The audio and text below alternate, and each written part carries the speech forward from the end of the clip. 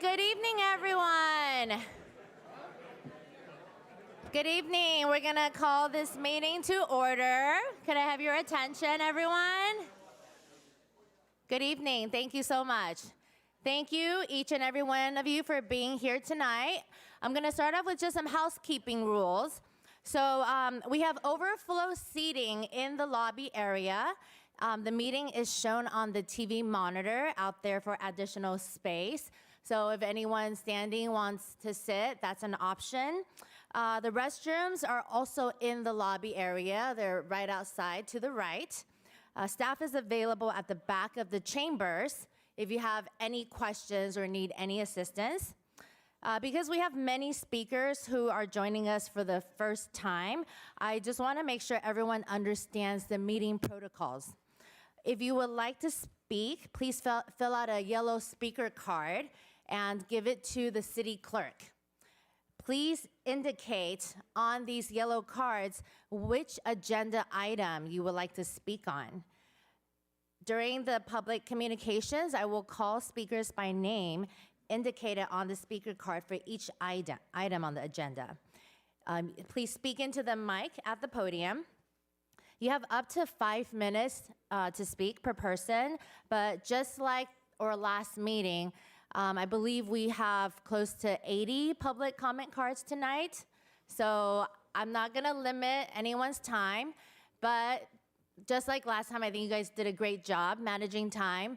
If you are saying something new, by all means, but if you're repeating, I would say let your neighbor, community member, the person sitting next to you, get the time. Because last meeting, even though everyone did a great job managing, some people spoke 1 minute or 1.5 minutes, we still had about 20 people go home and not get an opportunity to speak because the meeting went on so late. So please manage the time so that everyone gets a chance to speak. We do want to get through all the speakers, so we respectfully ask that you be mindful of the time where possible. And I want to acknowledge that the topics on our agenda tonight carry a lot of weight for our community. We are all here because we all care deeply about the future of our city. To ensure everyone has a chance to speak and be heard, I also ask for your cooperation with a few ground rules. So please direct all comments to the council when you're at the podium. Please be respectful of each speaker. Everyone wants a chance to be heard. I know when everyone comes up, we'll respect you and not interrupt, so please do that for every person, whether or not you agree with their opinion. We ask for silence while others are speaking. We're also using this system called Wordly. It's used for translation because not everyone here is fluent in English. It also does closed captioning. The platform uses microphones to capture the audio, and so if the audience is shouting or speaking out of turn, the Wordly platform won't be able to capture everyone's comments. So we want to also be mindful of those who are using Wordly. Please keep your comments focused on the agenda item at hand, and please respect the suggested time limit. My role as mayor here is to ensure this meeting is conducted efficiently and safely for everyone in attendance, and that everyone who wants to speak will get a chance to speak and be heard. So let's start off with our flag salute. We have our Monterey Park Fire Explorers tonight, and we also have a civic superstar, Alex Zhu. He's a 4th grader from Bapetto Elementary to do our Pledge of Allegiance. So everyone please rise.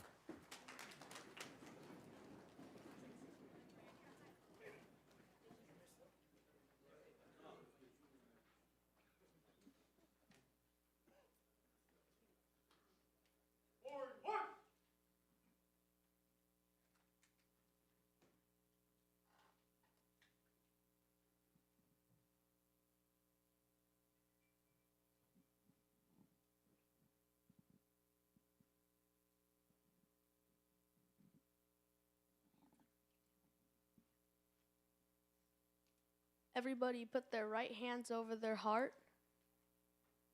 Ready? Begin. I pledge of allegiance to the flag of the United States of America and to the republic for which it stands, one nation, under God, indivisible, with liberty and justice for all.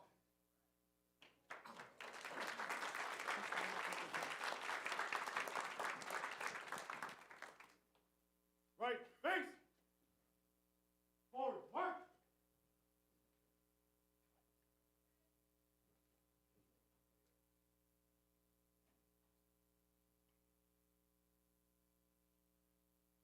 Try to close. Hold it. Flag salute. About face. Forward march.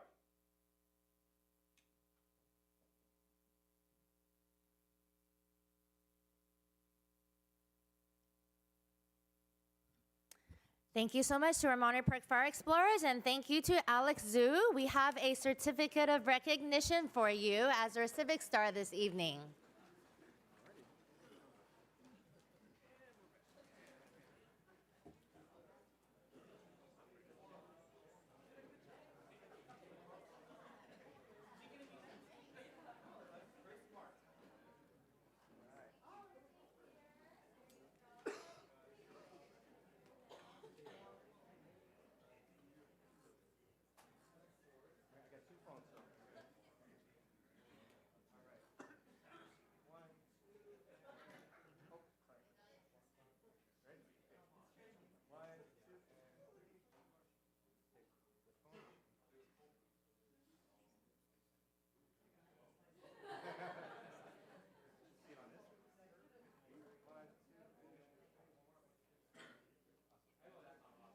No, no.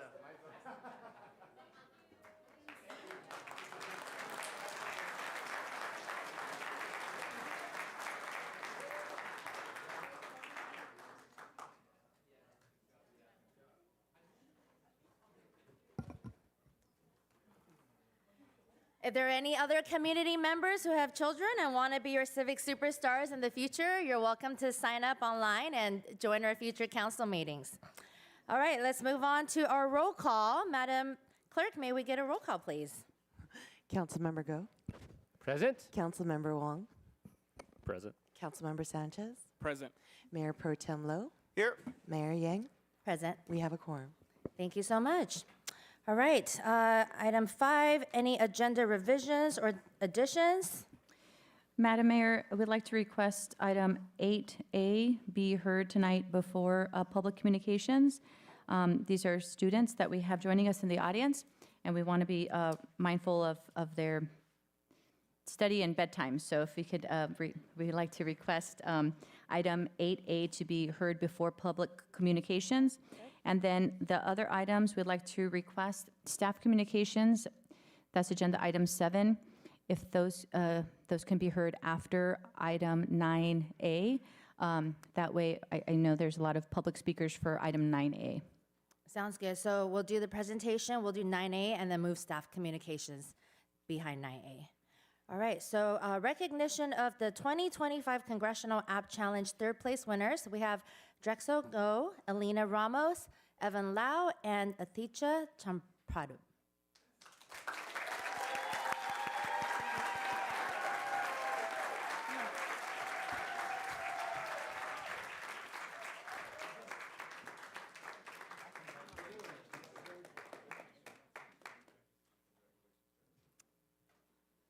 You guys are welcome to come to the podium and say a few words. Thank you. I know my teammates want to say a few words too, so I'll be brief. Thank you for honoring us tonight, Mayor Yang, Mr. Lowe, Mr. Sanchez, Mr. Wong, and Mr. No. Thank you. We would also like to thank our school administrators, Mr. Bob Jin, Dr. Harmil, Miss Lees, Mr. Nguyen, and we'd just like to say thank you for supporting us all of this time. Now, we'd also like to thank our teachers. We know you've had a busy day, and we are just so grateful to have your support. Finally, thank you everyone here for listening. We'd like to thank you, and we appreciate you, each and every one of you. Thank you.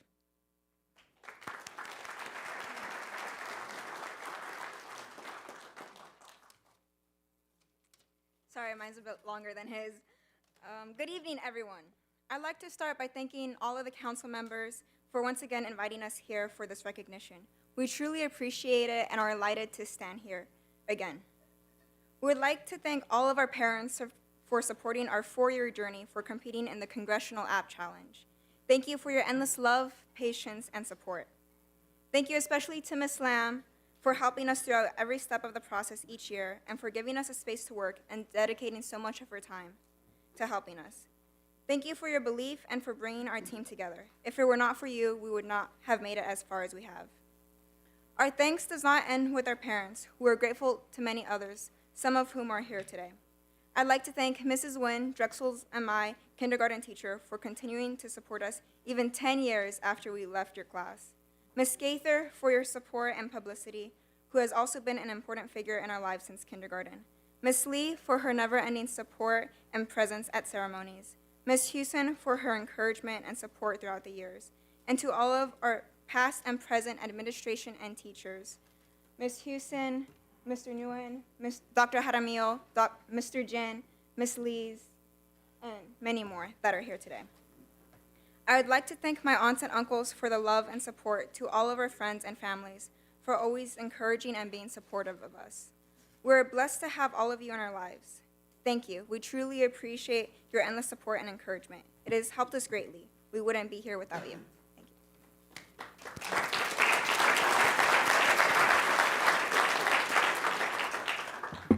Good evening, and thank you so much for this recognition. It truly means a lot for us to be acknowledged here today. Over the past few years, this experience has been incredibly fun and memorable. We've learned so much, met amazing people, and grown so many ways we never expected. Being part of this has challenged us, inspired us, and given us opportunities we will always be grateful for. Unfortunately, we won't be participating next year, but in many ways, that makes today even more special. This feels like a really good way to end this, with gratitude and appreciation for everything we've been a part of. Thank you for everyone who made this possible, our mentors, organizers, the city, our parents, especially Ms. Lam and Let's Code, because nothing would have been possible without her, and also everybody who supported us along the way. We're proud of what we accomplished and are excited to carry these experiences forward. We'd also like to give a special thank you to the teachers who went out of their way to support us today. Your time, encouragement, and presence meant a lot to us, and we're truly grateful for everything you've done. Thank you again for this honor.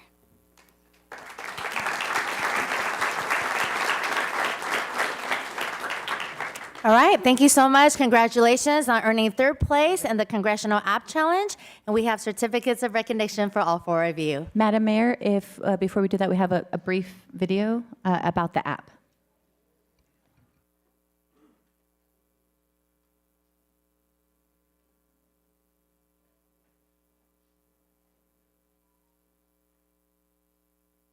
The complete overhaul of last year's entry, While the original app allowed users to navigate a computer using only their eyes and voice, it was limited to only on-screen interaction. In addition to revamped speech-to-text, eye tracking, and a new face tracker, IMAX goes beyond the screen.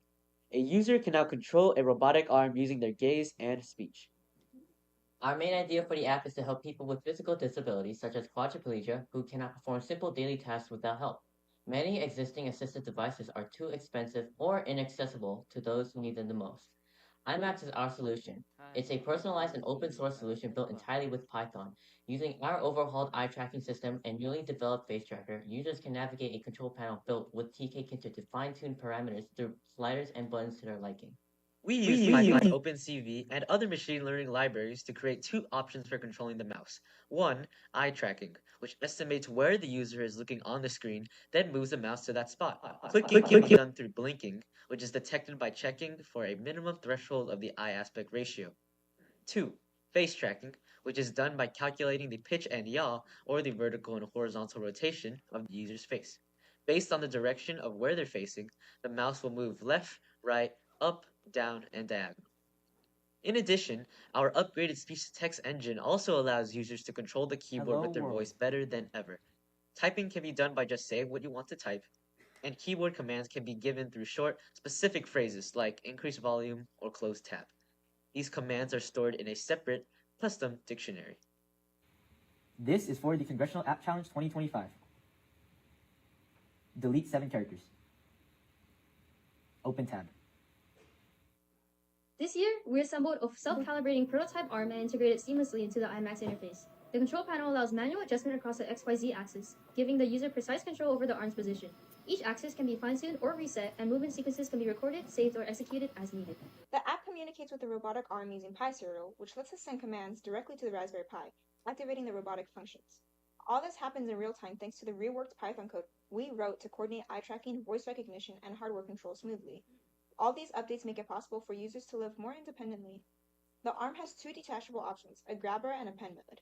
With these two modes, the arm has the capability to pick up water bottles, write, and more. We also upgraded the gaming capabilities with new face tracker and speech-to-text functions. We were very conscious of this to be inclusive of all age groups. In addition, we created a website where users can download iSpeak with this IMAX update, access our source code, and find documentation. We aim to ensure this project wasn't just functional, but truly accessible and shareable for anyone in need, or anyone wanting to improve it. Thank you for considering our app, IMAX.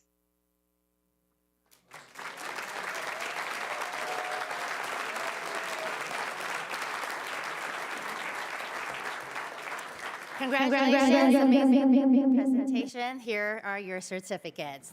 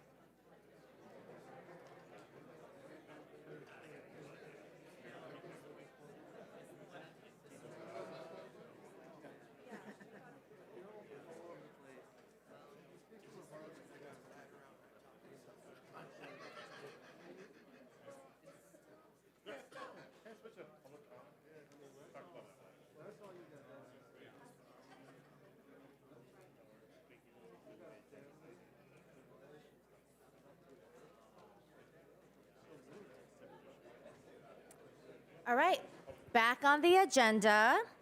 And I think some of you are still holding on to the public comment cards, so just a reminder to turn them in to the city clerk here if you would like to speak.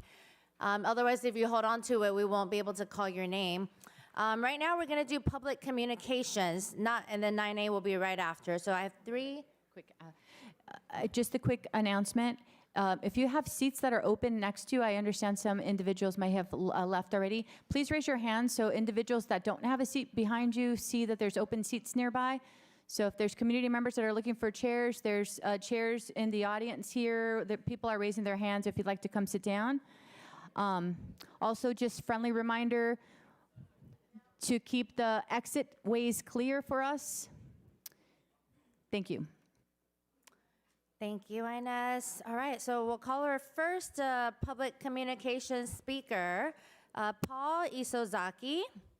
And each speaker, when you come up to the podium, please state your name. That way the clerk's office can make note. Thank you. Okay, Paul Isozaki. No on data center, people.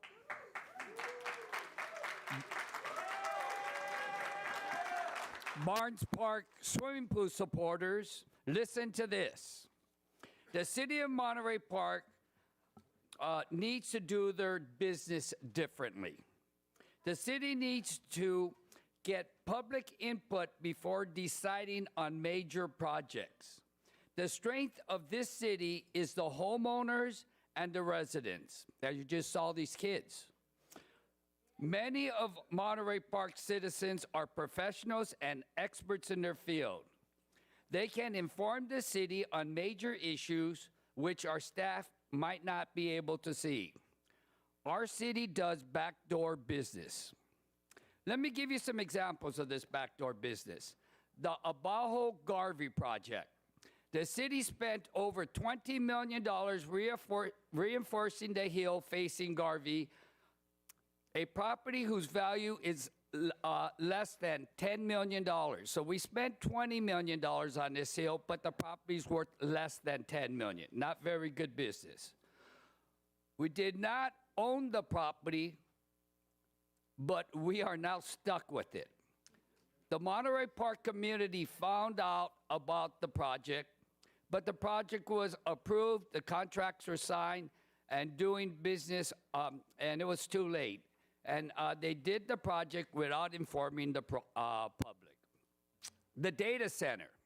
Our city, again, worked with the corporation and made deals without informing the public. When the community found out, it blew up in their face. We saw it at the last city council meeting, and I can see we're seeing it again today. The transplant center, on the same property as the data center. Our city worked with One Legacy and was ready to begin approval until the neighborhood above it found out and organized to stop it. Let's go back 30 years when Judy Chu and Fred Balderrama were city council person. They negotiated an exclusive trash contract with Athens Disposal, again, behind closed doors. The residential trash, the trash cans at your house, all Athens. Commercial on Atlantic and Garvey, those businesses, all Athens. Industrial on Monterey Pass Road, all Athens. If you did construction, you had to use Athens. Athens had an exclusive trash contract with Monterey Park. When the public and 2 city councilmen objected, the city manager and 3 in favor city councilmen did not even have to listen. They had 3 city council votes. Again, we did not go to the public first. The Barnes Park swimming pool. The city decided to bury the pool and use the property for city plans. Again, the community got involved and are trying to look for a solution. This is a simple case of abuse of power. Where does the abuse of power possibly come from? Well, in all 5 examples, the common denominator is our city attorney. The city attorney has been here too long. They are embedded in everything we do. Even at this meeting, I saw people talking to the city attorney. They get paid for their expertise, their consulting, and representing our city. If we get sued for a project, our city attorney will defend us, but they get paid again. I received a detail and history of the Bajo Garvey project yesterday by text. It accused the city attorney of mismanagement. The city attorney's law office issued a cease and desist order that shut down the website. This is the problem, shutting down information and communication between the community and city government. As for our city manager, she learned from Ron Bull. She was Ron Bull's assistant. The tradition of learning from past city managers, so we make the same mistakes over and over. We need to change the way our city does business. We must include our community, not exclude them. Thank you very much.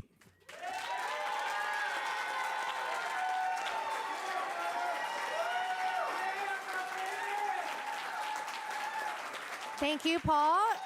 Next speaker is Edlin Takahashi. Edlin?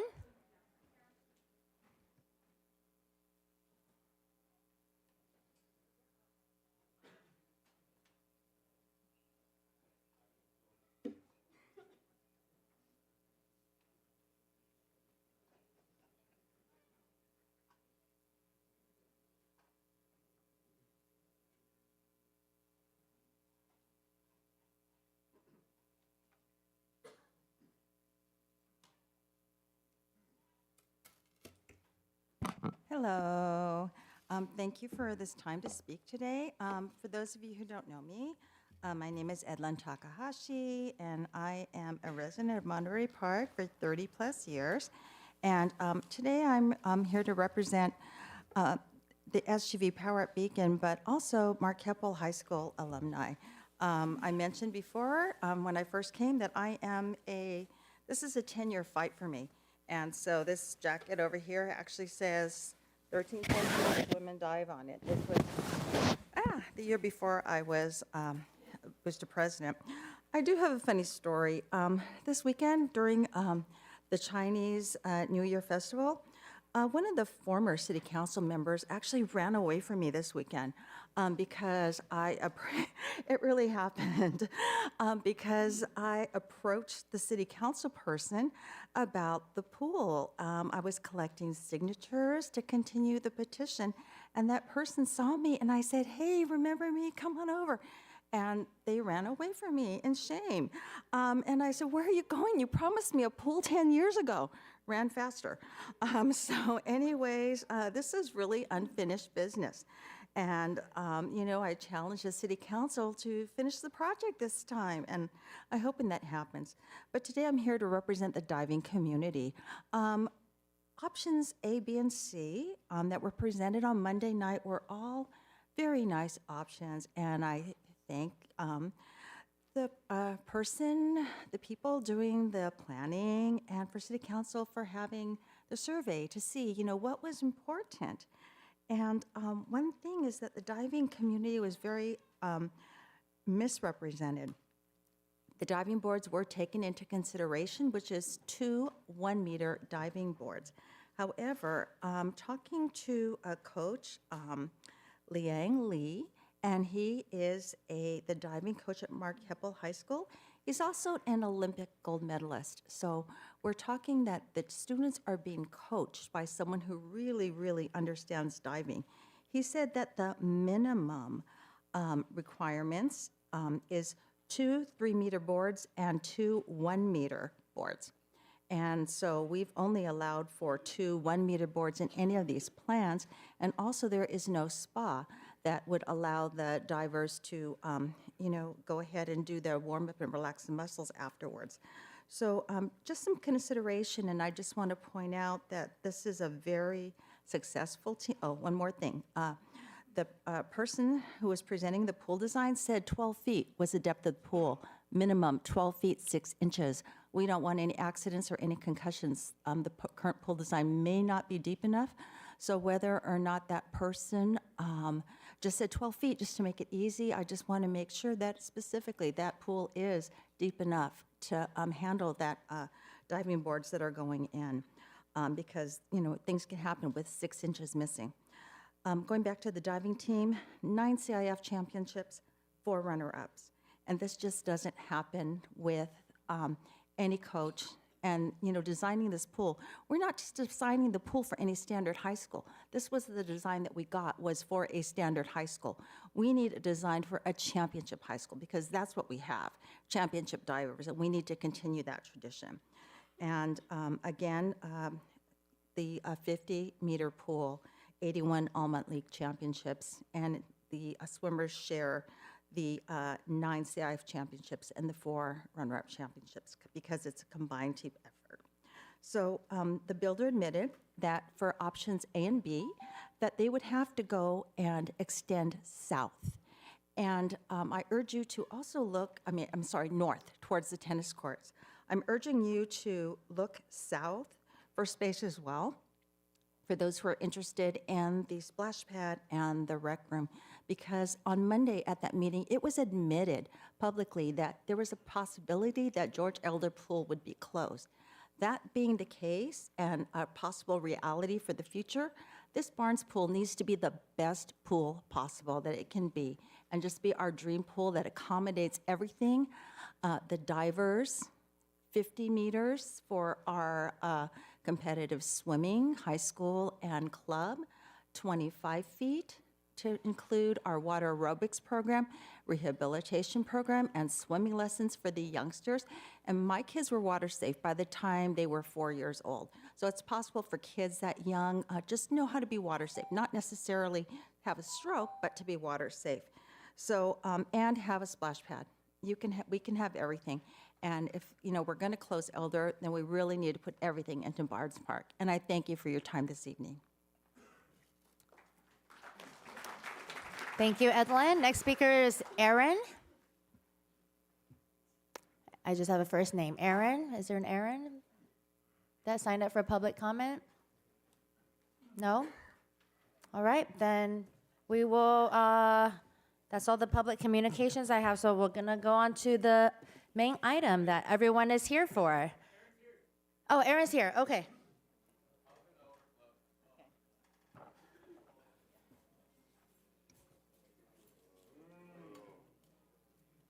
Y'all keep groaning. Hi, everyone. Good evening, City Council. My name is Aaron Revelis. I'm the chair for the Los Angeles County Peace and Freedom Party. I'm a DSA-LA member. I'm in a bunch of other groups. But basically, I'm here to say, what are we going to do about ICE in Monterey Park?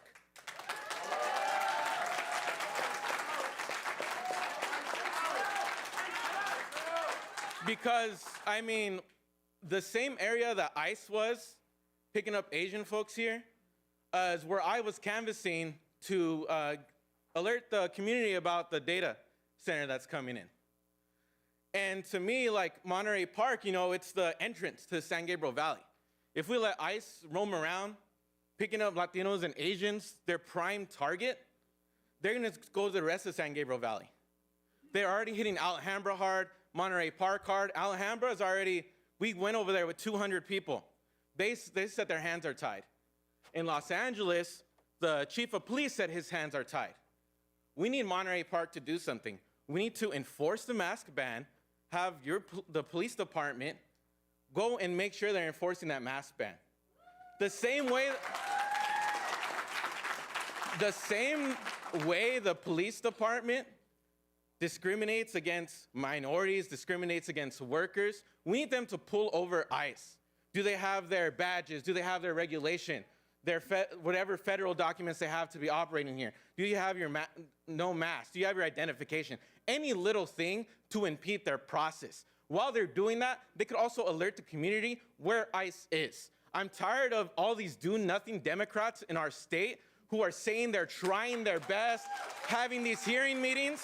How about instead of using the police to protect Capitol, let's actually use the police to serve the community for once and get that out of these mass criminals out of this community. Let's attack them.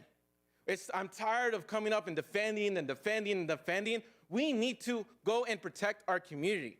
I don't care what community is being attacked. If it's the Asian community, Latino community, white community, working class people, it's all the same struggle. I'm tired of the Democratic Party, which all of you are a part of, which most people in the entire county of LA are a part of. All the politicians, Congress members, you have a supermajority in the state. 70% of the assembly, the entire state-wide seats, governor, public insurance commissioner, every single one, and y'all can't do a thing. I know y'all talk to the Congress members. I know you talk to the assembly members. Maybe not the governor, but y'all have connections. Where is the fight back? You're letting the community down.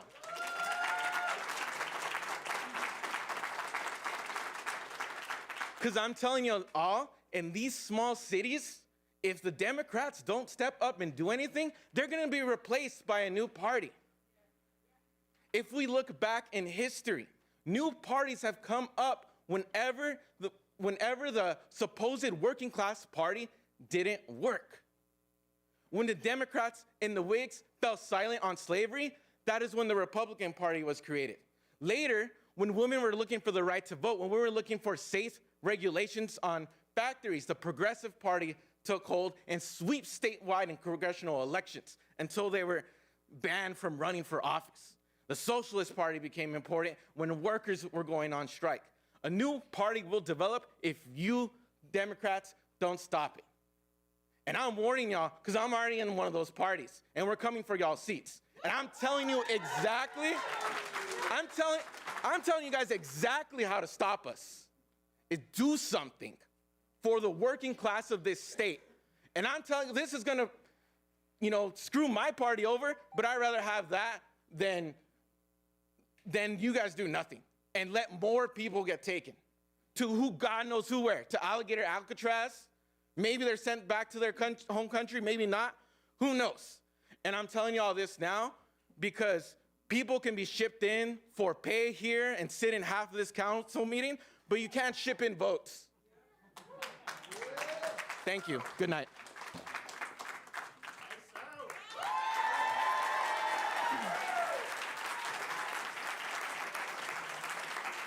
Thank you, Aaron. Any other public communications? No? All right, then let's move on to item 9A, the item that everyone's here for. So item 9A, consideration and possible action to direct the city manager and city attorney to prepare a ballot proposition to prohibit data centers citywide and allow housing development within Saturn Park. I want to make clear that this agenda item, the proposed 1977 Saturn project is not on this item, not on the agenda tonight, and the City Council will not and cannot discuss that project or details of that project tonight. So agenda item 9A was proposed by Councilmember Go. So Councilmember Go, please. Yeah, let me just kind of speak up a little bit about that. I guess over the last couple of months, there's been a lot of dialogues, and I've spoken to many in the community. Some of you I recognize here, some of you who are not here tonight, but who have sent me emails or over the phone or in person. I mean, it's one thing that's clear, and that's that there's a lot of passion in the city, and there are many views about data centers in the city. I will say that the sentiment is no data center at this point after what I'm hearing. However, let me finish. However, that's not up for voting tonight. What I also like to say is that, we looked into the Saturn Business Park project, which has been vacant or sitting around vacancy at 86% vacancy for the last probably 7-8 years now, pre-COVID time. And I think there's also a lot of sentiment there that area needs to be better developed, put in better use, so that it doesn't further deteriorate and create a needed space. So with that, I'd like to ask the city attorney and also city staff, city manager, to kind of go into review of what we can do from a proposition ballot initiative for the future. Because I think the view of the city is important, and we want to make sure all the residents' voices are heard so that we can take action on this in the future.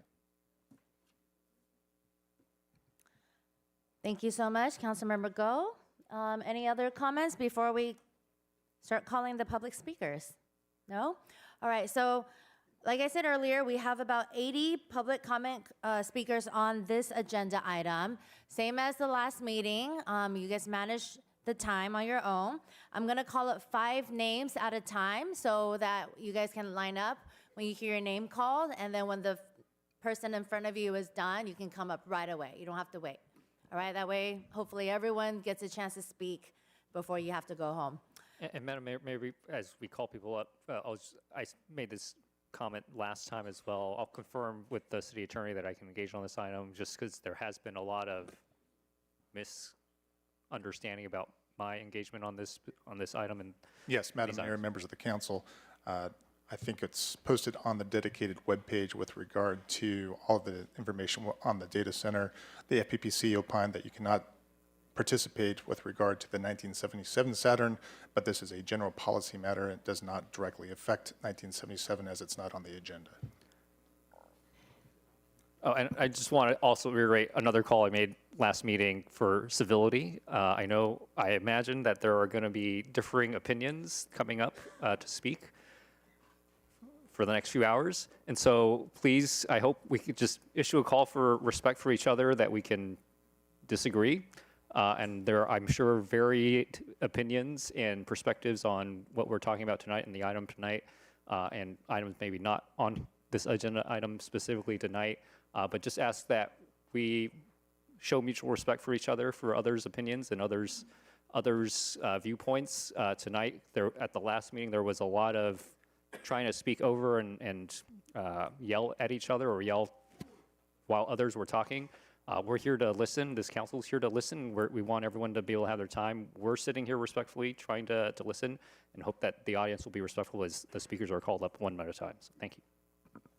Madam Mayor, if we could just remind the audience members, when you come up to the podium, since the mayor will be calling multiple speakers at a time, please state your name again so that we just make sure that we understand which speaker is speaking, just in case the order is mixed up or a speaker doesn't show. That way we know who's speaking, please. Thank you. All right, so I'm gonna call names, and then as I see the line getting shorter, I'll call more names for lineup. So first few names are Vincent Chang, Dora Leon, yielding time to Vincent Chang, Amy Smith, Mark Gonzalez, Amy, Megan. And I know some people are outside, so like Aaron earlier. Okay, no problem. If you can't come to the podium because of disability, go ahead.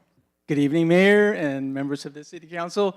I'm sorry to be in a wheelchair tonight, but less than 72 hours ago, I just came out of open heart surgery. So excuse me if I can't, if I speak not too well. But my point is, first of all, let me make this clear. I am not here to support the data center, okay? Nor am I here to, focus on everything else. My point is, I'm here as a Monterey Park resident, okay? I am concerned about the city, and the city of which I love, the city of which I spent, well, a number of years, over 10 years. So I know everybody on the council knows me, and I am just a little bit concerned about, the proposals that's being made tonight. So I just want to be here to express my opinions with that. I mean, there's a lot of good opinions out there, and I'm not saying that they're not legitimate concern. I said this last time, but I am disappointed as the way, you guys are going about this. And, the thing is, again, like I said, it's not an attack on anybody. It's not an attack on, the pros or the cons, but it's the fact, how is this going to benefit the city of Monterey Park, okay? I think you all know, if you don't know, the city doesn't run on what they call it, the candy sprinkles or whatever it is that you run on. It runs on money. So how do we get money? Okay, if we lock out any sort of development that is not properly gone over, we need to have a way to properly vet those.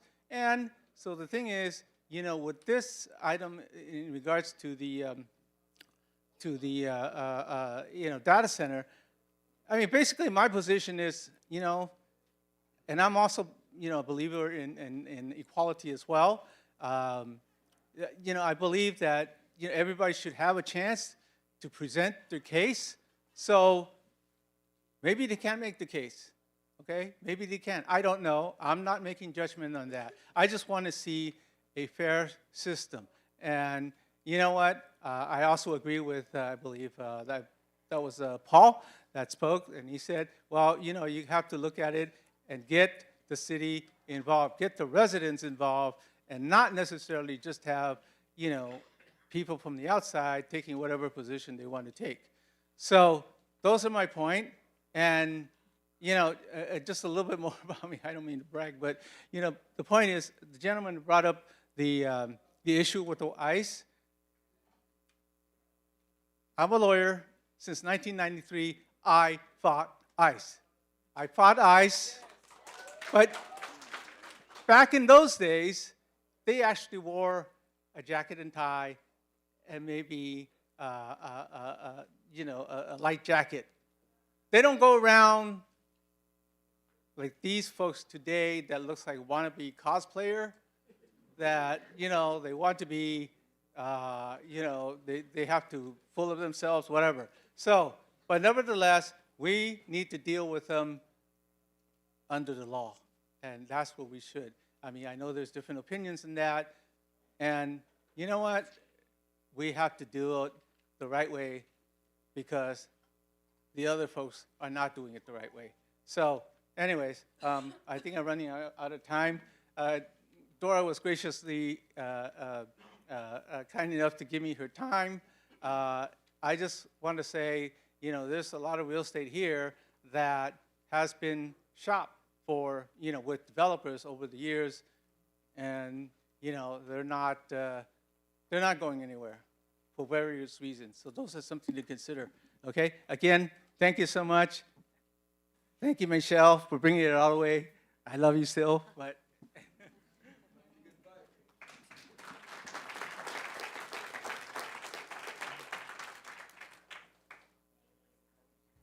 Amy Smith, Mark Gonzalez, Amy, and Megan.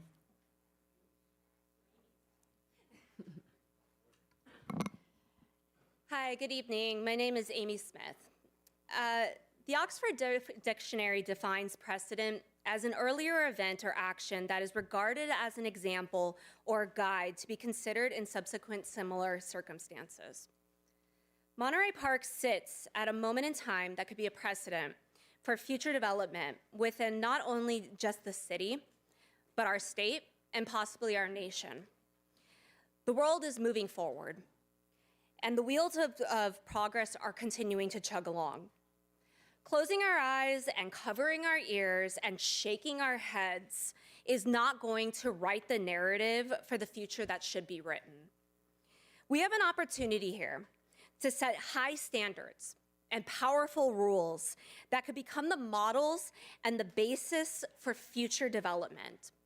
Stomping our feet and saying, no, not here, not me, no thanks, creates a precedent of future conflict instead of a future resolution with guidelines.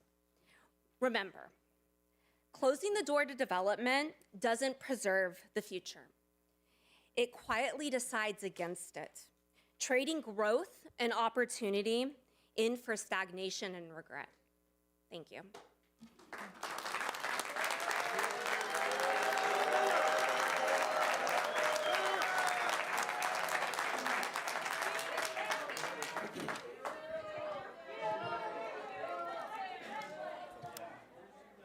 Go ahead.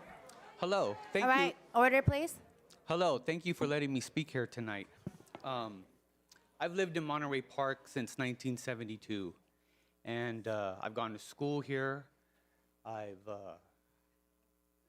shared times with my family here. I have family members that live here. And what really worries me about this data center is, as it is right now, it's so hard to make ends meet and to keep your home. And with this coming in to our society, like, I don't think my home's gonna be available for my daughter. Like, I can remember when we had that terrible incident in Monterey Park where a couple of people were killed, and even the President of the United States came and visited Monterey Park. And everyone came together, Monterey Park strong. I even have this t-shirt still. I went and I got it. This is not Monterey Park strong. This is working against us. We're the ones that live here. We live here. I want to continue living here. I need a future. I need you guys to watch out. I voted a lot of you in. I'm looking for you guys. I need your help. My family needs your help. We need your help here. Thank you very much.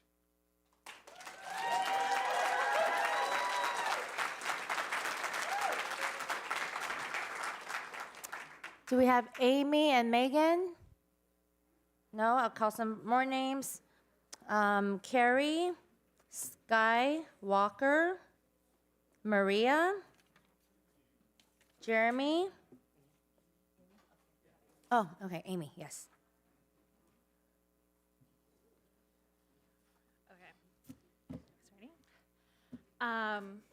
Apologies for the outburst earlier. I'm not usually like that. I came to the last city council meeting and I didn't get to stay because I had to go home and finish my work. I didn't get to come here early on time because I was also at work. And I think we're all kind of disappointed that we have to be back here again because we thought I think, kind of trusted you guys last time and kind of rebuilt a little bit more of the faith in you guys last time at the last city council meeting. So I'm kind of surprised that this is up for discussion again. I just want to make it clear that I am against the ballot. I don't know why it has to be coupled with anything to do with housing. I think you guys can probably just vote on no data centers, period. What does that have to do with housing, right? Like, I don't get it. And I feel like you guys are just misleading the public by putting it together on a ballot with housing. No one wants to live next to a data center. And I think that putting it on the ballot is just giving the opportunity for this billion-dollar company to come in and disturb our city, okay? No one wants to come to these city council meetings. No one wants to have to be back here and fight for it again. We're already dealing with ICE in our neighborhoods. Like, high school students across from our Keppel already had to deal with ICE, and now we have to fight this billion-dollar company trying to come in and build this data center that absolutely no one asked for. This isn't the type of development that we need. I think that we as residents of Monterey Park deserve better. I think that the city council members need to do better. Just because we possibly can build a data center doesn't mean we should. It's not what the community is asking for. We keep telling you guys, and you guys keep pushing it out and giving more opportunity for this big ass company to come in here and basically run propaganda that, you know, that this is good for the environment and for the public. Like this, they put this out last time we were here, okay? It's called the Monterey Park Data Center. How misleading is that for residents? They think that it is affiliated, like it sounds like it's officially affiliated with you guys, with the city of Monterey Park. Is it? Is it? Like, are you guys letting them in here? Like, this is not Monterey Park. How can they call it the Monterey Park Data Center? There's a flyer outside. We don't even have it put out in here. They put their flyer on the table here. We have to have a table outside. Like, how does that make sense?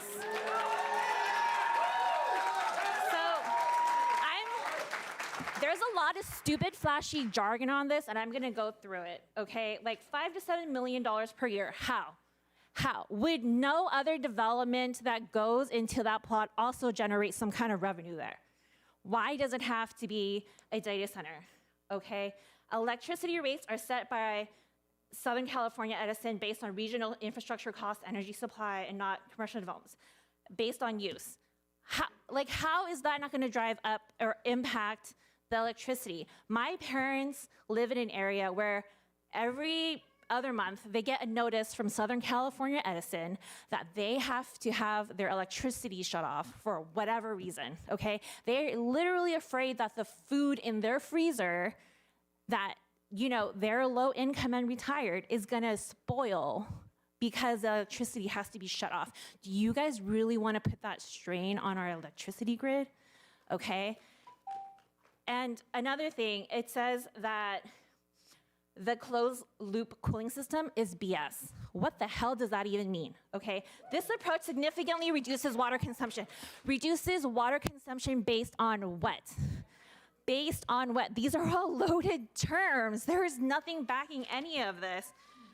Quieter than the typical noise in the neighborhood. Guys, this thing is gonna be built in District 5. Your district then, I voted for you because you were the board of the Garvey School District. I went to the Garvey School District, had great experience there, so I'm really disappointed that this is on the ballot again.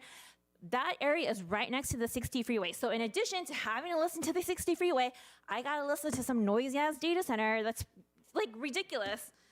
What else is there? We get a new park, a stupid dinky little park, okay? Compared to the size of the data center that's being built there, like, come on, be real, okay? And I just want to really quickly pull up a quote. I want to ask if any of you guys know who Lindy Stone is. Lindy Stone. She is the principal corporate counsel at Microsoft. She was part of a webinar hosted by a law firm, Norton Rose Fulbright. The webinar was titled Data Centers, Construction Contracts in Debt. Okay, Stone said that where data centers used to be built more away from communities, neighborhoods, and more urban areas, as they move into these areas, then you have neighbors that are near you, and nobody really wants a data center in their backyard. I don't want a data center in my backyard. This is the counsel for Microsoft that was trying to build a data center. If the lawyer for Microsoft says they don't want a data center in their backyard, what makes you think we want a data center in our backyard?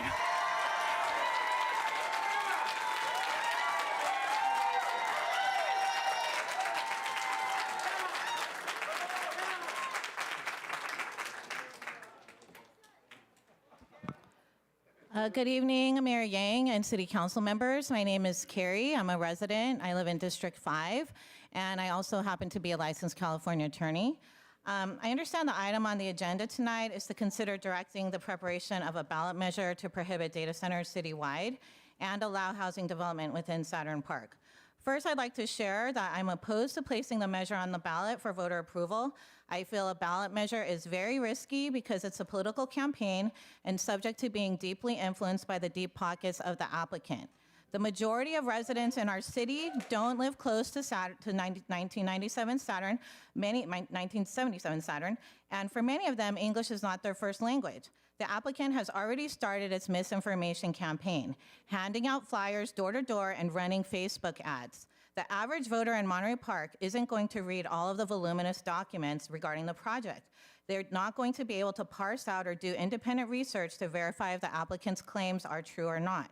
Anyone who's read the M&D documents and done some independent verification of the information provided can see that a lot of the information provided by the applicant and its consultant doesn't add up. Just to give an example, the applicant touts its air-cooled chiller systems as utilizing much less water than other data center facilities. But as set forth by the Center for Biological Diversity's comments to the M&D, the amount of water used by the proposed project is much higher than data centers of comparable size. And that letter further states that the project's massive water demand will significantly impact water supplies. I'm not an engineer, so I can't independently verify these things. I put the letter from the applicant with the air-cooled chiller system into AI and the amount of water that they said was going to be used per year, and it came out saying that that doesn't add up, that the air-cooled chiller system should not be using that much water. But you guys should be telling us these things. When you get the M&D document, you should have independent review instead of just deferring to Kimley Horn's analysis. But instead, we just have you guys,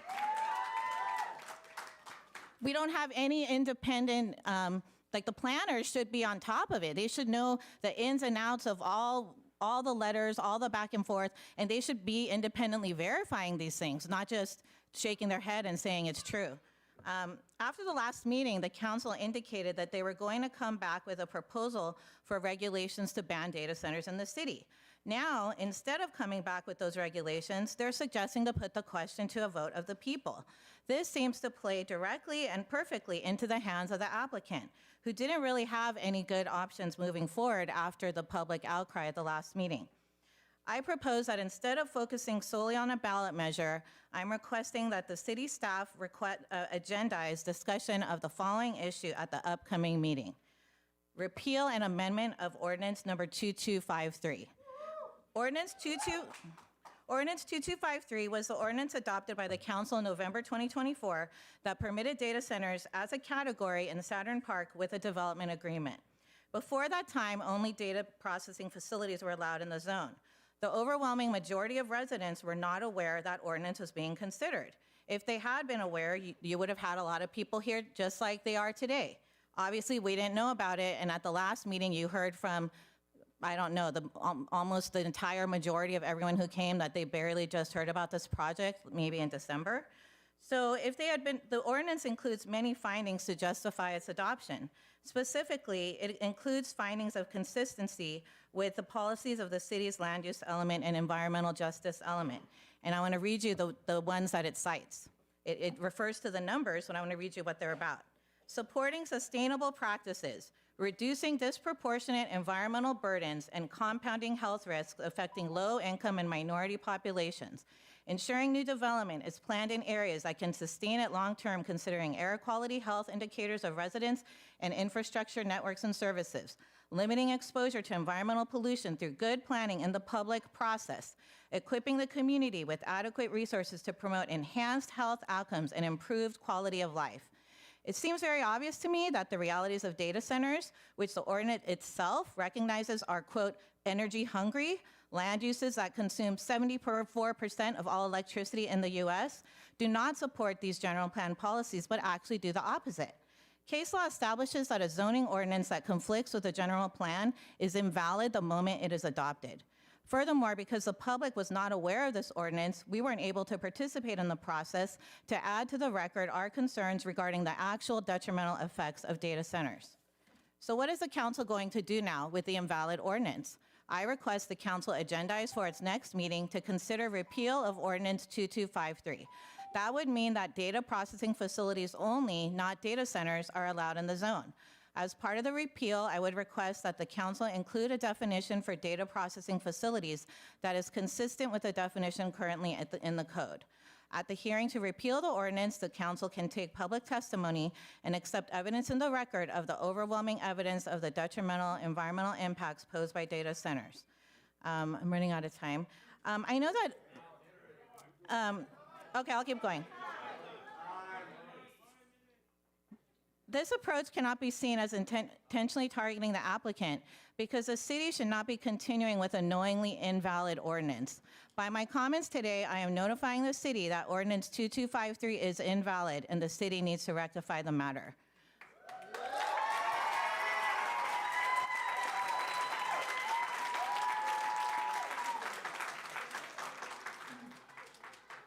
Lastly, I know that many residents are concerned about the ability of future councils to change the zoning code back to allow data centers in the future.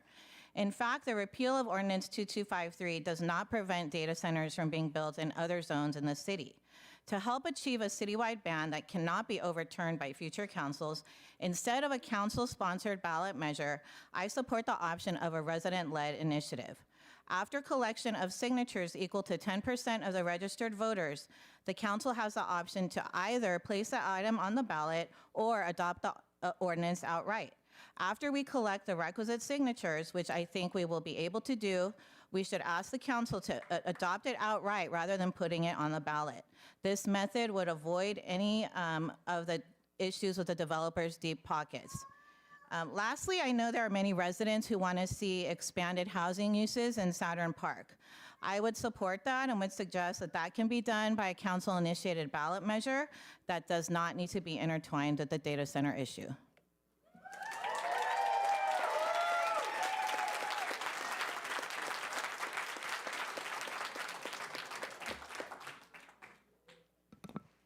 Hi, I am a resident of Monterey Park, born and raised. I'm a little bit embarrassed to admit that I can count the number of what's city your name? council. Megan? Yeah. I can count the number of city council meetings I've been to on one hand, with my first one being because I wanted extra credit for a class. However, since finding out about the data center in December, I have tried to make it out to every single meeting I can and will continue to do so as many times as I need. That's how much I care about this issue. My family and I live only minutes away from the proposed data center site. We found out on social media. Why is that? Councilmember Vin, you probably don't remember, but you came over to our house and you spoke to my dad when you were first running for your seat. I want to remind you of the campaign promises you made to us and everyone else that voted for you. I was really disappointed to hear that you were apparently in support of the data center at the last meeting, and I implore you to consider your constituents first and foremost before corporate interests. We want a permanent ban on data centers in Monterey Park now. Thank you.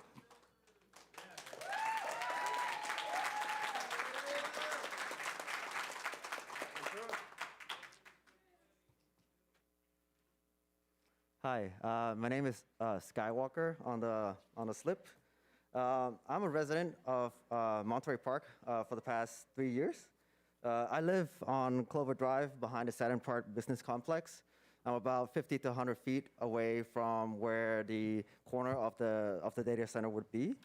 I came tonight and I'm a bit frustrated that we're allowing these conversations to be framed as the residents versus the union workers, or that this is the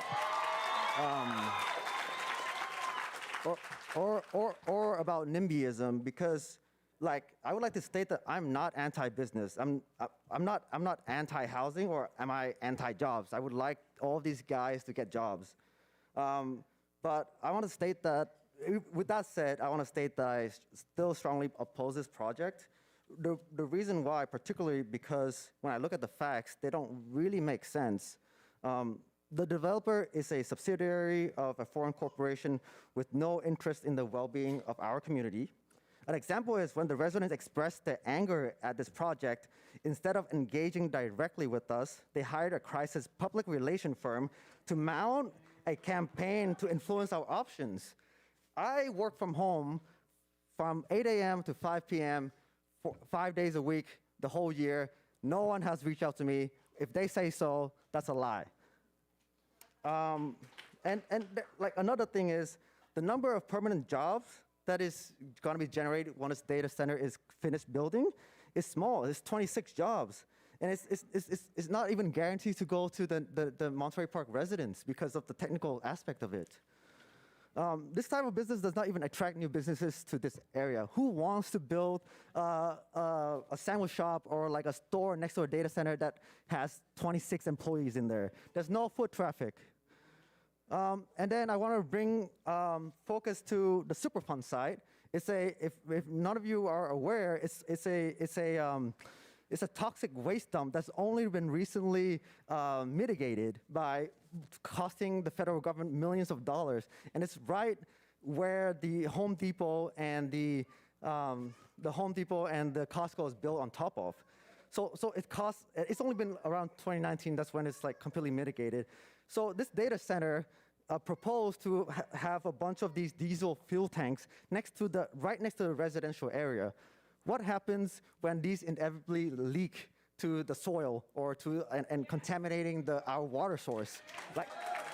I live right behind there, and I will be the one to feel the acute effect of that. And I want to comment on, some people might say like, this is, it's beneficial, it's good for the cloud or the internet. And I'm all for progress, I'm all for that, but let's be realistic here. The internet has been functioning fine. The purpose of the data center is to support the AI hype and the crypto hype.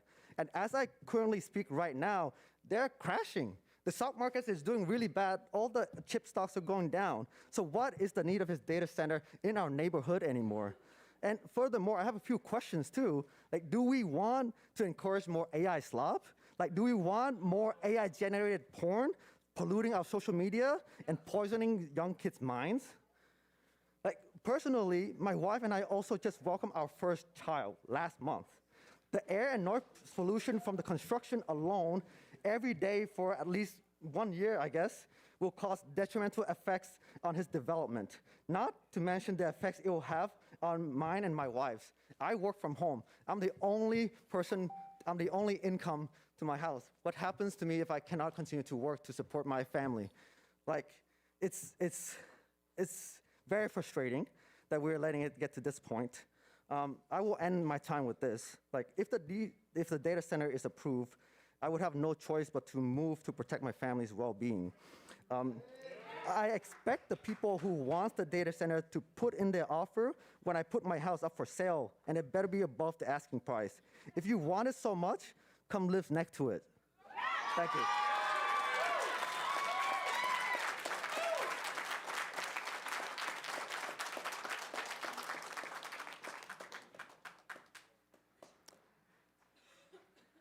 Let me call just a few more names. Maria, Jeremy, May, Joy Rowe, Jesse Damon, Jim Poo, and Kageyama. Good evening. My name is Skylar. I live in Monterey Park here with my family, and we love this neighborhood. We love our community. And I want to say I agree with what all of our neighbors have been saying about higher utility bills, lower property values, noise pollution, and other forms of pollution and harm in our community. But my daughters came tonight to talk about something that I haven't heard other people talking about, and that they want to share those concerns with you.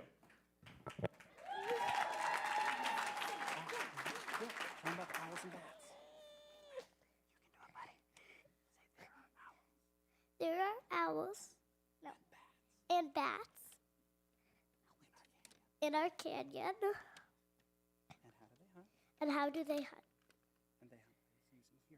And they hunt by using hearing. Show them what you got. And we have an owl pellet, and inside you can even see little bones that there's proof that they use their sense of hearing to get animals like rats and other rodents. A data center's loud noise would make it so owls could not hunt. This would drive away the owls and increase the number of rats, mice, and squirrels. It would also drive away bats and increase the number of mosquitoes. All right. Thank you very much for your time.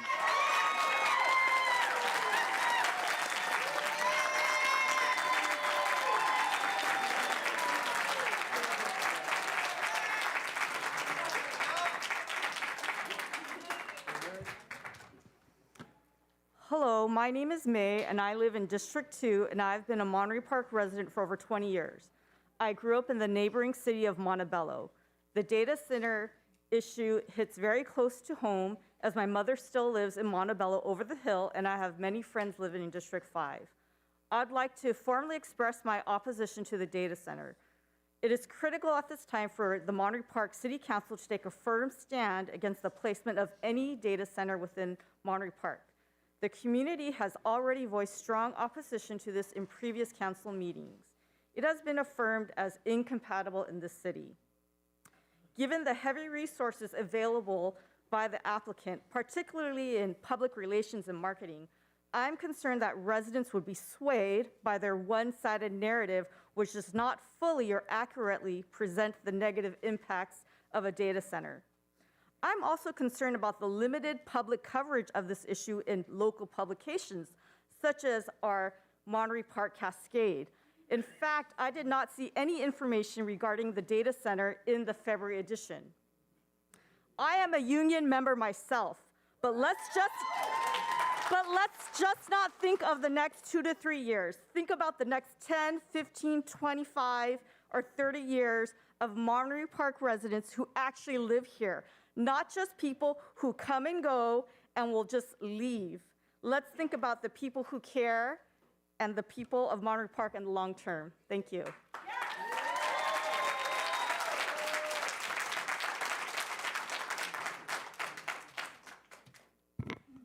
Good evening, Council and neighbors. My name is Jesse. I'm a resident of District 5. Council, in recent weeks, you have shown us that you are willing to listen, that you're willing to engage, and that you're willing to take action. Thank you for that. Tonight, you're considering initiating a ballot measure to protect our health and safety. There are multiple paths forward to stopping this data center, and we need to keep these paths open as critical safeguards against what is coming.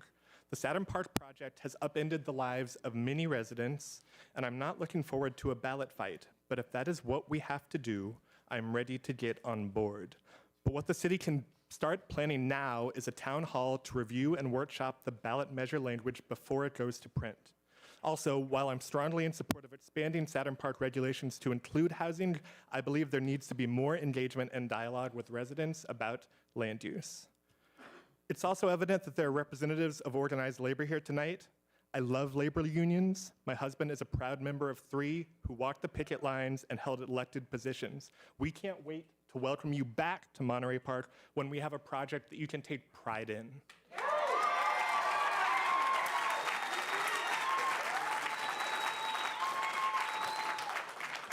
Unions exist because everyday people are stronger when we organize against forces that exploit our bodies and our resources. This is precisely what the residents of Monterey Park are doing here in this room. Who do you stand with tonight? The community or ChatGPT? HMC and Actum, your flyer said you want to build a true long-term partnership with the city and to ensure the project reflects community priorities and delivers real local benefits. The time for those conversations was 3 years ago when HMC initiated this process. But you have done nothing but disrespect this community since that time, interfering with community input processes, promising and failing to make good on town halls and engagement, and showing up last month with nothing but a flyer and literally launching your social media ads yesterday. How long has it taken you to do that? You have spent exponentially more on lobbyists than you have on this community, lobbyists who are here tonight and who you have paid to dismiss our concerns and gaslight us. All the evidence indicates you don't care what we think. You've never cared what we thought. A true long-term partnership is mutual, not unilateral. There is no consent here. There's another name for what you are doing. This is not the site you are looking for. If you are sincere about reflecting community priorities and delivering local benefits, you can deliver some boba and some banh mi on your way out of town. This was never a party, this was never fun, but now it's over and it's time for you to go home.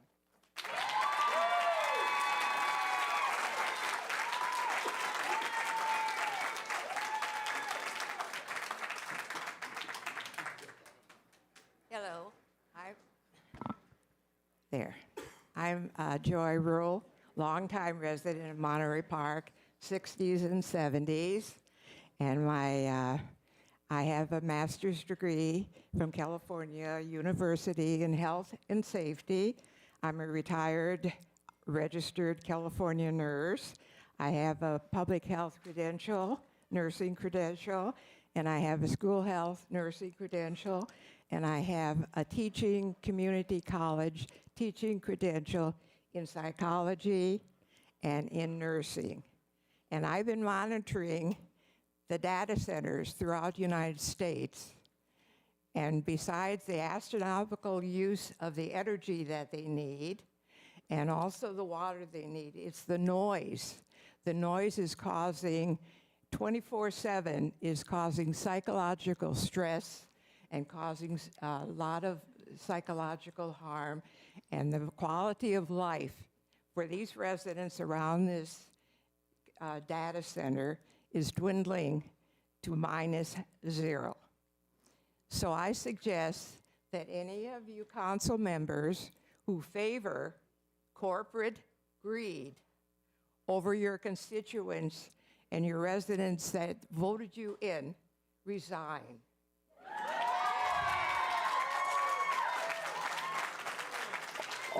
or face the potential consequences that one day your good name will be dishonored and trashed. And I exhort everybody here to contact congressional representatives and voice your opinions. And not only that, I think Judy Chu still has her residency here in Monterey Park. So contact Judy Chu. Thank you.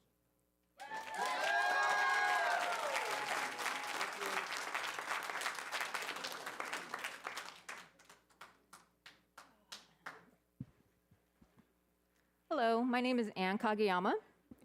You guys do remember me from the last meeting, I hope. Well, I guess I'm speaking about 9A today, although I don't understand why the housing part is put into it instead of just having a no data center. I just want to say again, like I said last time, about really thinking about the community. You know, my parents couldn't be here today. They're busy doing other stuff, and so are my friends and other family members that still live in Monterey Park and the surrounding neighborhoods of Monterey Park. And I just want to let you guys think about what,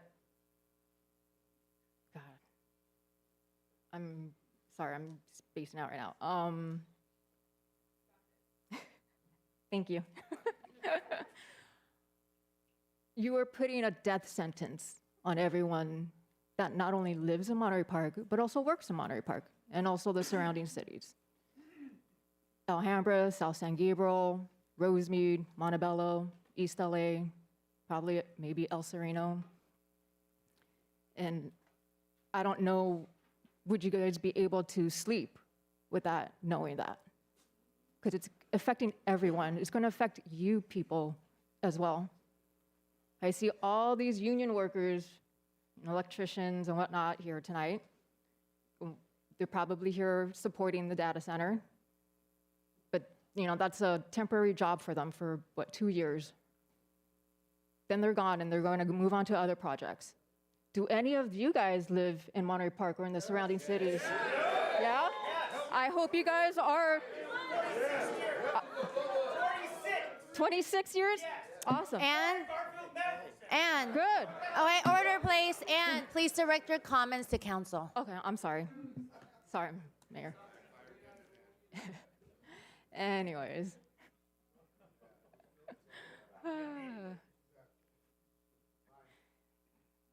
I wish you guys would put in different language for the 9A, especially with the housing. I suggest putting the portals. If you guys are thinking about putting revenue, like think of something that could actually make more money. Because housing, if it's going to be partial, if it's going to be part low income, that's going to be what, 10, 20%? And then everything else around there is going to be high if it's going to be apartment living. I just want you to guys to just reconsider about doing the data center in general. I know Mr. Sanchez and Ms. Yang, you guys already said no to that. So Councilmember Lowe, Councilmember Go, I hope, I know this isn't on the board and we're not supposed to be talking about it, but I hope you guys do reconsider and just kill this altogether. Thank you.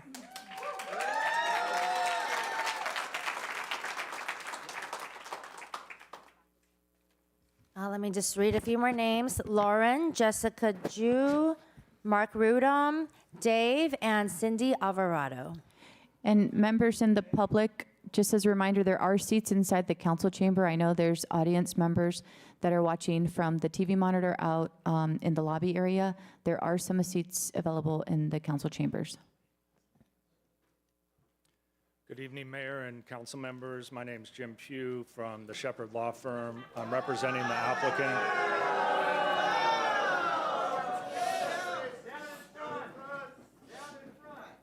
We're opposed to a ballot measure or any ban on data centers. We have order. Order, please. Everyone gets their turn to speak. Thank you.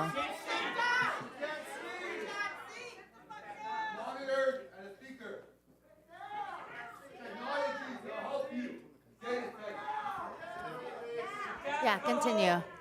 So we've previously provided the city with information that demonstrates the merits of the project, and the applicant's willing to do even more than the city's already done.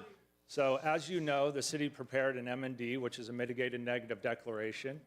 That was done under the city as the lead agency, and unlike several of the commenters that mentioned it was done by the developer, that's not true. In fact, the city hired a third-party consultant to check its own work under Willdan's contract. So there has been a thorough vetting of that information. But I'm not here to talk about necessarily the environmental review of the project.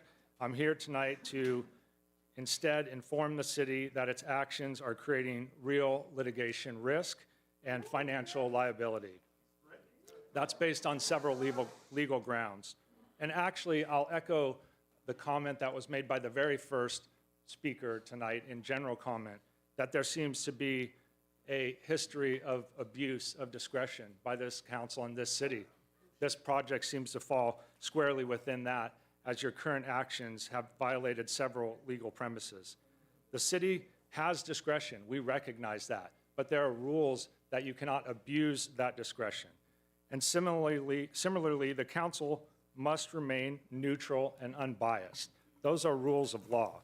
It is clear from the city's actions that certain council members have actual bias, and council, for the most part, has crossed a legal line into advocacy against the project. That's unlawful. Moreover, the record demonstrates that city actions to ban the applicant's project would result in an unconstitutional taking, in violation of the state and U.S. Constitution. Similarly, the city is violating the applicant's due process rights. Your actions, especially recently, are arbitrary and capricious. Instead of following the law, you are following mob rule. That has legal consequences. My case in point. Finally, the city is violating equal protection laws. Your votes are targeting the applicant and are vindictive in nature. It is clear that moratoriums, a ballot measure, or other illegitimate actions are the city's pretext for a denial of the project. Ballots for the people. The applicant prefers not to litigate this matter, but the city's actions are forcing the issue. Our request tonight is that the city not advance actions to ban data centers in any way. To do so will further escalate this matter and increase litigation risk and financial liabilities of the city. Thank you. You think we're scared of you?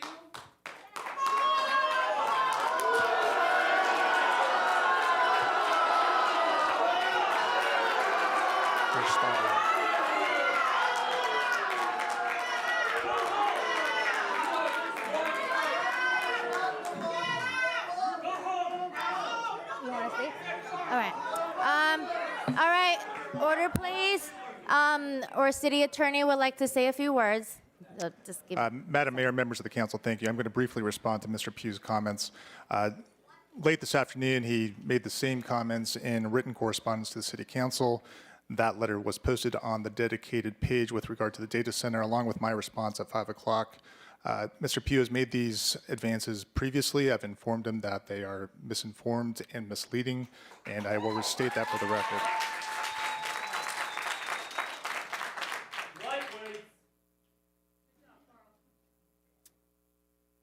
Honorable Mayor and City Council members, hopefully I elicit a less incendiary response. I hope so. My name is Mark Rudholm, and I'm a longtime resident of Monterey Park. I've lived here since 1968, minus some years in the middle. I'm speaking tonight not just as a resident, but as someone who has actually worked in this industry. I have worked in data centers in Irvine, downtown LA, and near LAX. I mention this because I hear a lot of fear about what these buildings are. From my experience, I can tell you they are quiet, secure, low-impact neighbors. They are not dangerous factories. They are silent. They are the silent backbone of the modern economy. I urge you to let the process work. We do not need a ban. We simply need the facts. The developer has agreed to a full environmental impact report. This is exactly what the community asked for. Moving the goalposts now by imposing a ballot measure is premature. I know there are concerns about the backup generators, but as someone who has worked in these facilities, I know these are for emergency use only, subject to the same strict regulations as the systems at our 2 hospitals, our office buildings, or right over there in City Hall's parking lot. The EIR will confirm this. Regarding electricity rates, rates are not set by zip code. They are set by the state. The developer has committed to funding the infrastructure upgrades themselves. There are no pass-through costs to us. If we stop this process now, we are walking away from $5 to $7 million in annual revenue that could fund our emergency services, library, parks, and streets. We are also turning our backs on 300+ good local union jobs. Let the EIR process inform our decision. Thank you.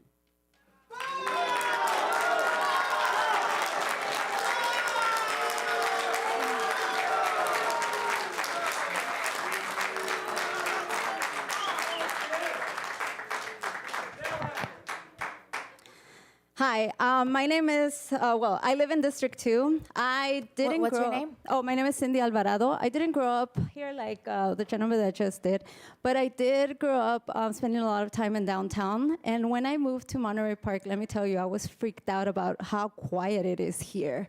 It was kind of disturbing until I adapted it because LA, downtown LA is very loud. Let me go back. I live in District 2. I want a ban on data centers in Monterey Parks or anywhere near residential communities. I also don't want Monterey Park to change land zonings if it does not prioritize the needs of local community residents. After seeing the people present today, it's sad. There was a couple by the glass door making fun of community members, making comments like, it's so funny. They think that what they're doing or is going to make a difference, right? Making fun of us in our community, agitating neighbors as they left, here voicing their concerns. You know, we're neighbors voicing our concerns. It's sad that these people that are trying to come and join our neighborhoods are treating us this way already. Council members, please show your constituents we have not already been sold out, and don't wait for a ballot. Please ban data centers now. Based on current info collected by AI, which Teamster upstairs gave me an idea, right? Data centers revenues varies massively based on size, with large colocation facilities potentially generating up to $1 million in daily revenue, while smaller specialized centers may earn a little bit less. The industry drives on high volume operations with top-tier AI or hyperscale facilities generating substantial daily income, often exceeding several $100,000. Operating cost in comparison, for large data centers incurs $10 million to $25 million annually, which is not as much. Profit margins for data centers construction projects may show EBITDA margins of 76% in year 1, improving to up to 88% by year 5. This is how much more profit they're going to be making after year 5. Revenue drivers, income is driven by them by usage of power, PUEs, with flexible load centers, potentially earning an additional $60,000 to $80,000 per week, depending on the megawatts. And this is, revenue is largely based on renting the space, power, and cooling capacity, so water, right? Often calculated by kilowatts or megawatts of consumption. I'm not a math whiz, but if you sold us out for $5 to $7 million a year, it makes sense why they're they're interested in punking Monterey Park residents. $5 to $7 million is less than 0.03% of the $365 million revenue a year they could be making off of us, with an increase in their profits after year 5. All of us opposed to the data center, please feel free to stand up for me too, right? We're accused, we are accused of being outsiders. We are accused of being outsiders, but the 200 to 300 construction work jobs suggested that might be created are not permanent jobs and are not for local residents. My respect to all the construction workers here today. I worked providing resources and information about health and safety to workers, and last year I spoke to hundreds of construction workers and day laborers supporting the burn areas, letting them know that here as a community in LA County, we want to keep each other safe and healthy. I ask you, carpenters, iron workers, metal sheet workers, union members, Teamsters, to do the same for this community, for this neighborhood that today is asking to not support the construction of a data center that will harm us, will harm our neighbors, our nature, our future. I assure you the unions will find you other contracts to work in. And if the data center is built, the fines that it will generate for violating any legal limits currently set will be considered overhead chump change to their potential $1 million daily revenue. Like we say in Spanish, entre nosotros nos cuidamos. Pónganse trucha, trabajadores, porque a la hora de la hora se lastiman y en la chamba y a la chin los mandan los jefes. Mejor ayúdanos a cuidarnos unos a los otros. We have to take care of each other. And finally, I saw to Monterey Park. Their presence this week was detrimental. Their presence was detrimental to the number of people, of community members that wanted to join us today. Thank you, guys. Thank you for your time.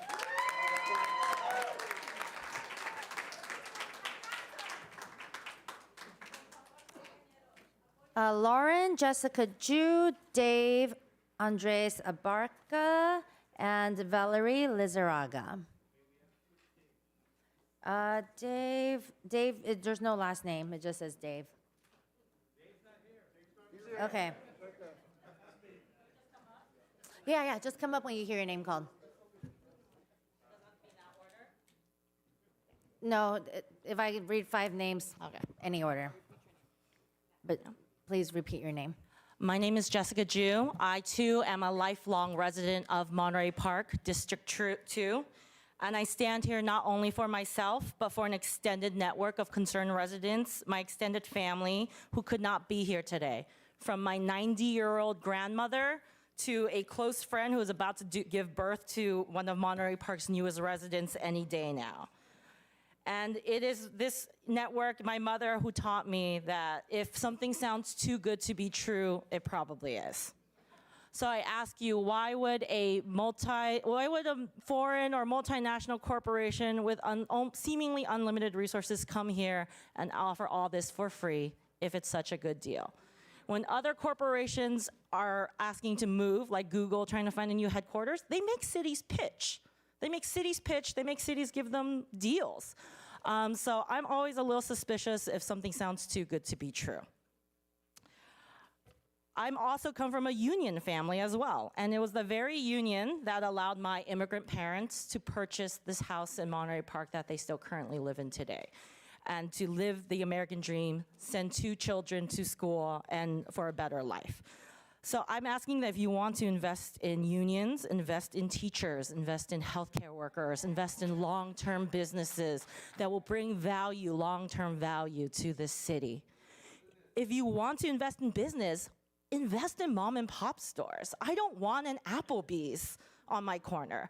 What makes Monterey Park special is it is a city of immigrants where you get a chance to really live. My grandmother does not speak a lick of English. I'm sure many people's grandparents, their parents, can't speak a lick of English, and that has never stopped them from living a full, fruitful life. She can walk out, she can buy things, she can eat at restaurants, and whether that language is Spanish, Chinese, or something else, that is something that is so unique to the soul of Monterey Park. And so I urge you in this to also consider that as we develop. I remember when Monterey Park was very cash poor. And we did not have a lot of things, and it was still a wonderful place to live. And it's not because of data centers, it's not because of Applebee's, it's because of the people and the communities and the residents that make it special. And I am so proud to stand with my other residents. I have not seen the city united like this in a very long time. Finally, this data, you have heard the concerns of multiple people about the data center and about the process of how this all went down. And they're more articulate than me. They're more, I'm sure many are more area experts than me. I want to be Carrie when I grow up. So I think you've heard us, and I really hope that you remember who you are serving. You are serving the people, not corporations, not even unions. You are serving the residents of Monterey Park. And I also want to remind you, we do not stand for bullies. I urge you to be a leader and to not let them bully you. And I would also like to remind everyone that the law is not always moral. ICE is lawful, detention is lawful, so that doesn't hold much weight for me. I want to thank you for your time, and again, I hope you remember who you serve and why you took this position and this oath to begin with. Thank you.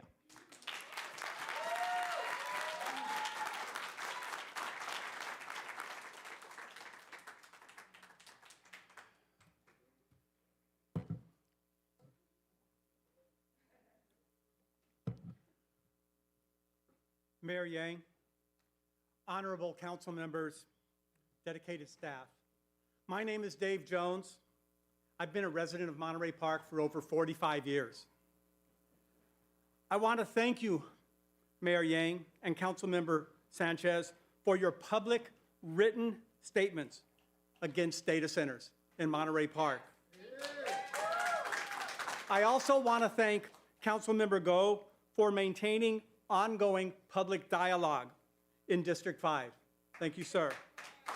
I am here to speak against putting a data center ban on the ballot because they don't deserve 2 bites at the apple.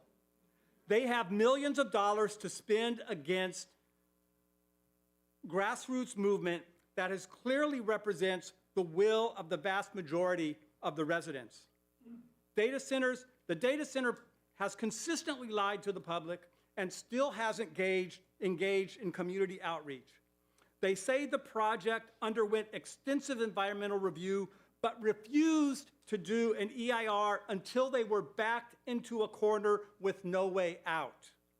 They say electricity rates won't go up, but they don't say Edison only generated 3,200 megawatts of power in 2023 and had to purchase 79 million megawatts of power to fulfill their capacity needs. That means Edison has to buy electricity on the open market in order to provide that to the data center or any data center, and which means, according to the law of supply and demand, which none of us can break, electricity costs will go up for everyone in Monterey Park. They promise stable revenue, but neglect to mention that not a single AI company is profitable today. Sam Altman has said OpenAI will not be profitable by 2030. So where's that money going to come from? Are they going to print it? For my union cousins here tonight, my mom was AFL-CIO. My heart breaks at the way you disrespected all the people sitting behind you tonight.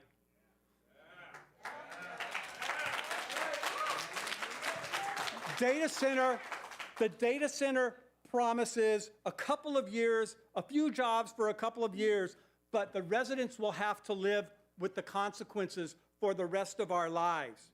While mixed-use housing will create many more jobs for union workers for a much longer period of time. However, the data center closes the door on those jobs because no one will want to live next to it. So take a longer view, please. However, if the City Council, in its infinite wisdom, decides to put a ban on the ballot, then please separate the questions of data centers and housing. They are two separate issues. Putting them on one measure confuses the issue and will not give you a true vote. Finally, wow, I have enough time to get to this. Finally, I was saddened at the last city council meeting to see the way my neighbor, Michelle Yee, was treated. We are on different sides of this issue, but I love her and respect her right to her opinion, no matter how wrong you may be, Michelle.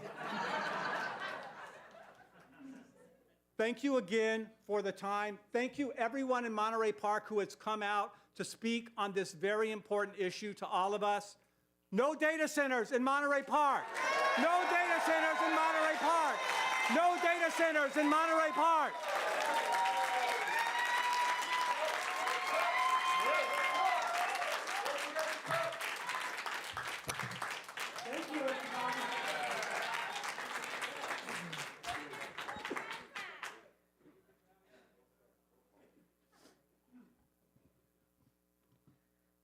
My name is Andres. I'm an organizer in the SGV. I want to bring everyone's attention to all the people in vests representing a union that are for a data center. I'm sorry, dude, but it sucks that your companies and unions are using you as pawns and putting you against other people in the city that also represent the working class. Notice, not one of them in a vest has spoken up here at the mic, and I wonder why. It's clear that these people and their jobs aren't really the issue. It's the topic of a data center that will do irreparable damage to the working class community of color that is Monterey Park. I come from Hacienda Heights, and I want to let everybody know that they did this whole charade to us in January at the city council meeting in City of Industry when they passed a proposal to build a battery energy storage system, which ultimately starts to lay the groundwork for data centers. The difference is that they only sent 2 union reps to that meeting. Here, you have over 50. By the way, that's also why you've got even more of an overflow of people, because they're taking up all the space that are here for your residents.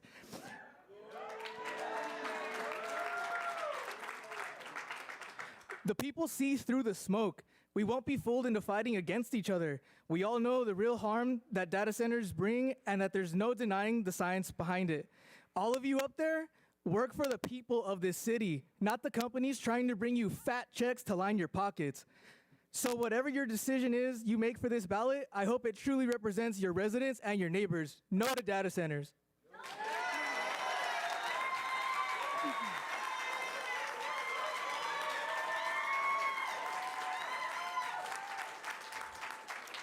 All right, next names are Valerie Lizarraga, Frida, the last initial is I, Christine Rodriguez, Paul Lang, Gordon Huang, Jasmine Gonzalez.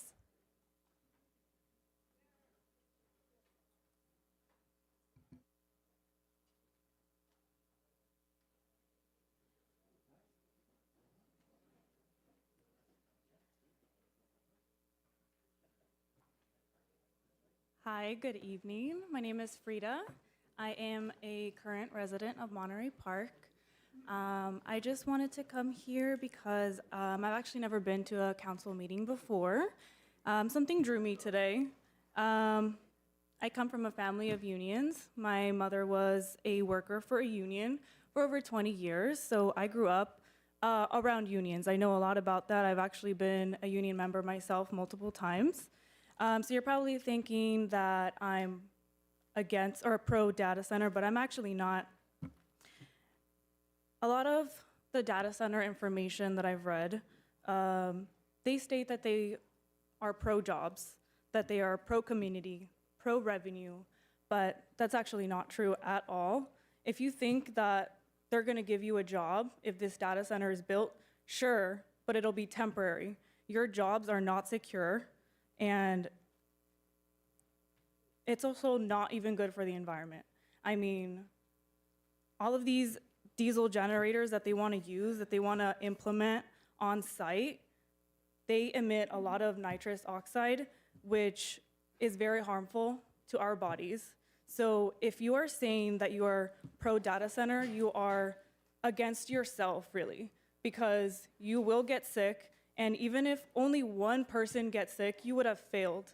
Because why would you be okay with anybody getting sick? Why would you be okay with just one person? Because at the end of the day, it wouldn't be just one. It would be your entire community that is at risk for cancer, for lung disease.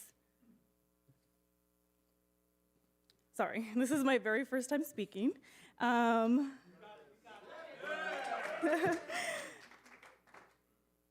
It's very clear that a lot of the reports, a lot of the numbers that are used are just not correct, because how can you say that no one will be harmed? I mean, you're just willing to take that risk.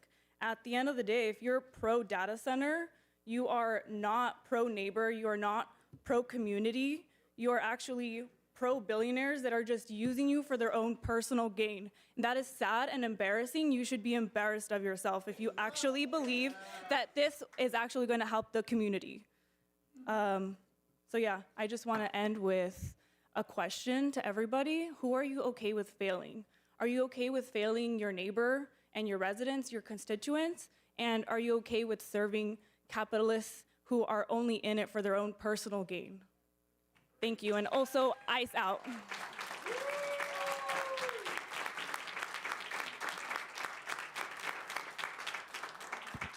Hi, good evening. My name is Christine Rodriguez. I grew up in Monterey Park. I went to school in Monterey Park, both elementary and then my higher education. And where you folks are planning, or where the data center is, I learned how to drive. So I really know that area very, very well. It's a great area, flat, close to the freeway. But what I'm coming here is to be against the building of the data center, specifically this idea about the ballot measure. As we're seeing here, this corporation has a lot of money and a lot of power and a lot of resources to really sway people's idea on is this a good thing for the community? Is this a bad thing? Will it create jobs? Will it create revenue? I'm worried that if this goes to the ballot, that they'll put even more time, energy, and resources to sway the voters in their favor. Specifically, I want to encourage you folks to, if this does go to the ballot, which I really hope it doesn't, and I'll get to that point soon, the language about the housing. I fear that if we have the language about the housing, people are gonna see housing, they're gonna say, yes, housing, we love that, but not really consider the implications of the data center. So I'd really encourage you folks to amend the language on the ballot that includes, was it land use? With that being said, what I was saying about, I don't think this should go to the ballot again, because there's a lot of resources that could be used to really sway people and confuse the voters on, you know, what are the facts and what are the implications of this data center. I'd like to end this by just reminding people who are trying to become reelected for city council positions that your support, your lack of support in this measure will really reflect on how the public will view you, and will really show when people go to the voting to vote for who they want to represent them. They'll have this in mind in how you acted at this time. Thank you.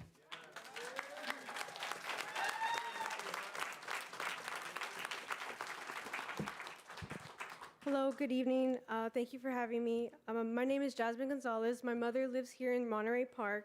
And I just want to say, I would really, well, hopefully that just want to make it actually clear that the unions, just for the unions, the residents are not, it's not against you, so don't take it personal. I think that's one thing we should make very clear, that it's not like, as we mentioned before, it's not the community versus the union members. It's the community versus these big corporations that's coming in. And so I'd like to begin by just saying that I think I speak for most of the people in this room when I say that they are tired of billionaires and development firms just coming in to destroy their communities with investments. And this project is disconnected from the community and its needs. This project is a huge environmental and financial burden on residents and neighboring communities. The short-term benefits are not worth the long-term burdens that are yet to come. And what's at stake here is the quality of life for homeowners, small businesses, residents, and future generations. So I like to just reiterate that it's a huge disconnect from the community, and I urge you guys to no on data centers. Thank you.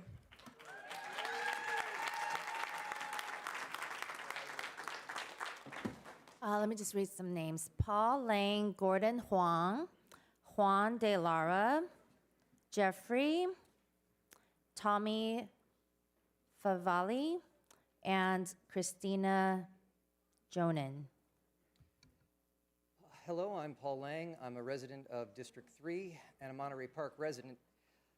I'm also a union member, and it is also possible to be for a concept such as organized labor and still... I am paying attention, sir. Okay. It's easy to get confused, actually. That's a good point, because I came in today knowing my goal was to prevent this data center from being built, because I believe it will do irreparable harm to this community. I believe that because communities like ours have data centers and are already suffering the harm. I don't believe the pros outweigh the cons. I don't believe, and I respect unions trying to advocate for their workers to get work. I'm into myself, and I would be against if either of the unions that I am in, Local 33 or AGVA, were trying to profit from this data center. I think it would be wrong because it would harm others. There's a concept in medicine of first do no harm. So you can have a business, you can profit, you can bring tax dollars to the community, and you can still make sure your standard is to do no harm, not to threaten a community with litigation because you didn't get your way. Not to do as one of their advocates did and come up here and accuse everyone who is against their air being polluted of being childish and against progress. Not to say, well, we had the most people in the front row in one photo op in vests, so that negates all the people out in the lobby who you can hear clap at every delayed point that they agree with, who are actual residents. I hope those of you elected to office to serve this community are listening to the community, not to someone who's threatening litigation or saying, if we all use AI, we have to be for polluted air. If we all use a Google search, we have to give them carte blanche to do whatever they want. And speaking of one of the trillion-dollar companies that uses this technology, just yesterday on the radio, I heard an advocate for that corporation saying, we have this great plan to build data centers in space where there will be unlimited solar energy and unlimited cooling. I actually think the technology will someday exist. They have a goal to do it within 10 years. Then I ask, is the technology of this data center going to be obsolete that quickly? Are we going to have another closed down area that used to do business? Or is it going to be doing very little business, generating very little tax dollars, but still generating very much pollution from its backup generator and using a large portion of this city's water supply still? Just because it stops making stops making profit, there is a difference.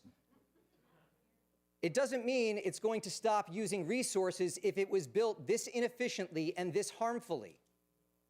Now, it can be a complicated issue to know what the best thing to do for a city is financially. But the people who live here are speaking to you with no uncertain terms that the vast majority of us do not believe we stand to profit from this, do not believe the future of this community will go anywhere but down because of this. I very much hope the people with the power to stop this listen. We will vote for a new city council if we have to, but I hope that your campaign promises were true about serving this community. I hope you will listen to this issue and discover that there are pros and cons, but in this particular case, there is no justification for the harm that this will do. I've got 1 minute left. I think it's hard to not have your mind already made up on this issue. I think if you stand to profit from this business, you'll be for it.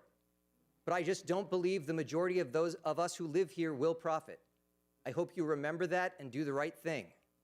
Thank you.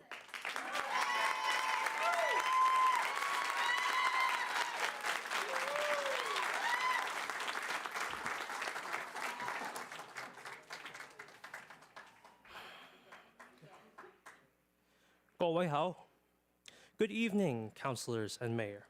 I greet you as a fellow civil servant, a citizen of District 3, and as a gamer. Because as a gamer, we're often miscast as the straw man for societal ills by those who fail to understand or point us in bad faith.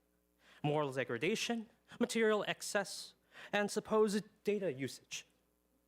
Funny, I don't recall the majority of video games from Pong to Neopets, Tamagotchi to Call of Duty requiring much, if any, of those sorts of data centers.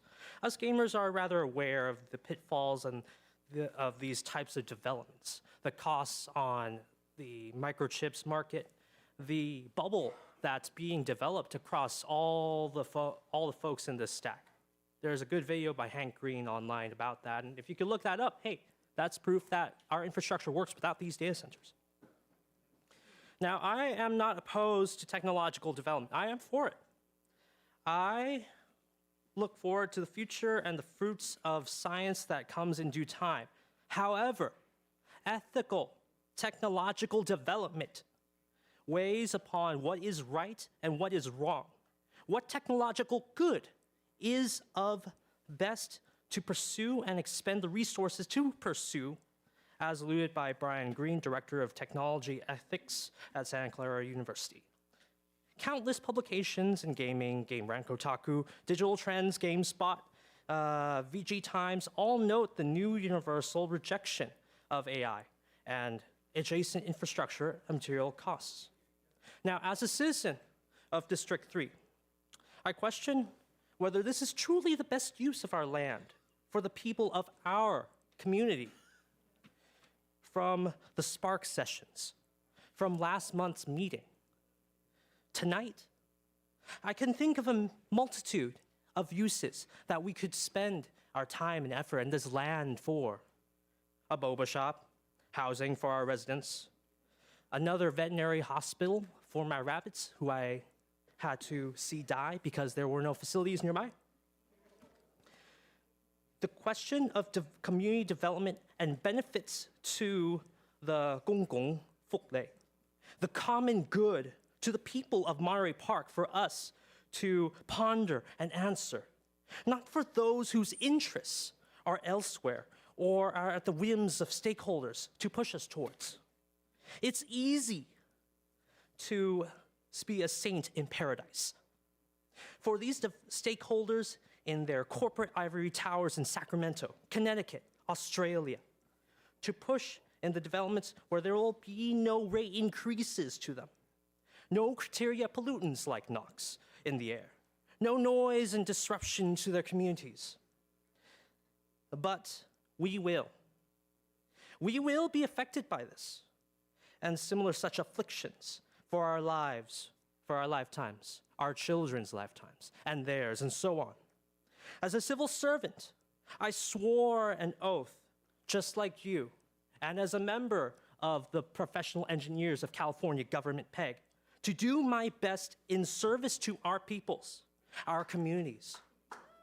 I call upon this council and government to honor these oaths of allegiance to the people of the city, in service of the people of the city. This is our city, 公以猛星, to continuously labor ceaselessly for the common good. However, this council votes, I urge the council to either defend its people or empower us to defend our homes ourselves. And if we must do it ourselves, I say to my fellows, the line must be drawn here. This far, no further. El pueblo unido jamás será vencido. El pueblo unido jamás será vencido. The people united will never be defeated. The people united will never be defeated. 终极兴盛. When the will of the many is united, there stands a fortress. And what a mighty fortress lays behind me. I've run out of time, now I yield the dais, but I shall not yield to the scheme, to the people. Yeah. 'Cause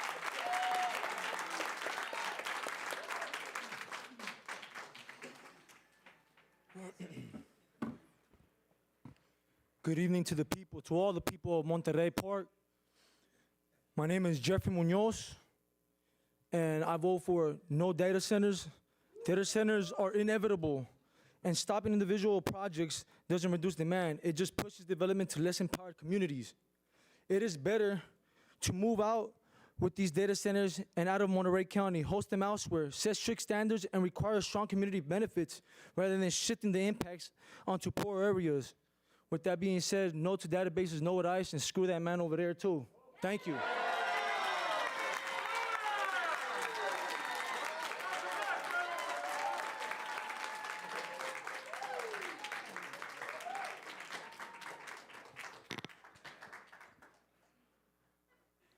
I'm gonna need a bigger fan. Hello, my name is Juan, and I don't support this moratorium and have some ideas about this project. I think if strict rules on noise operation standards and environmental testing occur, the data center could be beneficial for the city. The site has been vacant for many years, and the city needs money to help fund the police and fire department and repair the streets. Why not go from no money to millions? We all benefit from data centers in one way or another, so why have the city benefit from it financially? Let me end with this. Let's keep what works in place so that we can have a place to enjoy for generations to come. What about developing affordable housing for the unhoused and those in search of a new beginning in a beautiful city like Monterey Park? AI is cool, but I don't need it to run my life or to produce whatever idiotic idea is best kept to myself. Let's be progressive in the present so that we can have a productive tomorrow. Thanks for your time. Okay.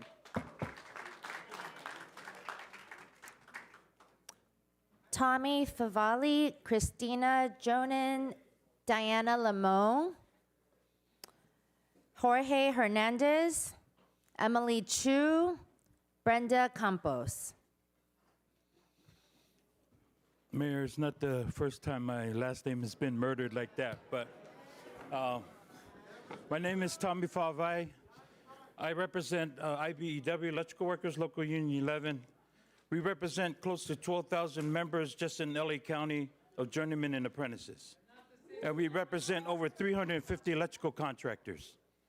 What I wanted to say tonight is that you heard prior speakers talk about pitting the community versus the unions. Our members live in the community. I want the residents that are not part of the union tell their next door neighbor that is a union member that say no to their jobs. Because tonight, the decision you're gonna make tonight, whether it's to put this ballot on an initiative for the city, will be detrimental to our members. And all of the building trades that's standing here behind me, their members and their families. Our members that grows up over here in Monterey Park, they live right next to you. To you. And they try to separate us. But we're not here to separate each other. We're here to live with each other and grow and build projects like this. Say no to a ban, and let's move forward with these projects like a data center. Thank you.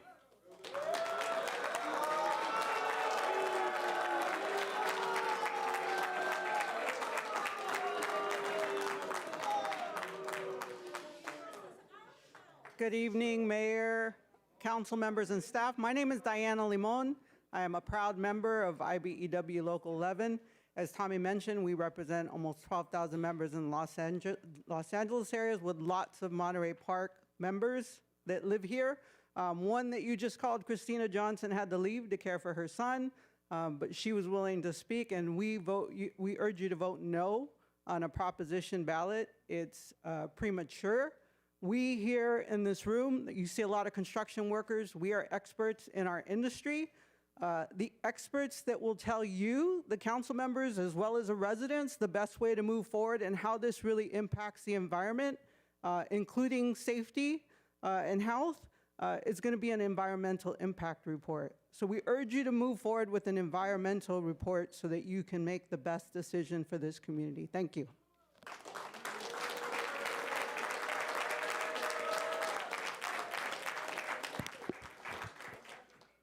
Hi, council members. My name is Jorge Hernandez. I'm here representing 12,000 members of IBW Local 11. Our members build your public schools, the solar fields in LA County, skyscrapers, install charging electric vehicles, charging stations, and so much more. Tonight, I'm asking you to take a moment to plan and gather information. Yes, let's move forward with an EIR. It's critical that we promote with accurate information with real data and not fear. I'm here to respectfully ask for your leadership. Please show us the good governance that your residents deserve. Moving this issue to the ballot box is premature. Your leadership can give us the opportunity to continue evaluating this project through a full environmental impact report, which is exactly what CEQA is designed for. If the EIR shows problems, that's that. We get it. But we should say no. But we shouldn't say no before the facts are fully on the table. Thank you for being thoughtful. We look forward to our continued partnership. Thank you.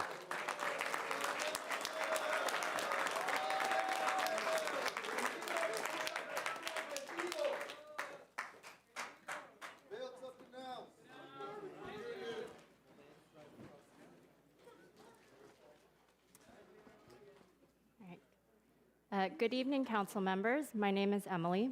I'm a resident of Monterey Park in District 2 and a member of No Data Center MPK. First, thank you for hearing the community and pursuing a permanent ban on data centers in our city.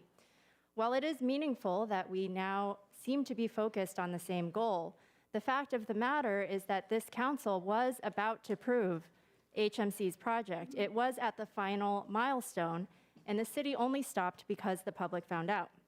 We need to acknowledge that public trust has been broken. This project has been shrouded in secrecy from the beginning, and it was only due to community grassroots efforts that residents found out. We have trusted you as elected officials to lead the city, and you have let the community down by letting the project get this far. This is a moment to rebuild public trust, to approach the ban with accountability and transparency. What we are seeing so far is not that. Many here tonight are confused by Agenda Item 9A and what appears to be the city pushing this towards a ballot in November instead of pursuing all possible options. A ballot is risky. A lot of people have come up here and talked about it. And it's not because there isn't widespread community support for a permanent ban, but because we can clearly see HMC ramping up their misinformation campaign. They've hired a PR firm who attended the last meeting, taking notes and photos of residents, and they are attending here again. In fact, as we can see, they have packed the room to the point where there's no room for residents to sit. People have been standing for hours. My back is killing me. Look at all these residents who care about our city, forced to stand in the aisles to be heard. To be very clear, if there are any outsiders trying to change the message and influence us, it's them. They are running ads on social media, they are going door to door in our neighborhoods, and they are actively spreading misleading information, like ads focusing on 200 jobs during construction, but ignoring that there will only be 26 permanent jobs when construction is complete. To the union workers here, whatever is built instead of a data center can be built with union labor. After 2 years of work, you get to go home, but this is our home and we will be living here for decades to come. We know that HMC has money to spend on a massive campaign, and there's a lot of time between now and November for them to do that. I have 2 questions for the council. 1, what would you commit to doing to counter this misinformation campaign from HMC? And 2, why are you willing to take this major risk and gamble with Monterey Park's future like this? I also want to remind everyone that it is a very recent zoning change that even allows data centers in Saturn Park in the first place. In fact, the city's municipal code arguably had protections in place to prevent heavy industrial facilities like hyperscale data centers from being built here. The City Council in 2024 passed Ordinance 2253, which allows data centers in Saturn Park. They did this specifically to support HMC's data center application. 4 of our current council members were on the same council that passed 2253, and they all voted yes to allow data centers. Thomas Wong, Vin Go, Henry Lowe, and Jose Sanchez. This goes back to accountability and transparency. If you made the decisions that led us to this point, how can we trust you to do the right thing now? Are you truly exploring all possible avenues to a permanent data center ban, or are you taking the easiest path to the city? If you are drafting a ballot, you should also be exploring other solutions in parallel. And if you want to earn the public's trust back, you need to explain your reasoning. It's not enough to just say we should trust you. Look at what trusting you has led us to. Ultimately, we all want the same thing. We have a common enemy, HMC. They've hired outside agitators to spread misinformation. I hope that you can take important lessons from your prior mistakes and rebuild trust with the community so we can work together. Thank you.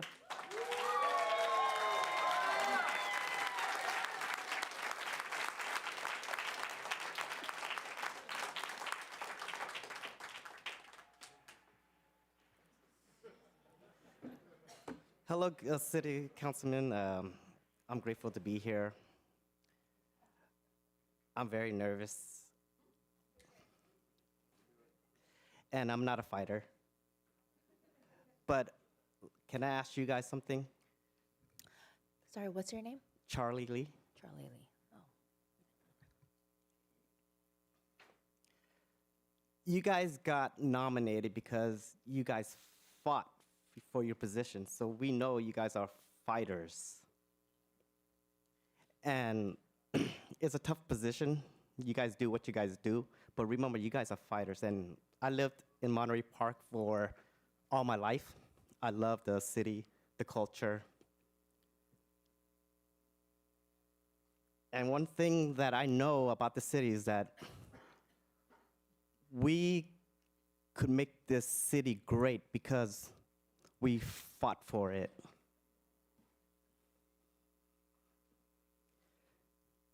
How do you make a city great? Well, one thing isn't it to listen to the people? And you guys swore an oath to serve the people, no? But are you guys listening to the people, what they're saying?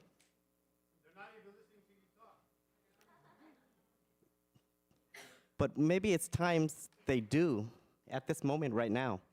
Listen to the people of what they're saying, and maybe then the country could be great. The city could be better for what it is.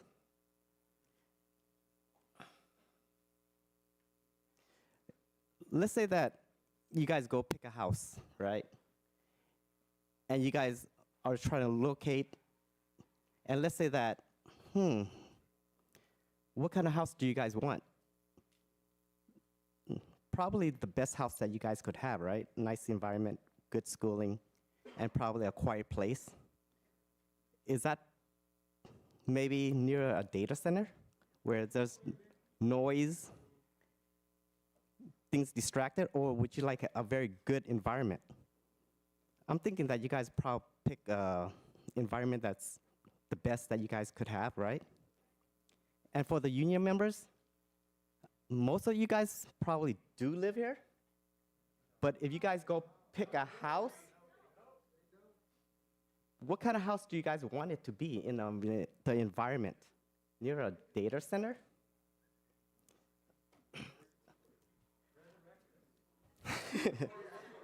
Okay, so I'd like to go back to the basics. I love union members, I do. You know why? You guys have to know where you guys came from.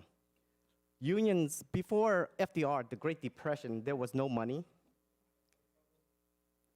There was no jobs. And you know who fought for that? Exactly, union. You guys fought for that, right? To make the people greater. And you know who tried to tear it down? Corporation. Yeah.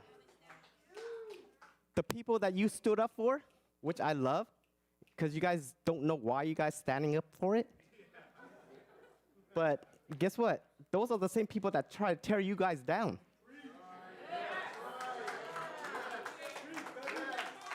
So before you become like a Trump fan and you salute to the, right? You guys don't know why you guys standing up? You guys could make a living anywhere, right? Charlie, Okay. please speak to the council. Let's say Star Trek, Picard.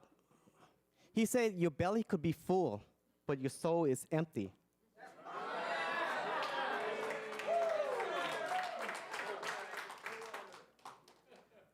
Your belly is full, but your soul is empty.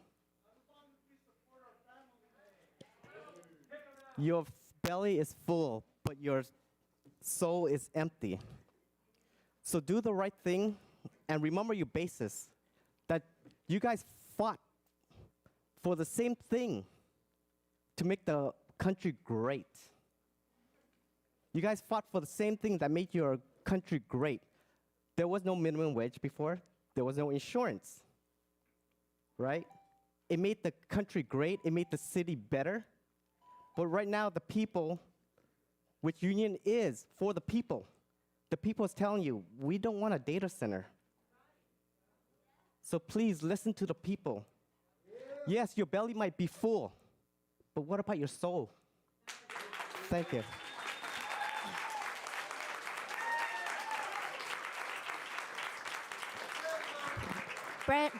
Brenda Campos. Yes. Evelyn Moreno. Madeline Ocampo. Deb Simone. Fabian Nunez. Richard Serna. Jackie Waman. Okay, thank you. Good evening, everyone. My name is Brenda Campos, and I am opposed to this moratorium. And I always try to remember that behind every construction job are families, people trying to pay the rent, buy groceries, support the kids, and build good lives. Shutting down development project is shutting out our neighborhoods and families. We should want a community where working people can afford to live and thrive. I hear a lot of stuff, and sometimes it make me feel sad because I think we're talking with you guys, and we really like when we talk, we see us, because we talk with the heart. Really, this city deserves the best, and the best is in your hands. And when we talk, we deserve the attention, because honestly, sometimes we think twice to talk to you guys, because sometimes I think that people don't pay us attention. But please, I really like to thank you for your time and be by my side. Thank you and good evening.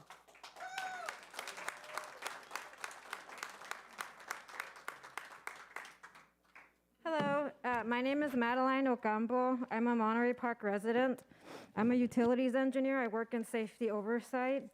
I demand that City Council explore all options to permanently ban data centers citywide. Data centers throughout the country have been shown to be detrimental to public health and to the environment. From wasted water to constant noise to greenhouse gas emissions and light pollution. This sort of project will only benefit the oligarch tech giants who want to accumulate more power and wealth. They are clearly not as altruistic as they claim. Look at Elon Musk and Peter Thiel, for example, who have appeared in the Epstein files. Do you want to be associated with these people?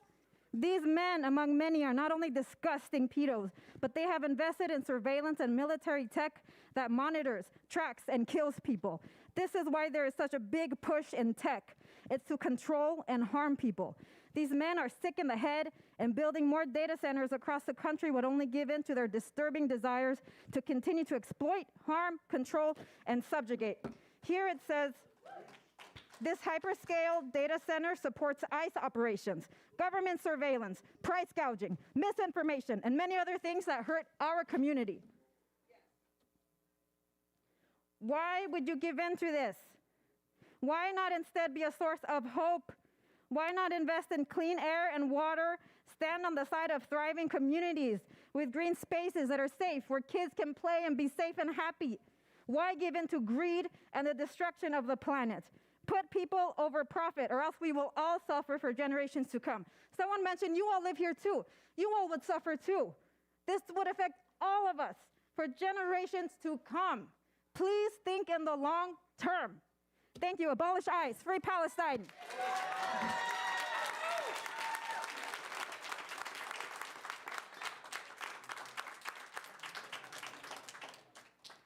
Good evening, Evelyn Moreno, District 5. Thank you for the opportunity to speak. No data center. I think that it's a horrible idea to put it on the ballot for the reasons I already mentioned. If you must, this is a standalone issue. If you have to put it on the ballot, it's a standalone issue. Please do not include language on the housing aspect. It muddies the water, unless that's your intention. For all the reasons mentioned by neighbors and concerned citizens, we can't stress this enough. A data center would only exploit our city. Please know that you are not alone. Monterey Park is not alone in this. Thanks to public outcry, the following cities have already voted to reject data centers for the same reasons we are all here to voice. Chandler, Arizona, Tucson, Arizona, Lewiston, Maine, Naperville, Illinois, Lordstown, Ohio, and in Warrenton, Virginia, residents voted out officials who supported such projects. Did you hear me? Residents voted out officials who supported such projects. Your actions on this council are currently amplified and will follow your careers. Everybody's watching. And it's a tough job, I know, and I appreciate your public service, but please listen to us. Your actions will in turn shape the health, quality of life, and lived experience for all of us in the San Gabriel Valley. And in the case of data centers, this is for the absolute worst. Thank you.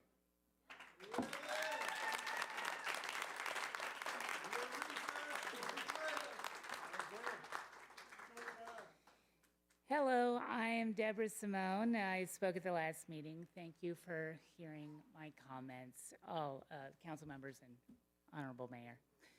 You know, I'm with Carrie. Carrie, are you still here? You're a rock star. Instead of a ballot measure, let's repeal Ordinance 2253. Let's put the repeal on the agenda. And I support a resident-led initiative supported by signature gathering about what we all want to see in Saturn Park, because that's democracy. We, the people, decide what's best for us from the bottom up. Let's start this process over and develop something we all want to see in that area. I am actually not against development in that area. I'm a member of a union. I'm not against union labor. I think there are all kinds of projects we could do there, and I think that we just need to be listened to, and I've said that many times, and I'll say it again. Listen to the people. We want something else. Thank you.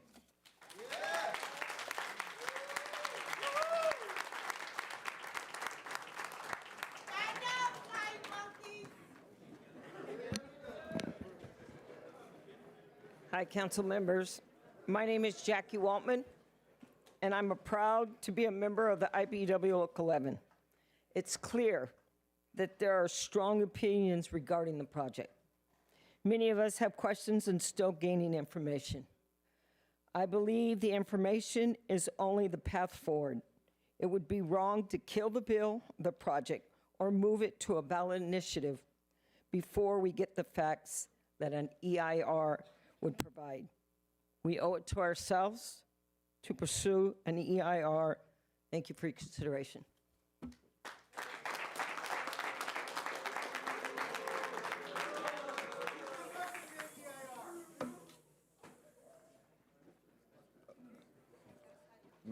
Madam Mayor, honorable members of the City Council, Fabian Nunez here speaking on behalf of the proposed data center, Monterey Park, and we represent the developer.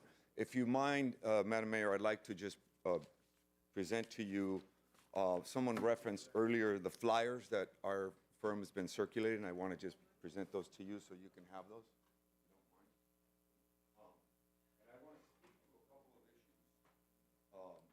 Just with respect to this project. And I think it's really important, first of all, and I listen intently to both sides. Obviously, I'm representing the side that wants the data center built, but I respect the voices of the opposition because this is democracy at work. And democracy only works when people participate. And I would say to you, I don't know if you've been listening to the side that supports the data center. We have actually been saying time and time again on this microphone that we don't want this to go to the voters for an election, for the ballot. No, but you, the other side, has said that we're pushing this. This is not our initiative. I just want to be clear. But in a democratic process, at the end of the day, voters ultimately are the final arbiters when a decision needs to be made. And so to say that the voices who may be outnumbered, whoever speaks the loudest, whoever can carry their voices longer is right and everybody else doesn't matter. Like some union workers that are here, you gotta respect the dignity of work, whether you live in Monterey Park or not. And incidentally, a lot of these folks that are here that are union members do live in Monterey Park. So let's respect them. Let's respect them. And let me say a couple things about the project. We joined right, I think the first week of January. Somebody said they hired some firm. I am the firm that was hired. And I would have been here. You're Actum. I would have been here, yes. We're Actum. I would have, hold on. I would have been here. I would have been here to speak to you, and I'm happy to speak to any one of you and debate and argue the details of this project because I feel very strongly about what this project represents. I have 35 years of experience starting as an activist, a community organizer, a legislator, and a lot of the laws tied to environment I worked on, I authored, and I believe very strongly that we need to protect the environment. So here's what their client did, and this is why we chose to take on this client. They did an environmental review. When you do an environmental review in California, and that environmental review says, wait a minute, there's more things that need to be done, it can trigger a full EIR. In the case of this project, it didn't do that. Mind you, California has the strictest environmental standards of any state in the nation by far. By far. By far. So the folks met, the opposition had a community meeting. We heard about what happened in that meeting. We had just been brought on to do this. And we heard that in that meeting, what folks said was that they wanted an environmental review, a full EIR. That was the demand of the community. So when we heard that, we said, that's fair. Let's do a full EIR. All the concerns that people are expressing here, the mistrust about the water, about the energy, all of these things get addressed fully in a full EIR. So why are folks afraid of doing a full EIR? And this is why, from the project's perspective, we say to you, let's do the full EIR so that this city council can have all of the information it needs to make a decision to determine what's in the best interest of you and your constituents. Those that speak louder or those that speak softer. You can decide at the end of the day what the facts are, because the facts cannot be determined by somebody going on AI and asking ChatGPT what what the cost of the project or the value of the project is. We're here to work and talk to the community, engage with the community, but we think that we have to have a debate and discussion on the facts and the merits of this project, not on hearsay and folks coming here and opposing it without having all the facts straight. I will put, and I'll say this respectfully, I will put my 30-year reputation on the line for this project because I believe that this project represents, will be the best data center ever built anywhere in the country. And so I say to the community, we're going to engage with you. Folks that are jumping up and down right now, we want to meet with you. But we want to work side by side, engage the community, and find a solution. Time's up. Thank you very much, Madam Mayor. And happy to answer.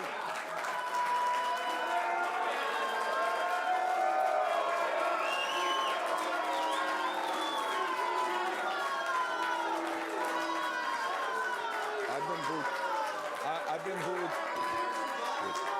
Fabian, time's up. I just want to say, time's up. Madam Mayor, here to answer any questions from the mayor of the council. Thank you. Next speaker.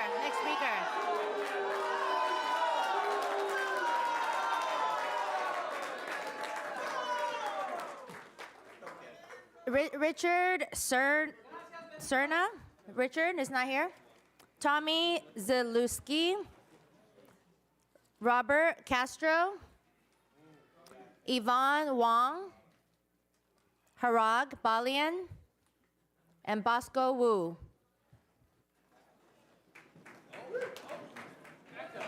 All right. Good evening, members of the Monterey Park City Council. My name is Tommy Zalomsky, proud member of IBW Local 11, representing roughly 12,000 members, many of whom who live and work in the area. I'm here to ask for a no vote on a moratorium and a ballot measure. A citywide ban or ballot initiative is premature when the project is already into environmental review and is prepared to go through with an EIR. The applicant has agreed to such requests, so let the facts come out, then make a decision. Banning data centers or any other type of development citywide hurts not only the construction industry, but our members and the city residents, as it eliminates jobs and economic opportunities. The site has been vacant for many years, and the city previously approved zoning that allows this use. The project will bring millions of dollars in revenues each year. That's funding for public safety, parks, street maintenance, youth programs, and much more, not to mention the many jobs during the construction phase. Please vote no on any moratorium or ballot measure. Thank you for your time.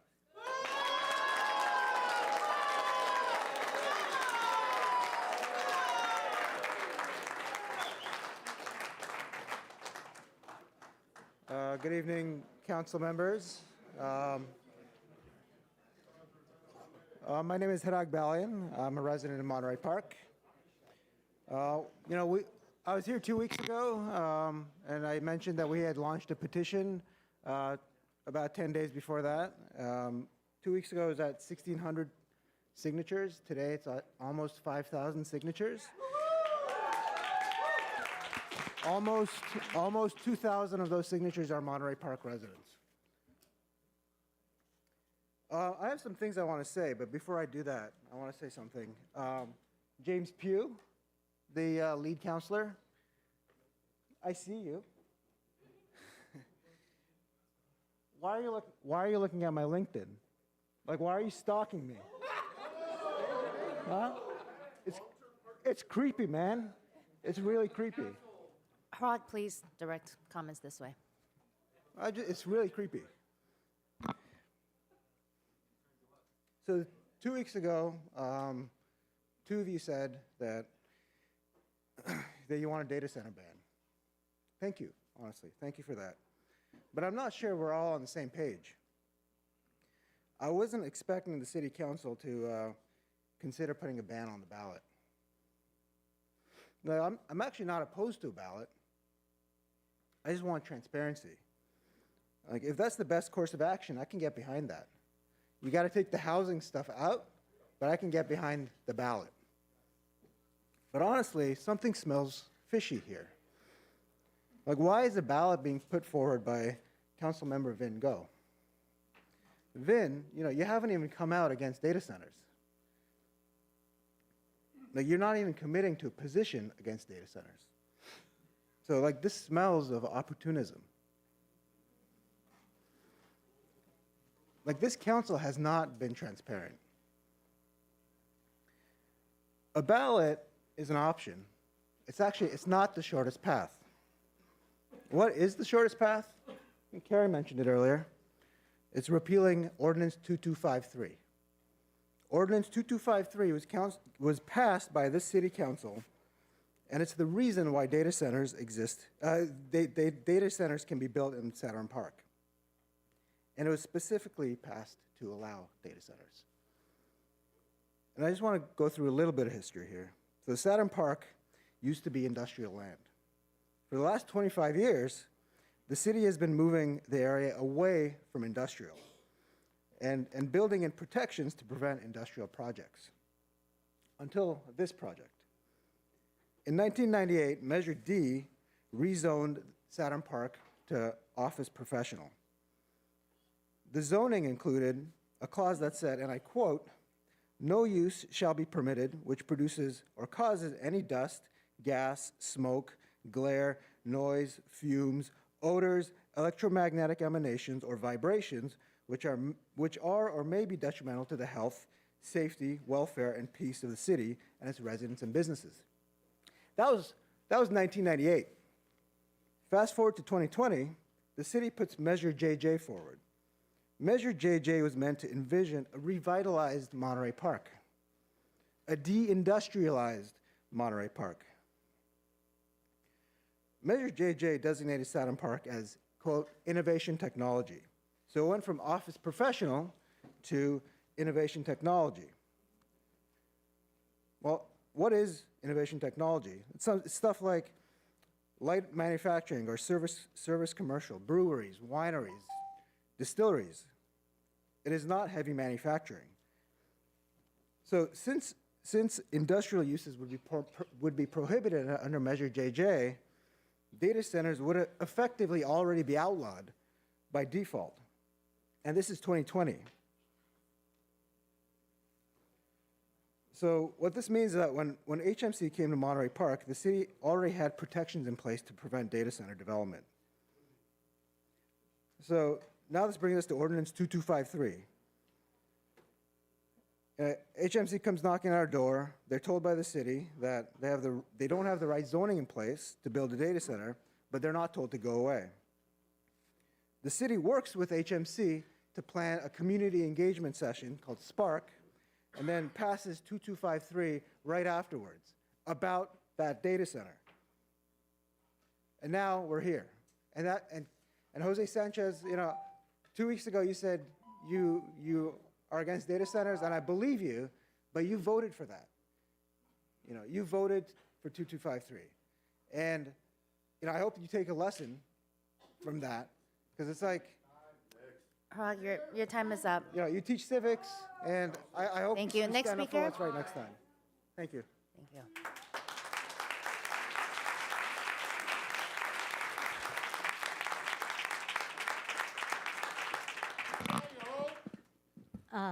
Honorable Mayor Yang and council members, my name is Yvonne Wong.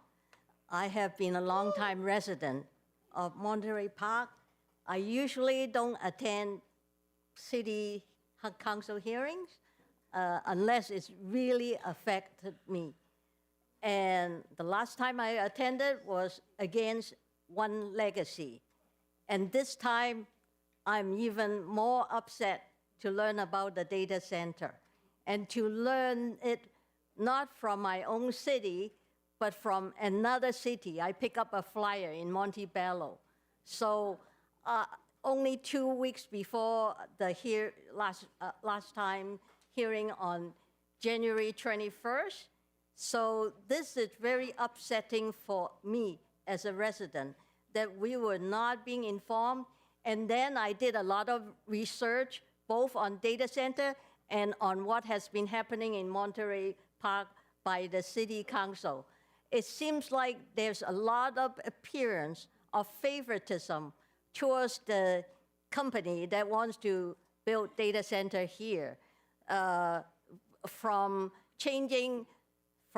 doing the municipal code that favor data center, and also from one of your person from the city planning department that has communication with the company.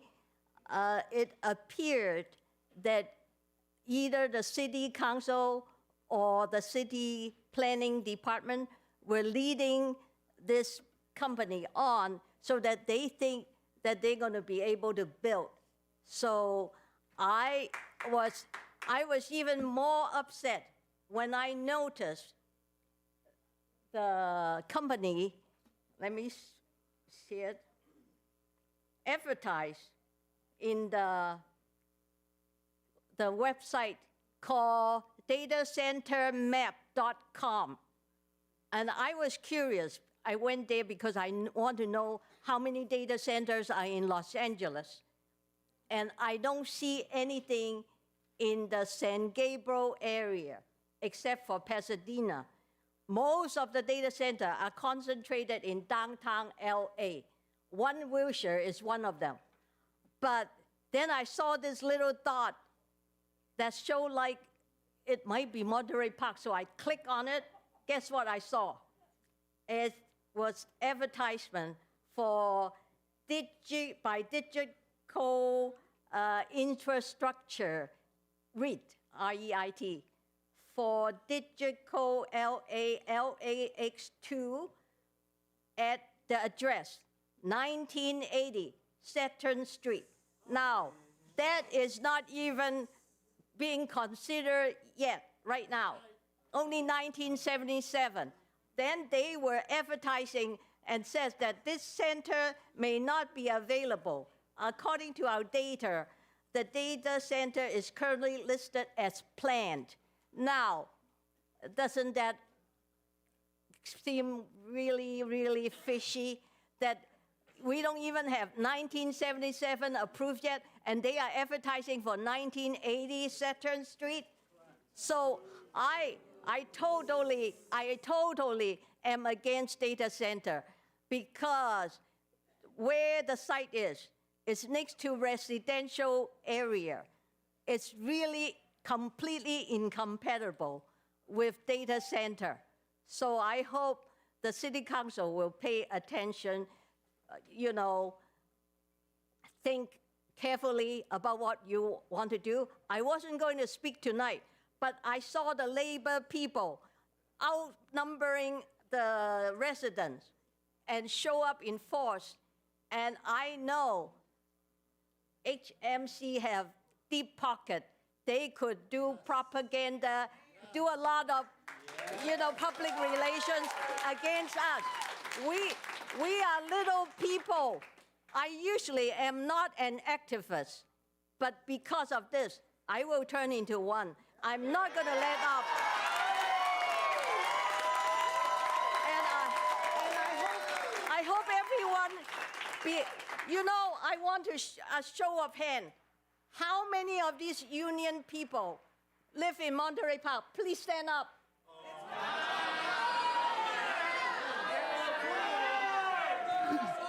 All right, thank you. Next speaker. Thank you. Okay, so let's be organized and fight to protect our quality of life.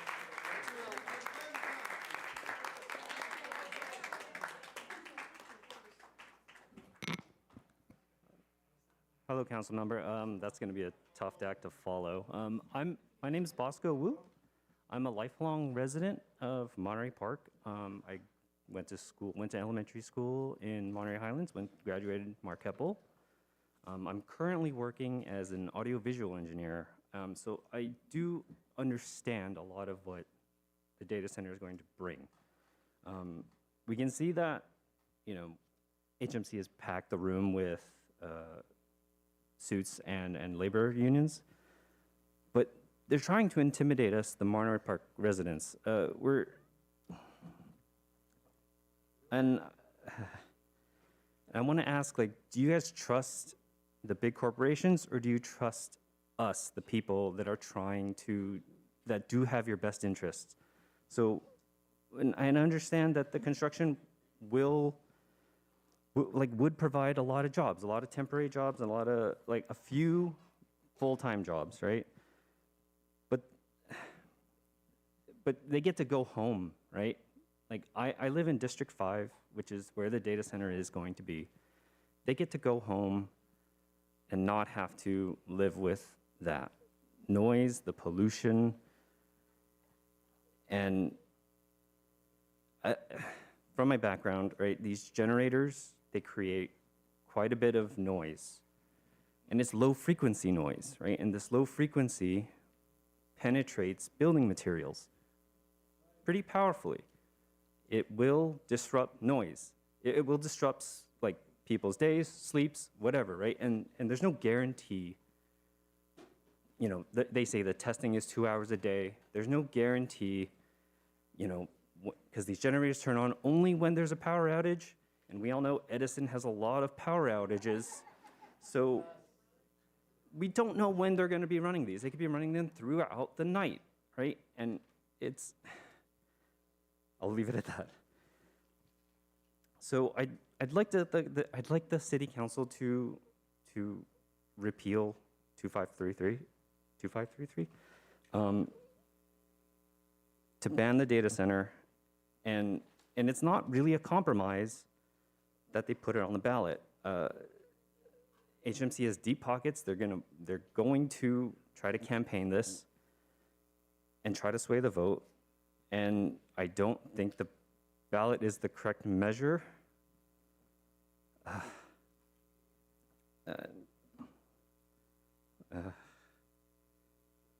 And we voted for the city council to represent us and protect the community, but it's clear now that that's not happening. I don't believe that our city councils will sell us out, but we will have to wait and see. Thank you so much.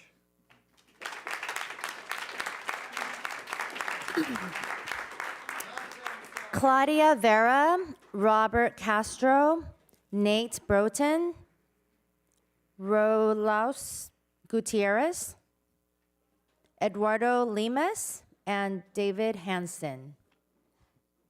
Robert Castro, resident, District 5, less than a mile away from the data center. I'm against it. I was here 2 weeks ago, and I heard the moratorium, and I thought, oh, we won. No, that's just pushing it down the road. 4 generations I've lived here in Monterey, my family. So I have a niece that still lives here in the city. I'm worried about the kids. Something funny just came up, but when they talked about that unavailable data center, I don't know, it's a well-known fact, but the FBI has an office there. So I wonder, is this going to be for AI or FBI data center? Is that conspiracy theory? But, it's shrouded in secrecy, I heard. So I wonder who's really behind this. So, also I'm a union member. I retired from 11. I caught some flack here from, what are you doing here? You know what? I live here. I don't want it.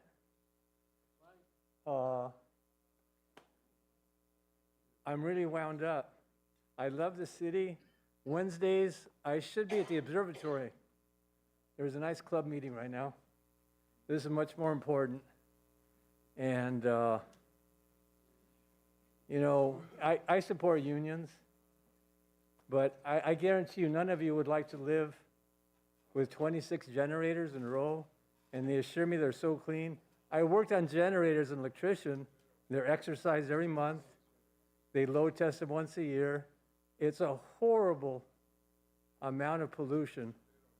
And it'd be like living by an airport. I asked somebody, I saw internal combustion engines, like, it sounds innocent, but like, no, a jet engine is an internal combustion engine. No, they said piston powered.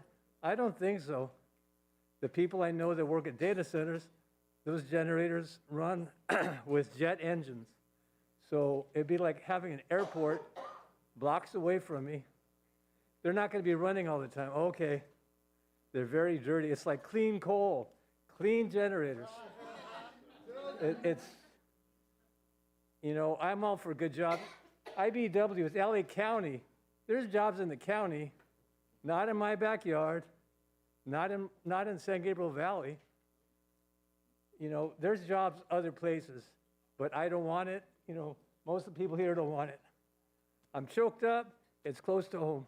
Thank you.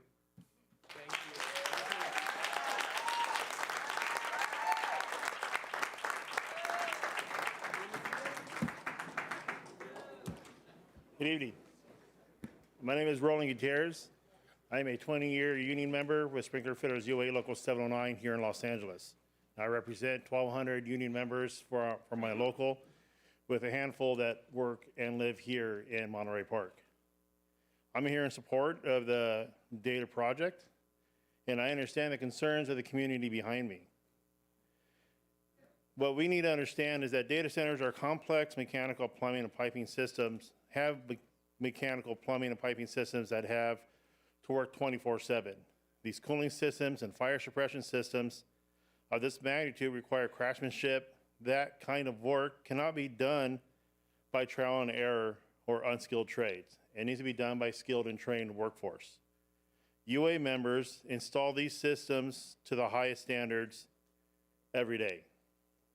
In our apprenticeship programs, we combine classroom instruction with thousands of hours of supervised on-the-job training.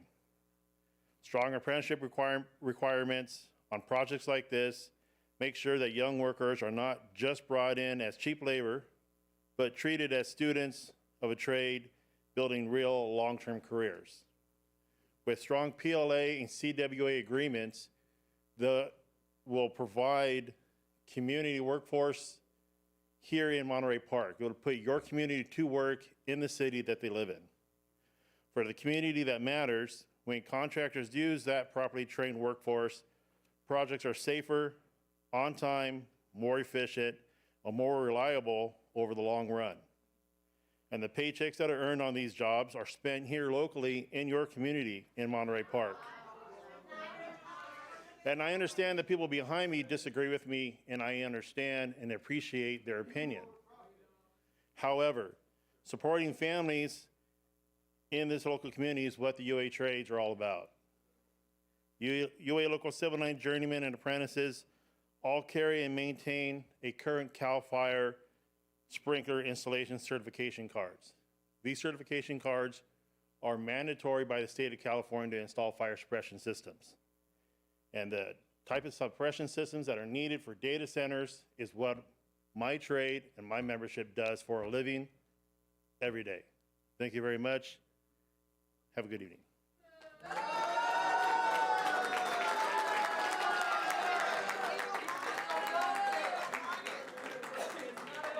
Good evening, my name is Eduardo Limis.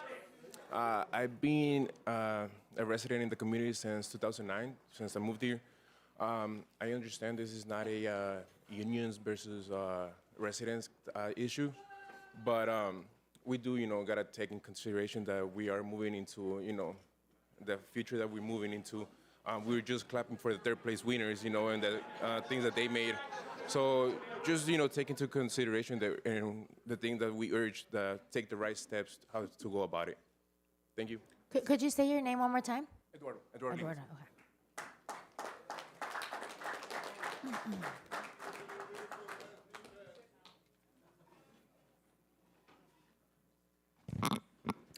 Good evening. My name is Claudia Vera.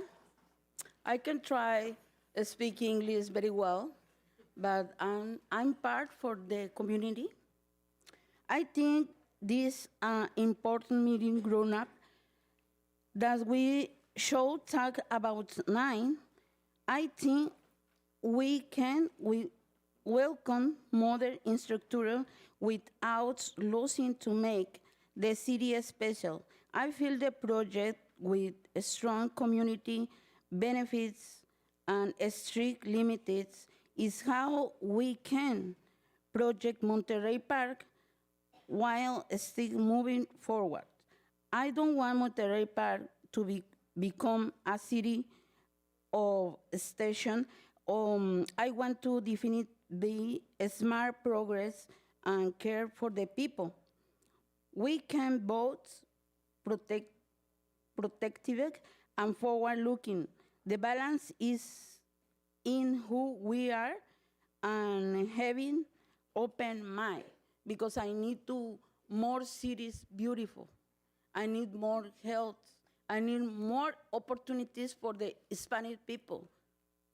And the other communities is coming. And this time, good night.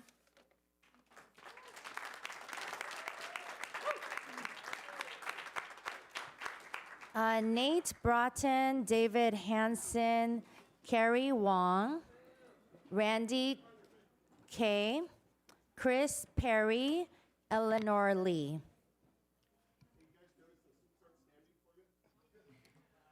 So, thank you to the council, and thank you to all of you who've come and spoke tonight. Both sides of the fence, you know, to reflect what's your been name? said earlier. My name's David Hansen. This is democracy, and for both the sides to come out and speak on this, I do appreciate it. And I want to say that I'm standing here tonight with the community, not against it. We live here, we work here. My family breathes the same air and drinks the same water and listens to the same freeway noises that you do. Let me say clearly right up front, your anger is justified. When the project this big shows up in your neighborhood with confusing information flying around and worst case scenarios being shouted the loudest, of course people are upset. Anyone pretending otherwise isn't paying attention. Nobody here wants pollution. Nobody wants unchecked noise. Nobody wants their city turned into a science experiment. And nobody wants decisions to be made behind closed doors. Now, I appreciate that the union members have allowed the community that is against this to be heard over and over again. And I appreciate you also listening. The United Association and other union crafts didn't show up late to this project. We've been involved from day one, specifically to make sure that this project moves forward, that it's done responsibly, safe, and with transparency. We've already signed a community workforce agreement. That means skilled, trained, local workforce. They have to hire from the community. The real safety standards, strong oversight, good wages and benefits for local families who already live in Monterey Park.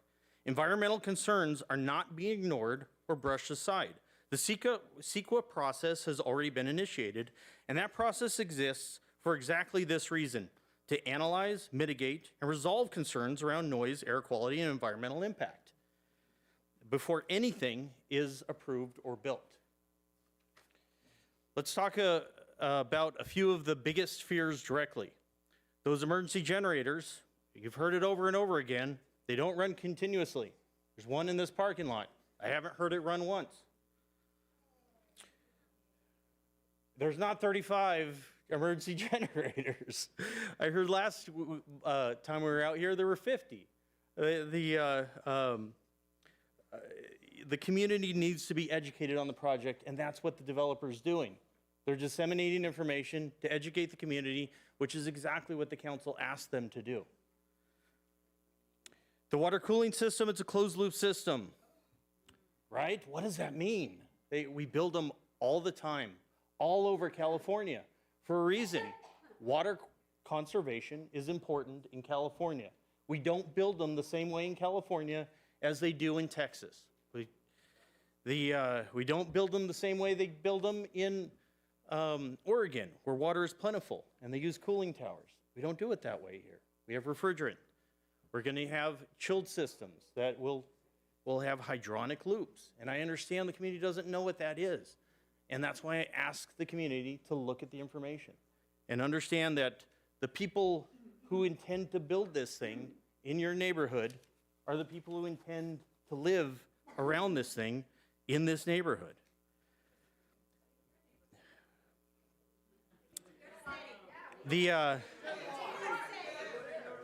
Again, I respected you when you spoke. Any idea that this project somehow gets a free pass, it doesn't. It's under more scrutiny than any development I've ever seen. We're on this project because Monterey Park is our home too. The United Association has spent over 120 years building cities safely, responsibly, and with the respect of the people who live in them. We're not here to lower standards, we're here to raise them. And finally, yes, this project would bring significant tax revenue to Monterey Park, revenue that supports schools, that supports services and infrastructure that benefits everyone, not just the developer. You don't have to trust the developers. Honestly, I get it. But you can hold us, your neighbors, your union workers accountable. We're not asking for blind approval. We're asking for facts, we're asking for safeguards, and we're asking for a conversation that doesn't end in shouting. Thank you.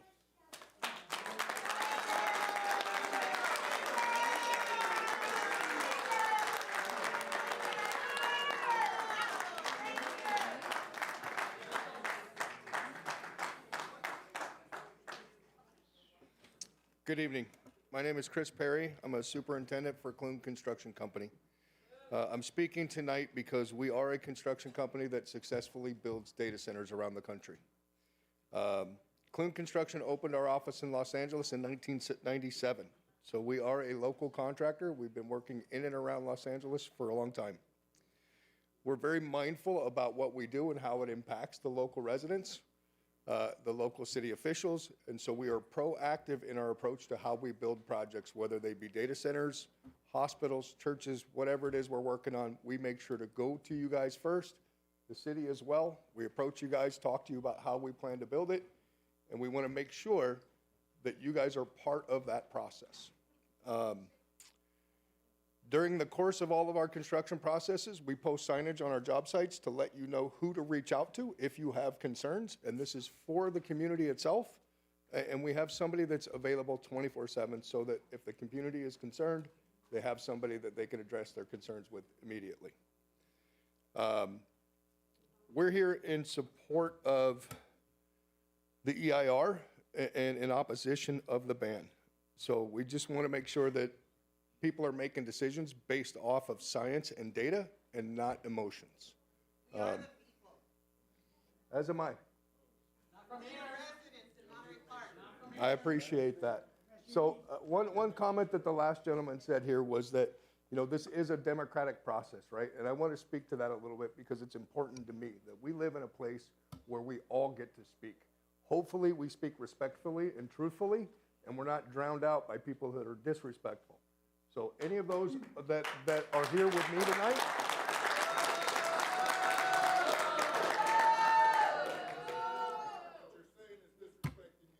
no, as were some of us. So I disagree with that part of the process. Talk to them, not to us. I'm talking to everybody. No, you're talking to the council. There you go. So at any rate, for the record, Clune has not been awarded this project. We do not have a contract with the developer. We're here in support of this kind of work because it does bring a lot of very skilled union labor. These guys are the experts at what they do. They build very high quality, safe projects. And I think there needs to be more of that, not less of it. Thank you.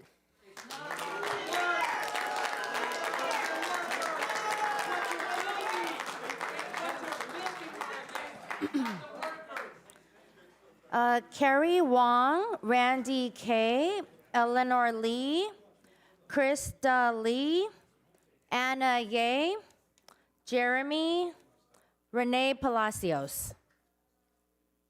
Randy K. Randy K. Got it. So I'm listening to how well we're going to build this place, but I'm not listening to nobody wants it. That's the problem. Nobody wants it, period. We don't want to hear how great it's going to be. We just don't want it. Well, we're here in this unbelievably complex situation. Tonight's discussion is not a land use discussion. Tonight's discussion needs to be about what is going to be done to prevent a data center being built in a manner that prevents the applicant any opportunity to challenge any final decision. Overwhelming opposition to a data center here is growing every day, and it will continue to grow until this is over. Beware of people on social media acting as residents trying to inform the public that a data center and possibly two next door to each other will not use any water or power and will not cause any pollution. That is absolutely ridiculous. I'd like to thank residents from Montebello, Rosemead, South San Gabriel, and Alhambra who are here supporting Monterey Park residents in making efforts to prevent environmental damage, power and water issues, and lowering of property values in their own cities. We don't want any AI data centers in the San Gabriel Valley ever. The applicant has said nothing to residents. I don't know where all this information is. They don't need to and won't. We were told at the meeting with you, Mayor Yang, that the applicant would have a town hall meeting starting January the 9th. Nothing ever happened. And if an environmental impact ends up being done, an engineering firm that has a track record with AI data centers being completed should not be chosen. We need an independent engineering firm familiar with the challenges in LA County: air pollution, severe wildfire risk, severe drought conditions, and an aged electrical grid. Garvey Reservoir is not for sale. In an earlier meeting, an engineer spoke briefly after he checked the data that was published, and he mentioned that he thought it was not correct. Should an EIR be done, every sentence needs to be reviewed to ensure that it is correct and complete. If the decision is made to proceed with that, we will make sure we start the largest GoFundMe in the history of the San Gabriel Valley to get independent engineers on this task to conduct a complete review and dissect every finding. And if there is one I not dotted or one T not crossed, additional work will need to be done. We want you to find a way out of this for all of us. And I will say that I am an immigrant. I came here many years ago. The reason I came to the San Gabriel Valley, and I lived in Monterey Park at one time, I didn't sound like Americans, and I didn't speak the language that my neighbors spoke. And I used to go out to dinner by myself, and I made neighbors and friends here. I had great neighbors and friends. And these places, they go through the path of least resistance. And the reason I'm out there every day asking people what they think about this data center is because I was accepted here as an immigrant. And I intend to fight for the people who have been so kind to me over the years as an immigrant until this is completely over. And I swear to God that if this center is completed, the city council in Monterey Park will never look the same, because there are several people that I heard tonight that if I were living in Monterey Park, I would sure vote for them for the city council, because they're going to go to the people first and find out what they want before they start making businesses with people who are coming from out of the country to build data centers in Monterey Park.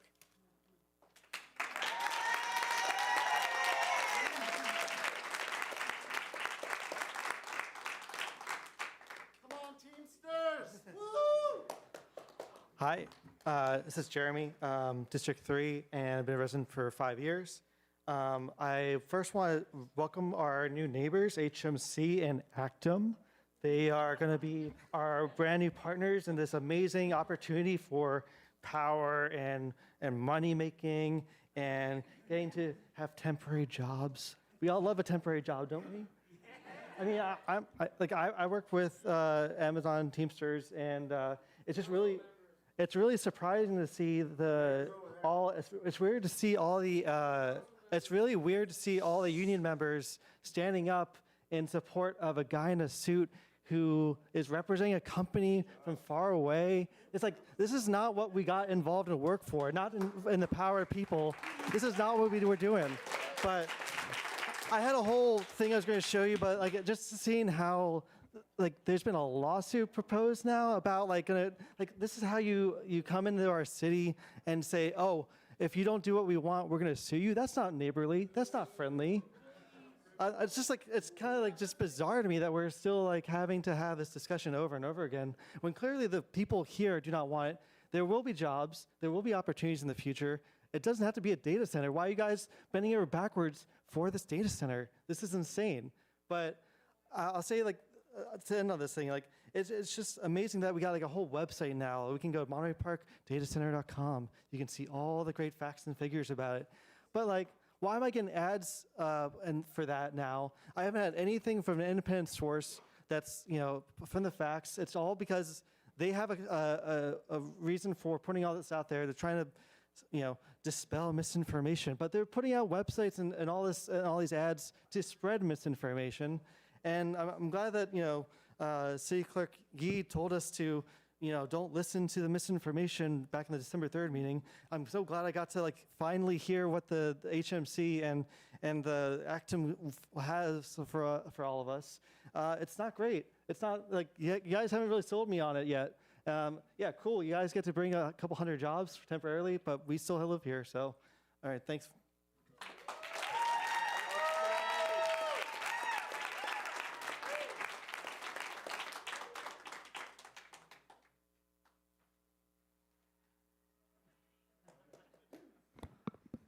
Good evening. My name is Anna, and I'm a resident of Monterey Park. I'm back here to reiterate my opposition to a data center. I thought we weren't going to build a data center based on our last meeting, but I can't believe we're back here again to fight against this big corporation building a data center. I'm pro-business, but I'm anti-data center. They don't care, but we care because it's our community, it affects our health and other long-term effects I've already mentioned, and you can set a precedent by doing a no data center. Thank you.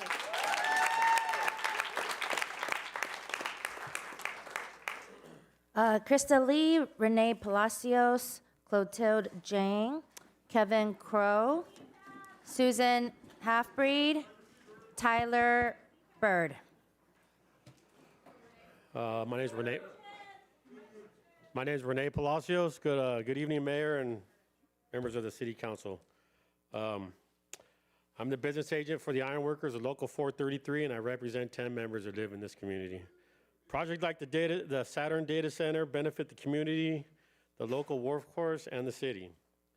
Through local hire requirements, apprenticeship programs, middle-class wages, benefits, pension funds, programs like helmets to hard hats, and support of children transitioning from the foster system, middle-class families like mine, and those of my brothers and sisters behind me. This is for a prosperous future to look forward to. Through tax revenues and public infrastructure improvements, the city and the community experience both a civic and economic boost that leads to positive changes and improvements citywide. Saying no to the data center development is saying no to development and growth. Thank you.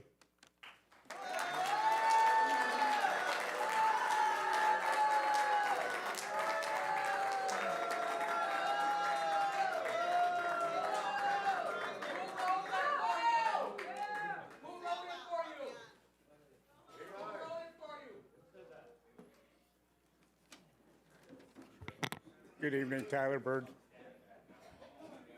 I'm Tyler Bird. I represent Ironworkers 416. I have 3,200 members. I have a good handful that live and work here in Monterey Park over at the college down the street. The recipe for building a good project is to require strict operating limits, meaningful mitigation, independent monitoring, and hiring local skilled workers. Here we have a chance for Monterey Park to demand all these standards while keeping the door open for working families to thrive. It's a chance to be there, to be a yes with conditions, and this is a responsible stance to take. Let's keep the doors open so projects can be built that residents can live with and that workers can be proud of. Build it safely, build it professionally, and build it to high standards. Thank you for your time.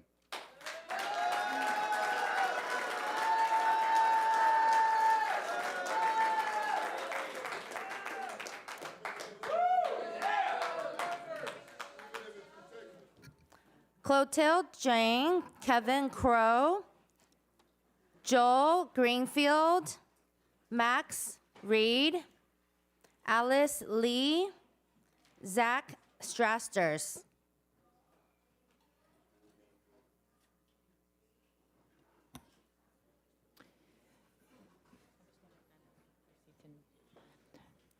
There are seats in the council chambers for the individuals that are watching from the lobby. And if there's individuals that are standing in the back, there are seats available here in the council chambers. All right. I'll keep reading. Nicole Garadon. Okay. I'll just read a few more names because it seems like some people went home. Sounds good. Nicole Garalden, Sochi Medrano, Laziza Lambert, Kira Hum, Vito Basuto, and Godfrey Wachira.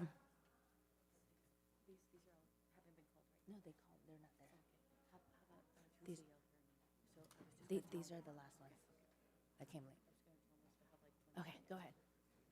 Hello, my name is Max Reed.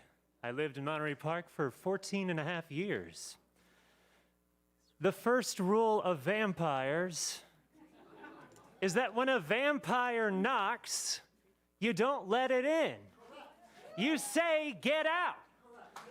So when a vampire is at your door, what do you say?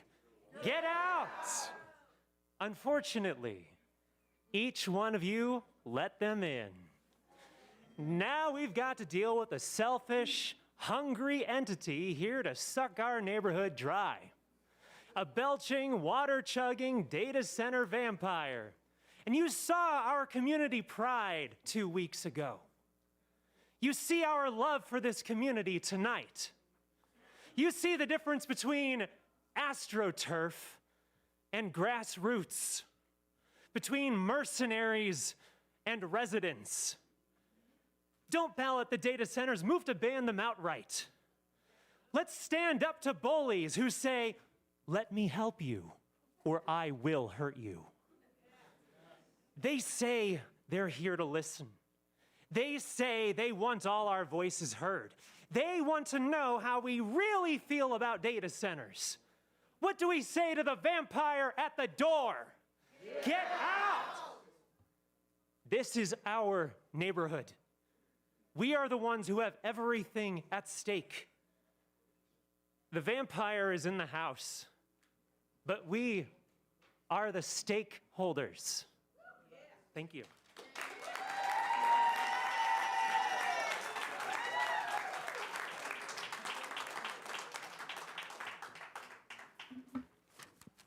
Hello, I'm Laziza Lambert with Actum and the developer. Thanks for having me here. As you've heard, we have been hard at work reaching out to residents. We've been doing a lot of door knocking. We attended the Lunar New Year's event over the weekend. We have canvassed over 250 businesses, met with hundreds of residents, and the overwhelming majority have said they want the opportunity for an EIR process to go through. They want to see the facts speak for themselves. And I think at the end of the day, by not letting it happen, we lose out on a choice for the residents. We lose out on the opportunity for revenue and jobs, union jobs for the union members who are here and live here, short-term or not, they are jobs. And we ask for more time for us to continue meeting with residents. We have meetings scheduled with small groups. So we have an opportunity to have constructive conversations and hopefully work up to a town hall. So thank you.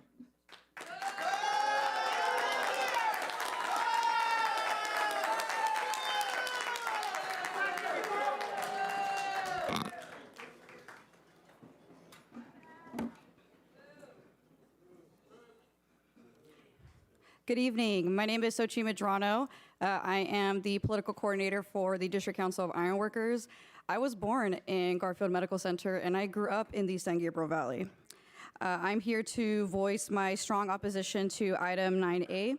We do not support a moratorium or the proposed ban on the data centers because these projects represent thousands of hours of high-paying, skilled work for our members and their families.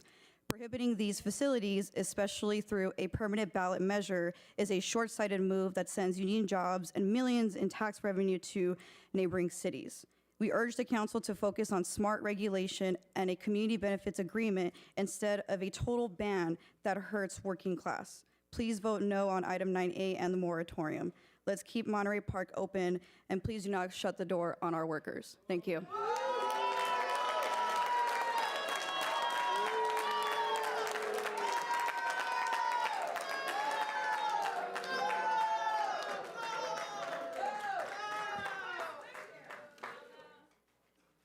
Hello, my name is Veta Pasuto. I am representative of Anchor Church. For our perspective, the data center are powerful tools of substance service from schools, education, work, family connections, and communication, and even chair tables work. Data centers allow communication across the world to connect, grow, and prosper as well. These resources centers will guide by the responsibilities and companion. Can be instruments of service, wisdom, and a powerful force for a good common good. Let's work to keep our hearts and mind open to build a project to help people thrive. Thank you, and God bless you.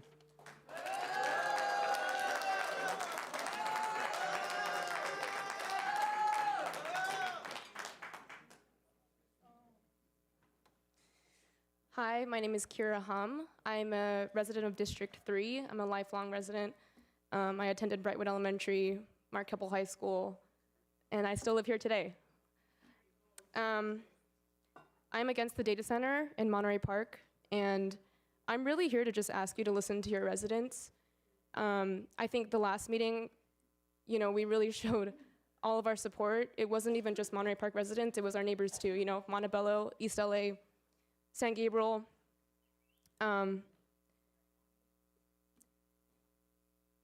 I think a lot of these union members we're not against the union. It shouldn't be a union versus residents thing.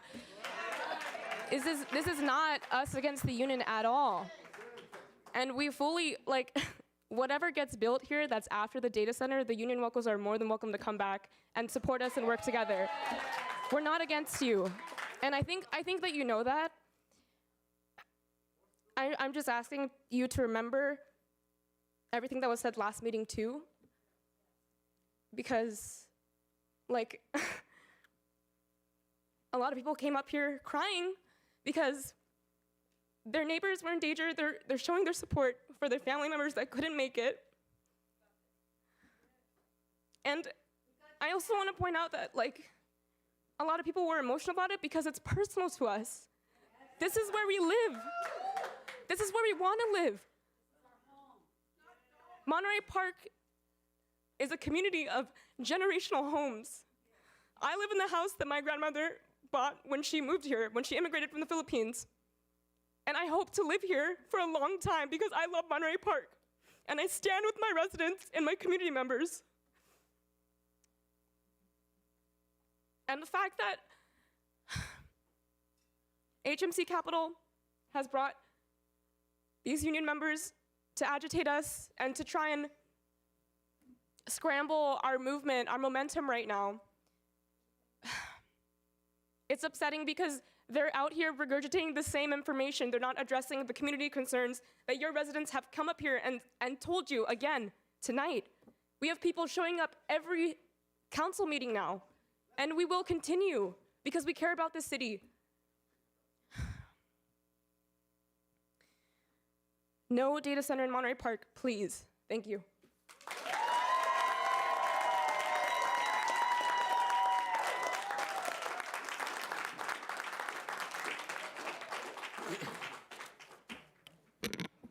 All right. Good evening, Zach Strasser. It's a pleasure to be here with you tonight.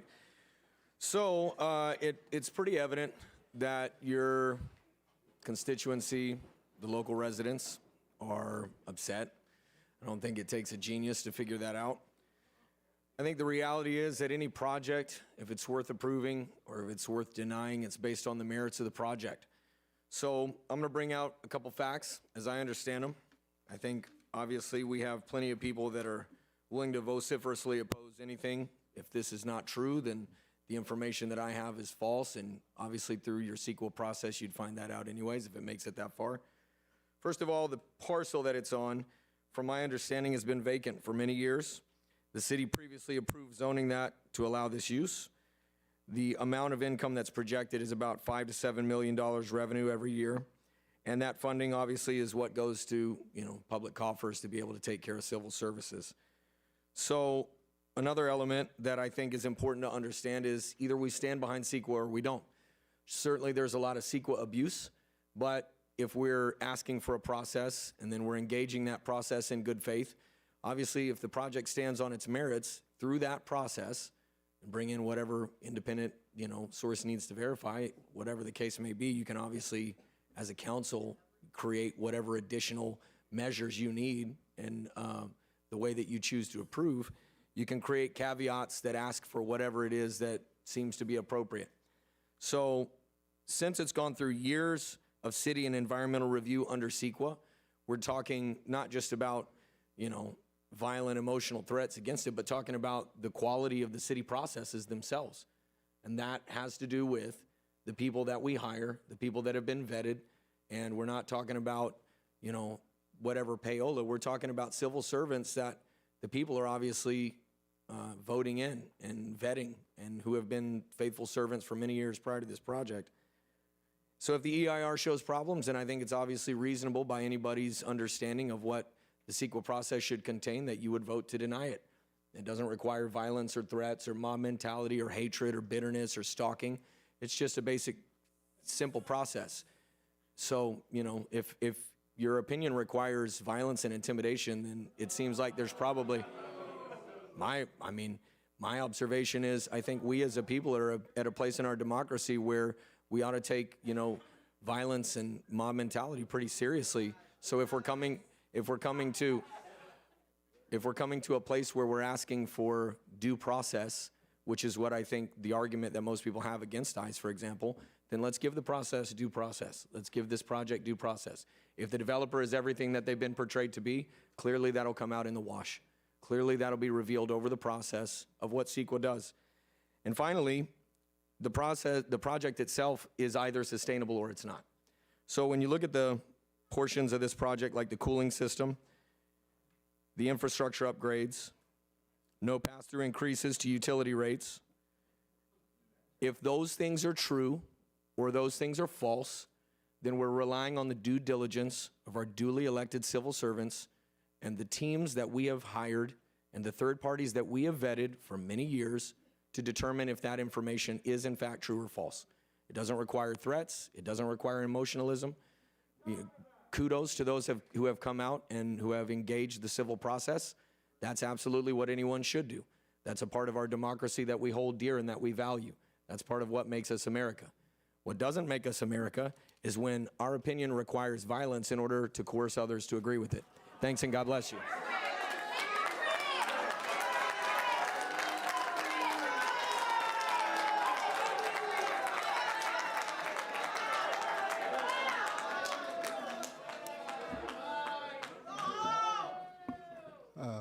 Godfrey Washira. Godfrey Washira. Yeah. Good evening, council members. My name is Godfrey Washira, and I'm with CREED LA. And we are yes for an EIR for the project and no on the moratorium. We support the EIR process because, as the courts have said, an EIR not only protects the environment, but also protects informed self-government, because the goal is for decision makers and the public to have sufficient information to make an informed decision about a project. In fact, the consensus before the last hearing was that an EIR would be done for the project. Why move the goalposts? Let's do it. There are people who will support the project, there are people who will oppose the project, and there are people who are neutral, and there are those who are looking for information to make a decision. Why don't we allow that process to play out, right? Let's embrace the spirit of the founding fathers who believed in a deliberative republic, right? They slowed down the policy-making process enough so that everybody's voice could be heard, right? and all voices can be heard, and people can talk with one another rather than at each other or over each other, but talk with each other, right? If you look at the policy process in Congress, that's why one congressman or one senator can stop an entire process. That was done by design by the founding fathers because they wanted everybody to have a voice in whatever issue there is, right? Remember, we are in a liberal democracy. And a liberal democracy, and I'll put it well, is the will of the majority and protection of the rights and interests of the minority. We always have to consider the minority, and that's what the founding fathers slowed the process enough so that even the voices of the minorities can be heard. Because today you can be majority in an issue, and tomorrow you find yourself, you're a minority in another issue. But the founding fathers wanted to make sure whatever side you are on, that your voice can be heard, that they believed that the best way to make decisions was through deliberation and consensus building. That's how they looked at it. Let's all meet at the middle of the political room and talk with each other, right? And EIR does give us that opportunity to do that. And that's why tonight I urge you to take up the spirit of the founding fathers, build on the consensus that we have that an EIR is okay. At the beginning, everybody said, let's have the EIR, right? Let's do it. There's a consensus. That's how our founding fathers saw how the system should work. You build consensus, you deliberate, then you come up with your decision at the end of the day. And that's all we're asking. Consensus is do an EIR. Let's do it. Let's just do it, right? Because an EIR, thank you, an EIR, above everything else, an EIR gives science a voice.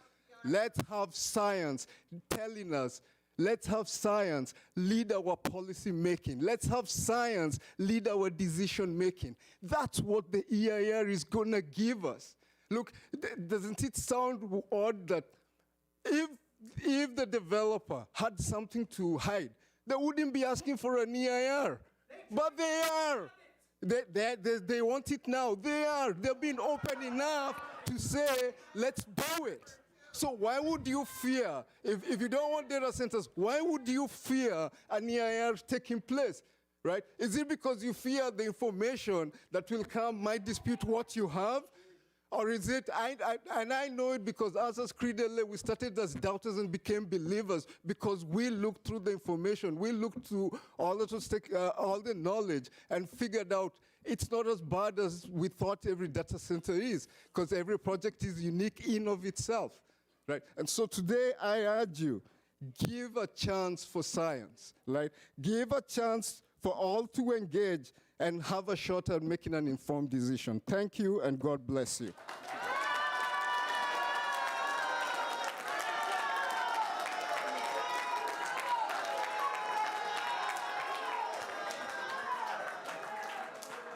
All right, the next speakers are Nicole Garadon, Roxana Furahani, Harrison Kwok, Brian Merck, George Bocanegra, Brian, Jan, yeah.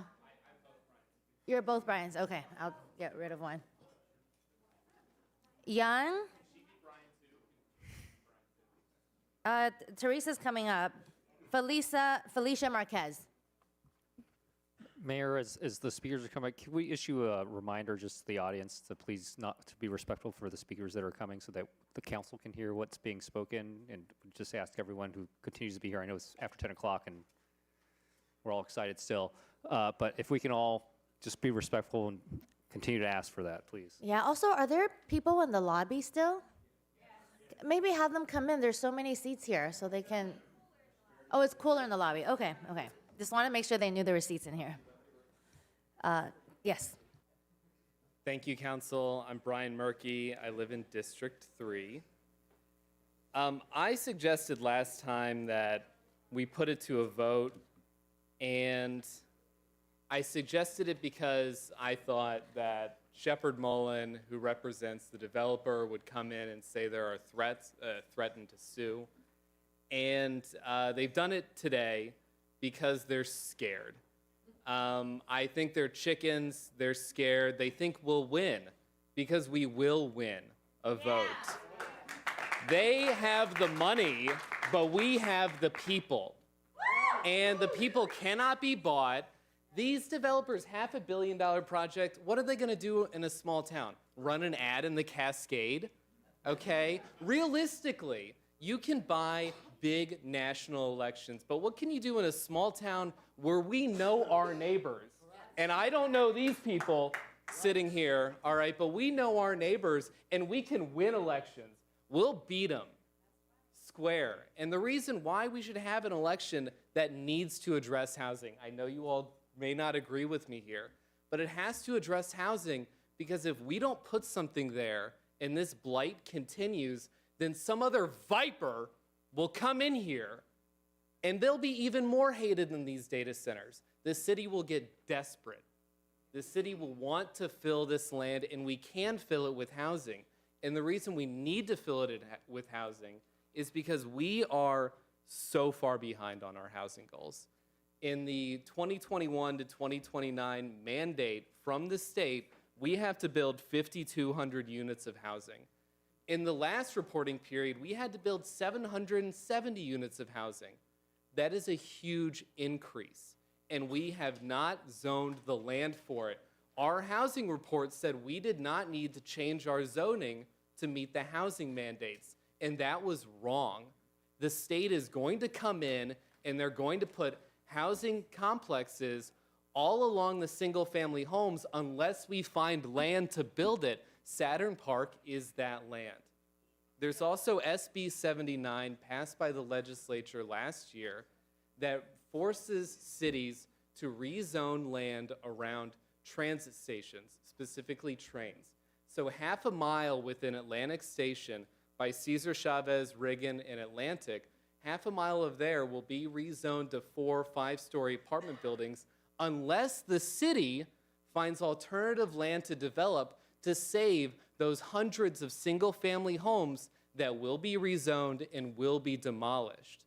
So the city needs to act now, and the city needs to find this land to do it, because if we don't put housing there, some other vulture will come in. We don't want this data center here. So put it on the ballot, make the people decide. There should be no option where we do nothing. Either the people put their money where their mouth is and say no data center, yes housing, or the people give up on their city. But I don't think the people will give up on their city. They'll show up at the ballot box and they'll do the right thing. Because I believe in the people, not empty suits who are scared and threaten to sue this city. Thank you.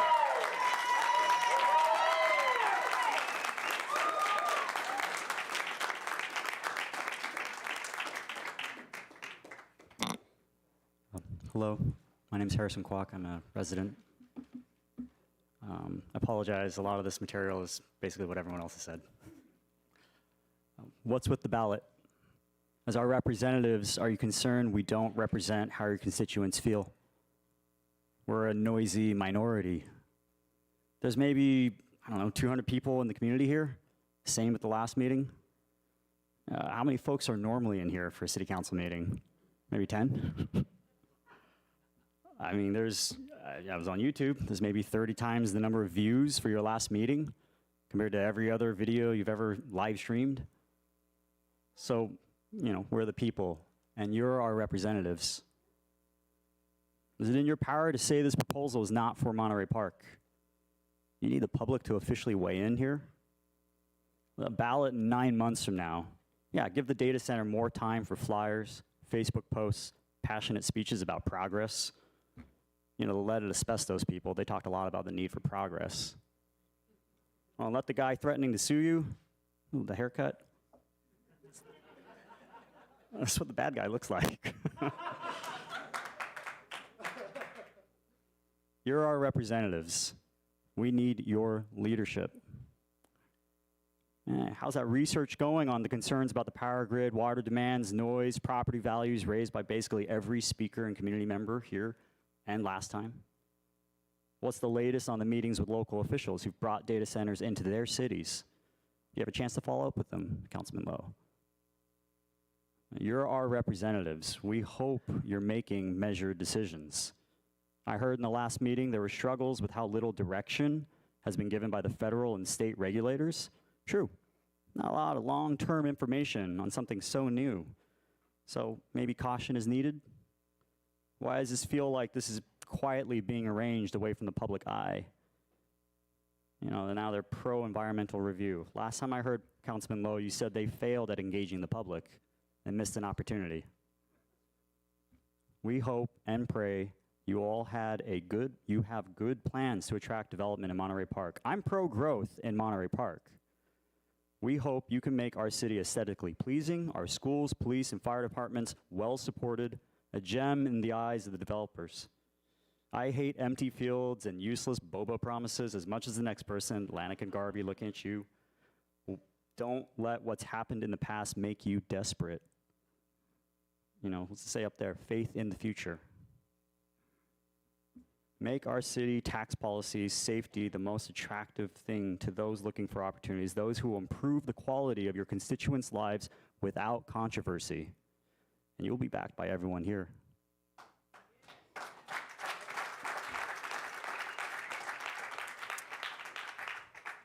I appreciate your engagement.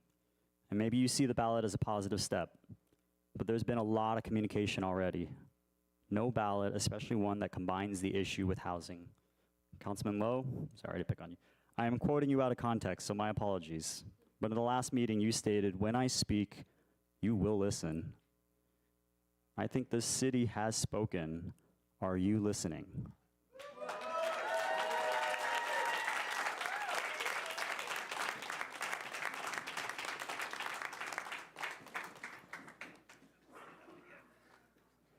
Good evening, Mayor. Good evening, council members.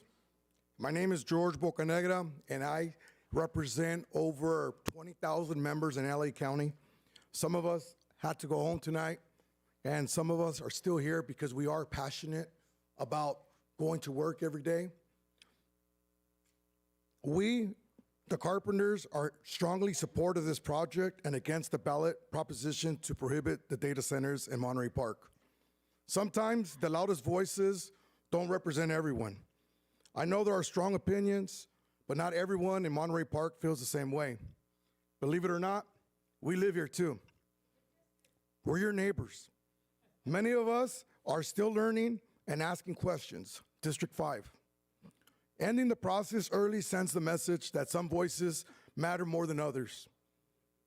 Continuing reviews keeps the door open for all residents to be heard. This project will create hundreds of good paying jobs. Projects like this might put your kid to work and have a career as a middle class carpenter so he can buy a home here in Monterey Park and not have to move to the IE. Projects like this create family supporting construction union jobs and long-term technical employment. Organized labor supports responsible developers. This developer has committed to local hiring, strong wage standards, apprenticeship, and pathways for new careers in the trades. This is an opportunity to ensure Monterey Park workers benefit directly. Banning data centers or any other type of development citywide hurts the entire construction industry and stifles economic growth for the members and the residents of this city. Thank you for your time.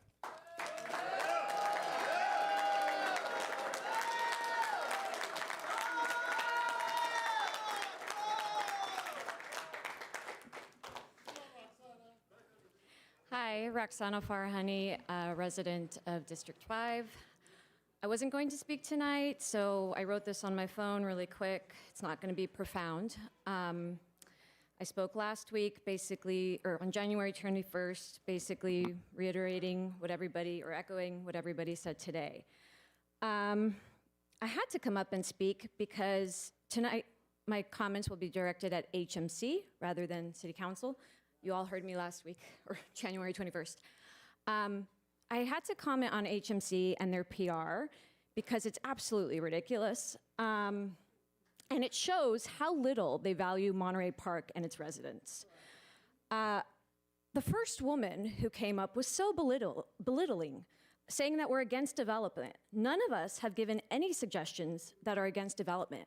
And for her to come here and act like a child, insinuating that we are all acting like children, I mean, it's disgusting. Second of all, I'd like to address AMC and not the union.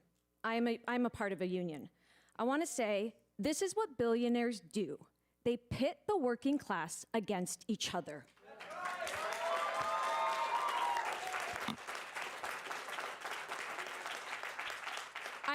I'm not sure what this tactic is. I'm not sure who came up with it, to be honest. Could have been anybody. I don't know if it's for strength, for intimidation, for our city, but look what happened tonight. We're all fighting against each other. And it goes against what HMC is preaching, community engagement all over their social media and new website they have. But how is this community engagement? How is this being here for our community, reaching out to our community? They didn't come here for community engagement. They saw us all here united on January 21st, and they came here to attack us tonight. And now we're being told we are violent. No, we are here. So I urge us to stay a community strong with our neighbors. We are grassroots, but as others have said, we can be stronger. Our voices can be stronger. But HMC is starting their campaign. They are spreading misinformation. Fabian Nunez did that tonight. He said California has some of the strictest laws. That's not true, because big tech companies buy laws. They buy politicians not to pass environmental laws to be put in place, especially in California because of Silicon Valley. So California is one of the biggest offenders of this. So, even if we do an EIR, I have no doubt that that could be bought. So it's not one of the most environmentally friendly places. Misinformation spread tonight here on this podium. So in regards to 9A, I'm under the position that we should explore all avenues. It seems like there can be an ordinance, something done with an ordinance today, possibly, or in the next few council meetings coming up, and then the possibility of a ballot measure in which I would hope that, when drafted, language is meticulous. There's a lot of different ideas that came up tonight.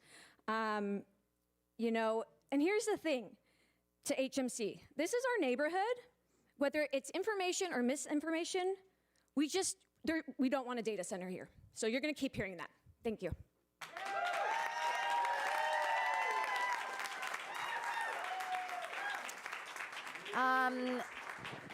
Teresa, Stephen Kung, Bryant Fan, and Samuel.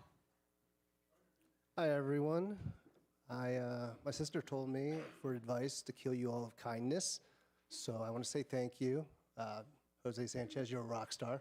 You have my vote of confidence. Vin, I meant it. I have faith in you. And of course, everyone in the council, thank you. So I want to start off by saying something about those suits over there in the corner, okay? I want to make it clear for public record tonight, I've confirmed that that developer has engaged Actum. They're a $50 to $100 million company, a major political consulting and public affairs firm known for shaping narratives, managing opposition, and engineering political outcomes for high-stake corporate clients. Laziza Lambert, remember her? She's with them. And the guy who's paid by HMC StratCap, he's with Actum, okay? This means this proposal has never been a simple land use question from the moment Actum entered the picture. It became a political strategy. Their job is not to design buildings or answer technical questions. Their job is to make controversial projects look inevitable, keep elected officials comfortable, and minimize scrutiny and neutralize community resistance. Know their role. We know who you are. Residents deserve transparency. They deserve a process driven by facts, not political strategy. And they deserve a council that recognizes when outside consultants are shaping the narrative instead of this Monterey Park community. This is not just a development proposal anymore. It's a coordinated political operation, and the public Monterey Park community deserves to see it for exactly what it is.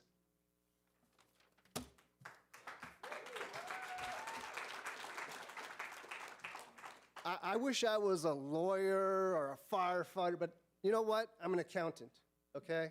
I'm a numbers guy. So when I see 5 to 7 million recurring, I want to see the numbers, right? Because I like looking at numbers. It's what I do, okay? So what I'm trying to tell you all is they are trying to sell us on phony numbers. Don't buy it, okay? Their fiscal report depends on assumptions the applicant hasn't proven. A favorable property assessment, near full power operations, predictable equipment spending, and zero service costs. Remove any one of those assumptions and the revenue projection collapses. The city should not rely on a model this fragile. So far as 9A, I'm hoping that there's a more resident-friendly solution to all this. As mentioned, I have faith in the council. And I appreciate that the council's working so hard trying to figure things out for our community. But if it comes to a ballot initiative, we will fight for our neighbors. We will fight for our Monterey Park community. And that's right, we're gonna win. I don't know who these guys are. They're coming from Australia or Florida or DC or wherever, but they're not from here. So, solutions, repeal 2253, or we do a resident-led initiative, and we'll do that. I'll go door to door. Okay? So, again, thank you, council. Thank you.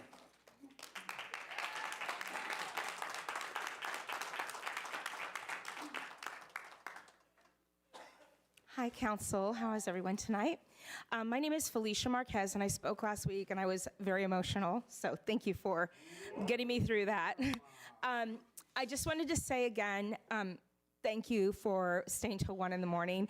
And after that meeting, I got to thinking from something that Henry Lowe said in that, you know, he was thinking that potentially this could be a model. And I was thinking also, one thing that you said was that there's really no oversight.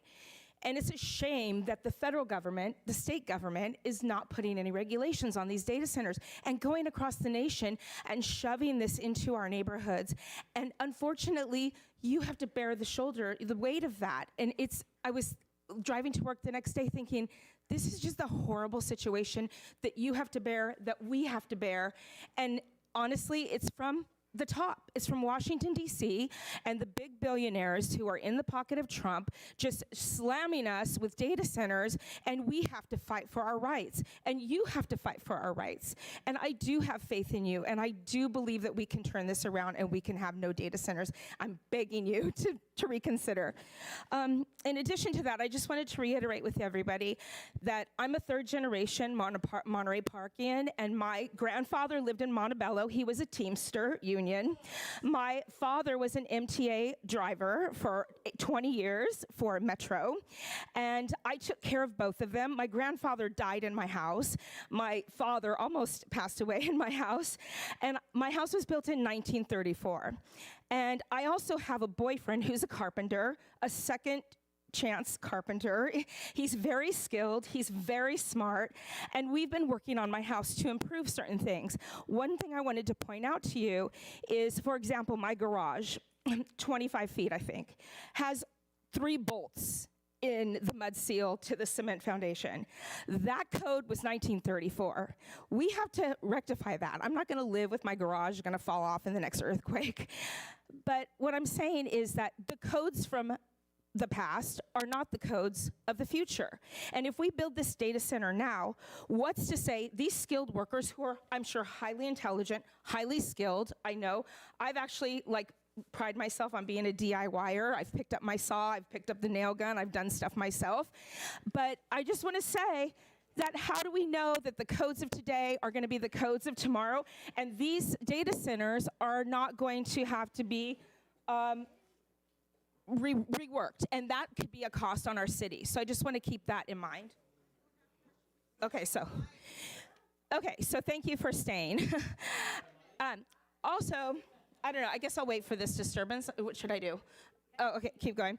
I also wanted to say to the audience, well, I'm sure we've all watched Erin Brockovich, and we all know that breach of groundwater, which is a really big concern of mine beyond this. I used to be a runner, a marathon runner, an Ironman. I've ran past Saturn, many times I mentioned last week, but why take the risk that whatever closed loop system or open loop system, why take the risk that we could damage our groundwater, that we can damage our air? It doesn't take any EIR or a scientist to know the 60 freeway is right there. Why are we putting pollutants on top of pollutants? It doesn't take an EIR. That's why we don't need the EIR. We don't need it. We can see. We also have research data centers across the nation. We know the impact of the data centers. We've all seen it. We see the rust in the water, just like Erin Brockovich. And when Erin Brockovich goes to that lady where she was living and has to pull her daughters out of the pool water, that's frightening to me because I was a swimmer. I don't want to go to the pool and ELAC and be freaked out that I'm going to get some type of cancer. In fact, my mother died from ovarian cancer, and it ravaged her. And I don't want to go through that. I don't think any of us want to go through that. And I just want to say, the applicant has said that we have constitutional rights. Yeah, we do have constitutional rights. Free air, free, non-polluted water, and all these things. And if you think that we live in a democracy, have you even looked at the news? We are not in a democracy. I'm sorry. We can talk about this all day long, but we're not. And then I just want to say one more thing. Why am I driving my scooter? Because I have been going to every business in my neighborhood before my work, after my work, in my car. I burnt my battery out in my car because I will not stop until every business owner knows about this data center. And by the way, this huge list of businesses I've been to, between beauty salons, massage, nail, hot pot, everybody, nobody knows. Please consider that, City Council. Thank you so much.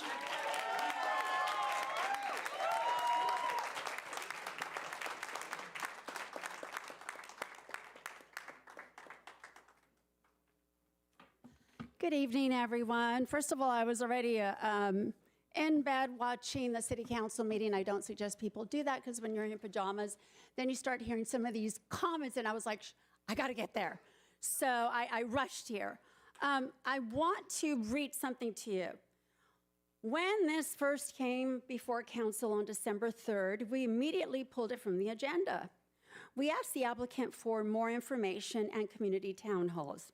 Nearly 2 months later, we received almost nothing from them. Meanwhile, you showed up with facts, concerns, and evidence. Those are your words, Elizabeth. Remember that. That's the history of this project. We've been here.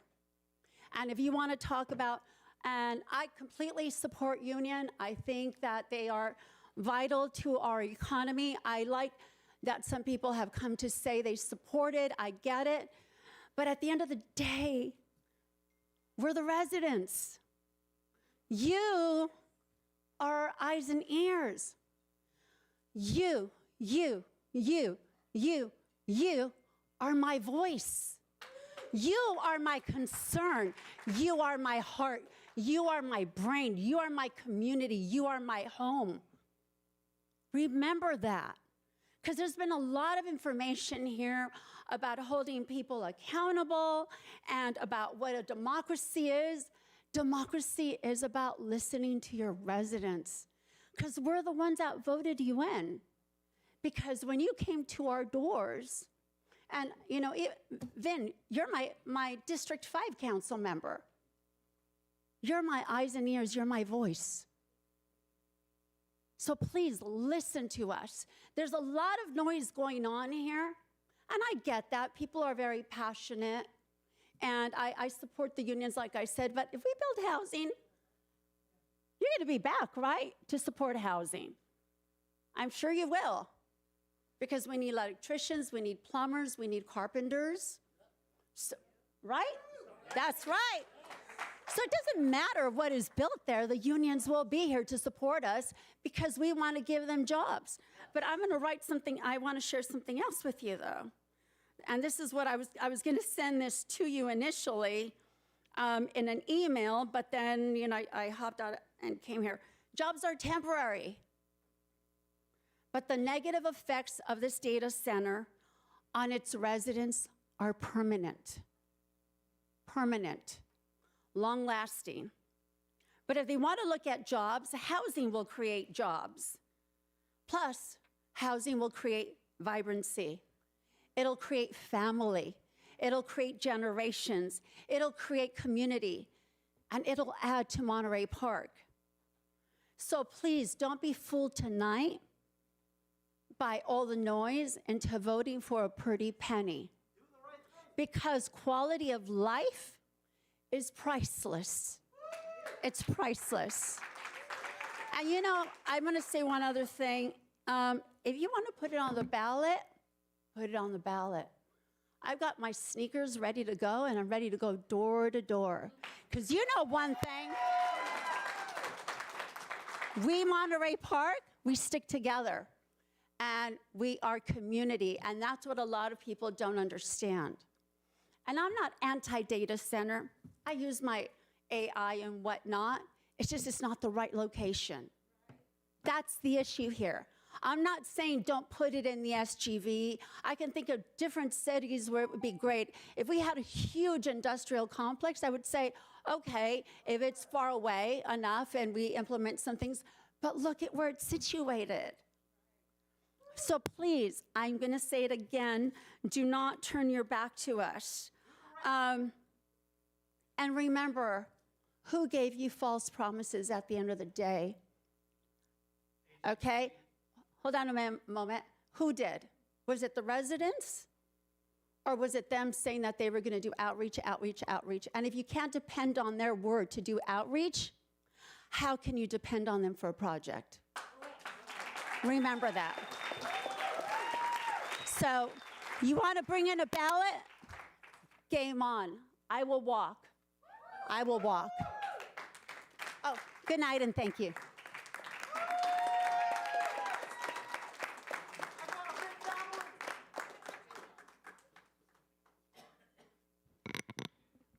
Hello, good evening. My name is Bryant. I didn't plan on speaking tonight as I was just going to attend to show my support. So I apologize in advance for reading off my phone. I'm a resident in District 3, and I'm here not only for myself, but my neighbors who could not attend, as well as my brother who's a constituent of District 5 who had to leave early. I moved in a few years ago, and I remember my neighbor, Councilmember Sanchez, greeting me on Halloween with his family and vowing to represent me. And I appreciate your stance, and I hope you will truly represent me and your constituents. I love my neighborhood and this city, and I am opposed to having data centers built in my city or any neighboring communities. I'm a member of Local 18, and I've worked alongside many carpenters and electricians who take pride in their work. There's plenty of opportunities to work on other projects that can benefit our community, like building housing, schools, or renewable energy sources that can be brought into the city. Data centers are not going to benefit our community. I request that the council does not proceed with the ballot proposal and vote to ban data centers outright in the city. Also, how come an EIR is being proposed now and wasn't done in the beginning of the project? It sounds like they're scared of us and they're trying to appease us once they saw that our passionate community stood up against data centers at the last meeting as well as this one. So that's all I have to say, but thank you for your time.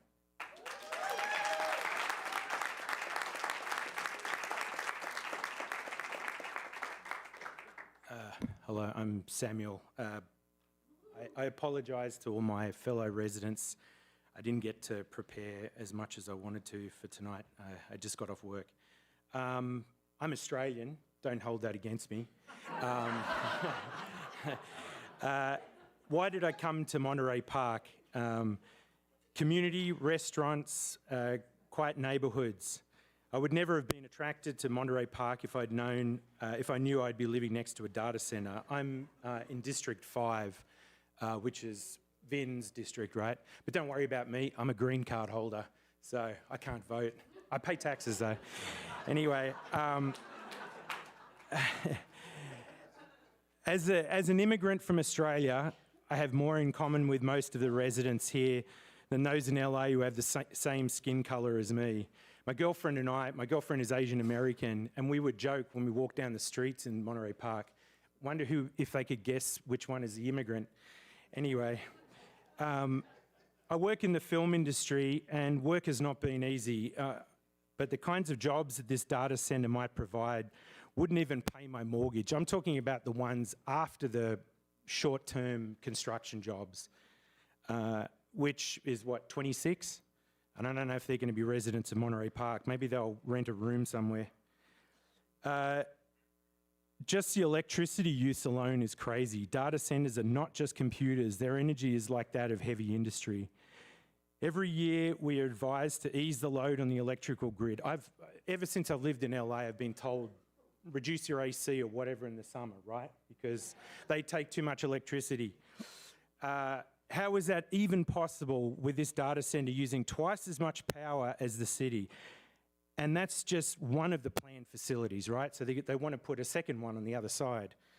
I know this has been said before, but I didn't get to talk about this last week, 2 weeks ago. Sorry about this, guys. To the people arguing for progress, I'm probably at the bleeding edge of the services this data center might provide. I work in visual effects on TV commercials and that. We use generative AI all the time. But these facilities unequivocally do not belong next to residential neighborhoods.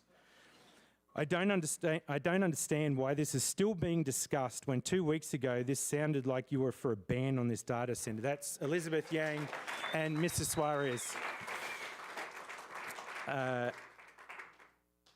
This should be a vote to ban data centers, period.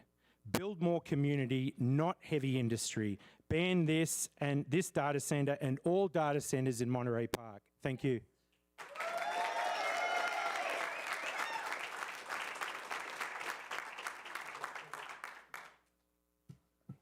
Hi, I'm Stephen Kung, District 5. Greetings, Mayor, Council members, and staff. Hey, HMC Capital and Actum, congratulations on finally engaging the residents of Monterey Park. You may be wondering why you're being met with so much hostility, and like all these union newcomers, you're probably wondering the same thing. And the truth is, the applicant has a severe credibility problem. And here are 10 reasons why we do not trust you.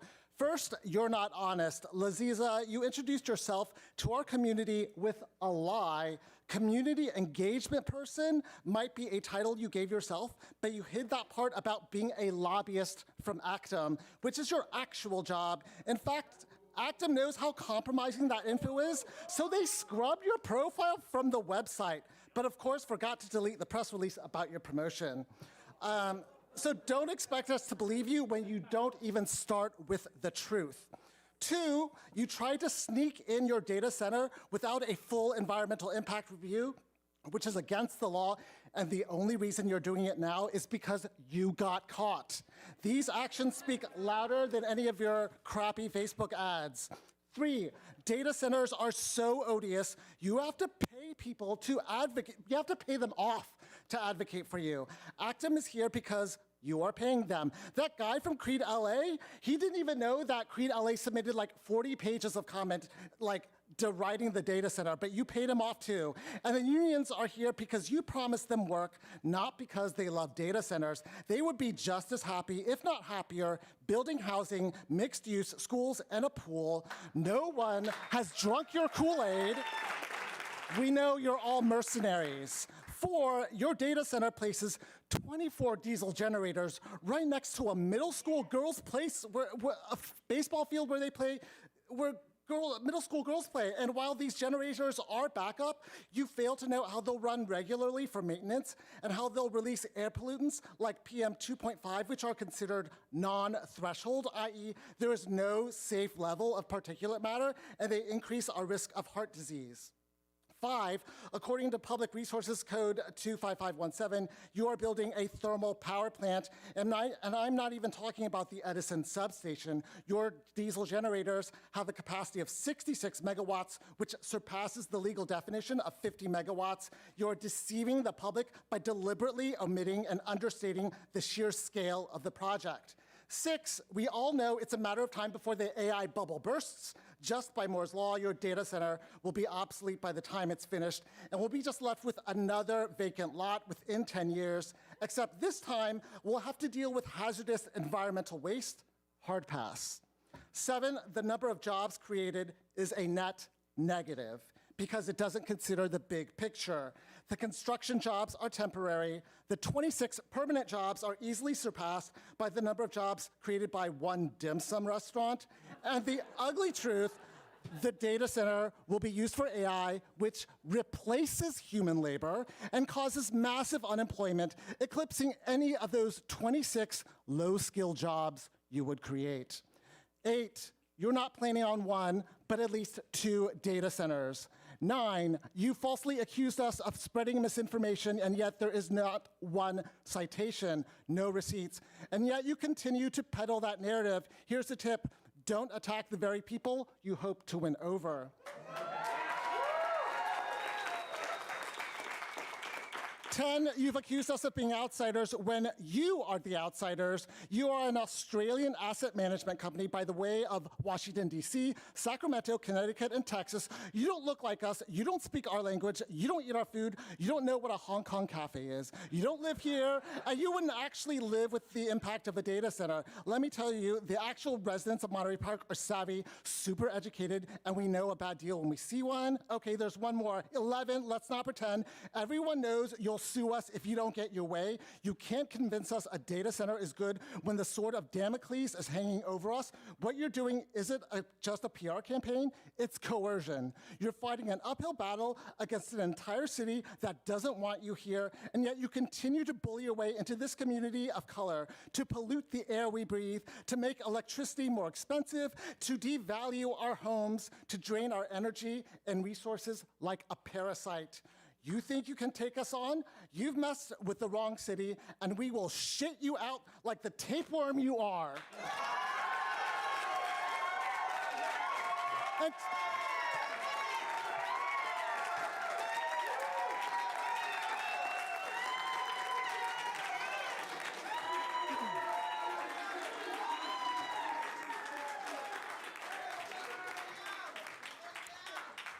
All right, next speakers. I called these earlier, but I must have mispronounced it because I couldn't read the handwriting. One is Richard Chow, one is Casey Wong. And did anyone else think they put a speaker card in, but I didn't call their name? Okay, so these are the last 2 speakers. Evening, everyone. Well, this has been fun. First things first, I speak Chinese, so 大家好. And then second, I've been to all the Cantonese Hong Kong cafes, JJ. I was born at Garfield Medical Center. I grew up on New and Graves. I also lived on Norwood. I still live in the San Gabriel Valley for the last 46 years. I'm a 6-year Navy veteran, okay? The building trades has given me an opportunity to earn a living as a middle-class person. I'm able to support my family and my kids. My kids play at Barnes Park. We go to the little splash pools. Mark Heppel, all the schools. I built buildings in ELAC. I built buildings in PCC. And it's jobs like this that made it so that I could support my family. At what cost? At what cost? So I was doing data centers when it was 2-megapixel flip phones, little chirpy Nextels. I did the One Wilshire project that the lady was referring to. I built them in Simi Valley. I built them in Irvine. I built them all through downtown. And then, so this is crazy to me. I am your neighbor. I am representing the few Asian people in the sheet metal trade. They can't be here right now because the biggest reason is we work super early in the morning.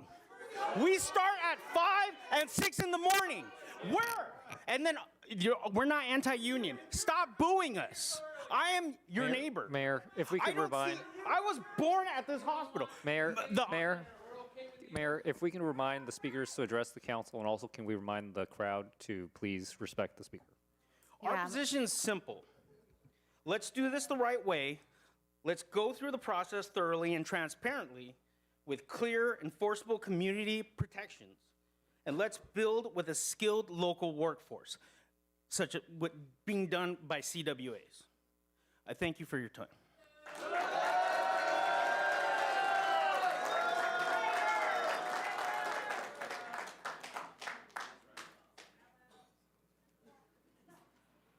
Hi, Council. My name is Casey Wong. I am a former resident of Monterey Park when my grandma and my mom immigrated to California, to the United States. They immigrated, they traveled from Sacramento to San Diego, and this is where they felt the most at home. This is where they built a life. I unfortunately do not live here anymore, but I still work in this district. I work all over the San Gabriel Valley as a political organizer, and so I'm very familiar with elections. I am appalled by the first speaker representing HMC Capital, Amy Smith, who, as other speakers said, described us as children, closing our eyes and closing our ears to the future. I'm sorry, I wish I could close my eyes and close my ears to the pollution that will enter our lungs. I wish I could close my eyes and close my ears to the damage that this will cause to our communities. We are not. We are staring at this and analyzing it with clear eyes, with clear heads, understanding what the real impacts would be. And so we are not acting like children the way that this person who is not even from our community is infantilizing us, infantilizing my elders, infantilizing our community members and our neighbors is disgusting when they're trying to profit off of our bodies and our land here. Delaying a decision until November is just a waste of everyone's time. It's a waste of taxpayer dollars. It is a waste of all of their money that they're going to be spending, clogging up our airways, our radio stations. ICE is in San Gabriel Valley. You know, it was at Mark Keppel High School just yesterday. Families have been taken. They're being taken every single day. We don't have time to be fighting this. We are fighting ICE right now. And so we don't have time to be here all the time, but we are. People are showing up despite working, despite taking care of children, despite taking care of their families, despite being educators, worrying about their families, worrying about other people's children. We're doing all we can because we love this community, and instead we have to spend hours here, you know, fighting so that we can have a future in this community. Donald Trump has said that the polls will be surrounded by ICE. By throwing this to the election, by throwing this to the ballot in November, you're endangering our communities. This election is already at risk. You have the power to repeal Ordinance 2253 so that we don't have to go through all this trouble, so that we don't have to ask our elders and our families to be endangered by going to the polls and fighting this stupid ballot. If this is the only way that you will be courageous and stand up for your constituents and say it's out of our hands and we must let you vote on it, we will organize. We have organized. We will continue to organize. I am a political organizer. I know who the voters are. I know who votes, and I will turn them out. You are dragging your feet despite all the knowledge that this community has given you, that they have taken their time to research. We've all somehow become experts on data centers in the span of just a few weeks. I wish I knew less. And there's so much more I can say. This is not going to only impact Monterey Park residents, and yet they'll be the only ones who get to vote on this ballot ordinance. What about Montebello residents? What about the children who don't have the opportunity to vote yet? What about green card holders? What about all the residents in this community that do not have the ability to vote? You're minimizing the ability for people to actually have their voice heard by throwing this to a ballot rather than having more town halls. Why have there not been any? Why is it that we only have to come here from 6 p.m. to 12 a.m. to have our voice heard? When are you coming to the community and asking for our voices to be heard and asking for our input? What I have heard is at the SGV Progressive Action hosted a teach-in in early January to get the community educated about this. And at that teach-in, I learned a lot of things. I learned all about these data centers, but I also learned when a data center worker who lives in this district and works in Irvine, spoke about his experience as a data center worker. And he said he is working 18-hour shifts, that all of his coworkers have been fired. They are minimizing staff because that's how they continue to profit. And so you should really analyze and assess where is the profit going into this. I'm not an accountant. I'm not an expert on this situation.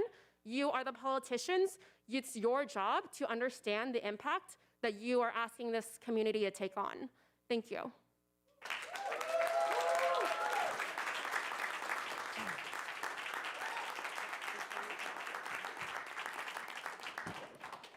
Mayor, all right, we got 3 more speaker cards, but I know we're coming up on 11. Yeah, coming up, it's 11. So I'd like to ask for another extra hour to continue the meeting tonight. I'll second. All right, let's vote. Approved unanimously. All right, thank you. That allows us to continue our meeting. So, the last 3 cards that I just got were Margaret Leong, Andrew Yip, and Vicente Ocampo.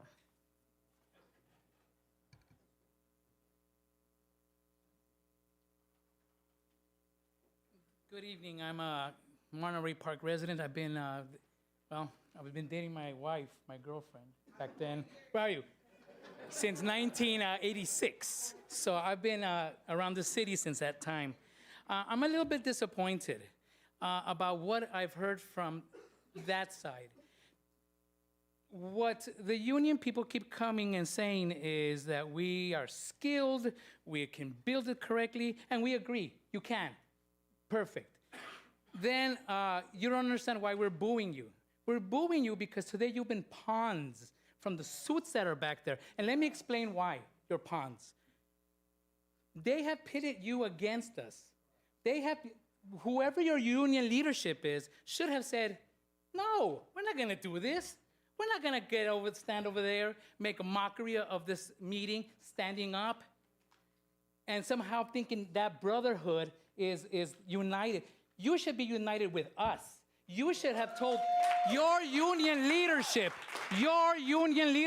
should have told those suits over there, hey, don't involve me. But I see them going over and they go and they shake somebody's hand and they whisper something and then they smile and they go away. That tells me your union leadership might be representing you. All of you should be saying, I am not going to be a part of this. I can see that the community Vicente, just a reminder. The community is against this, so I don't want to be involved. And that's what the people, the workers should be saying. They should notice that it's not about the work, it's what you're building. Let me give you an example. A bomb has to be built, right? That's what you're doing here. You are building us a bomb, you're lighting it on fire, and then you're leaving. And then it's gonna blow up on us when all of you guys are gone. That's what's happening. You're building a bomb, you're lighting it, and then you're gone. And then when it blows up, it's gonna be all of you and all of us who have to pick up the pieces. And that's what's disappointing me. As a union member, as a teacher, as a union leader and organizer, I'm so enraged by their union leadership who said, hey, let's go and mess up their union meeting. Their council meeting. It's ridiculous. I'm embarrassed. You should be embarrassed. You are supposed to be here for the community. I understand you want to work. I respect the work. I respect union work. As a union person, I respect union work. But this is not the kind of work we want. We are not against your labor.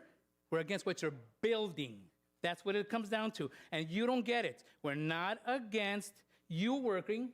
We're against what you're building. And you're building us a bomb, you're lighting the fuse, and you're walking away. And when it blows up, we will be here. Got it.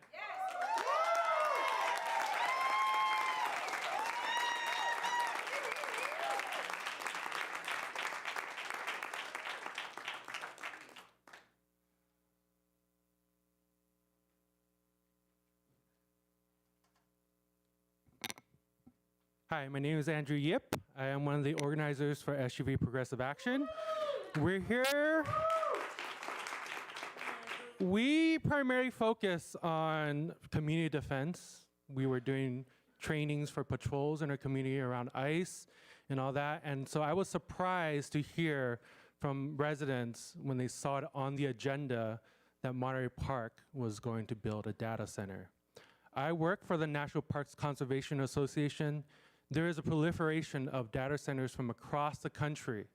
Some of these states, like Virginia, was the first state to really fall under these data centers entering their state, because this is something new. A lot of states, including ours, do not have these protections and regulations in place. So what we're seeing is states like Virginia is overrun with data centers, overrun. And I don't say this lightly. People are leaving these communities, and those that can't afford, they're stuck there. This is not what we want here in Monterey Park. This is not what we want here in the San Gabriel Valley. People are scared because there are plenty of examples out there, small to large data centers, and how they affect communities, lowering property values, causing environmental pollution, and issues like that are very deep to us because we can see it happening. And we're not alone. There's plenty of communities out there that are fighting data centers successfully, and we're gonna be the next one to successfully run these folks out of our community. And I also was born in Garfield Hospital. I'm a veteran, Army veteran of 8 years. I've served my time. I'm here too, and I can speak Chinese too.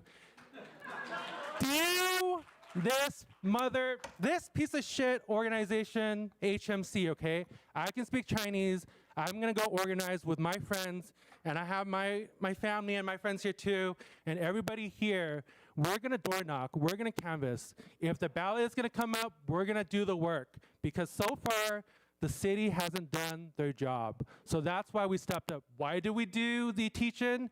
They said they were gonna do town halls. Where are the town halls? Now it's moved to social media, Instagram ads, Facebook ads, door knocking. That's their job. They were paid to do that. But here we are, a lot of us volunteering our time. We don't get paid. We haven't eaten yet. We're just eating protein bars out there, talking to people, talking to neighbors, handing out flyers. But we're going to show our full weight as SUV Progressive Action and No Data Center in Monterey Park. You can visit our website, suvprogressiveaction.org, visit nodatacentermpk.org, or many of our other websites, such as Monterey Park Data Centers with an S.com, not to be confused with Monterey Park Data Center.com, which our friends at HMC purchased, but forgot to purchase all the other domains. So hopefully people do land on our page, find out more information. We're going to continue our teach-ins. We're going to continue reaching out to our community members in multiple languages, because that's the unity that we have here in the community, in the SUV. We're going to keep defending our communities, whether it's ICE or these bullshit billionaire Australian companies trying to come in. We're going to do all that we can do to kick them out. Thank you.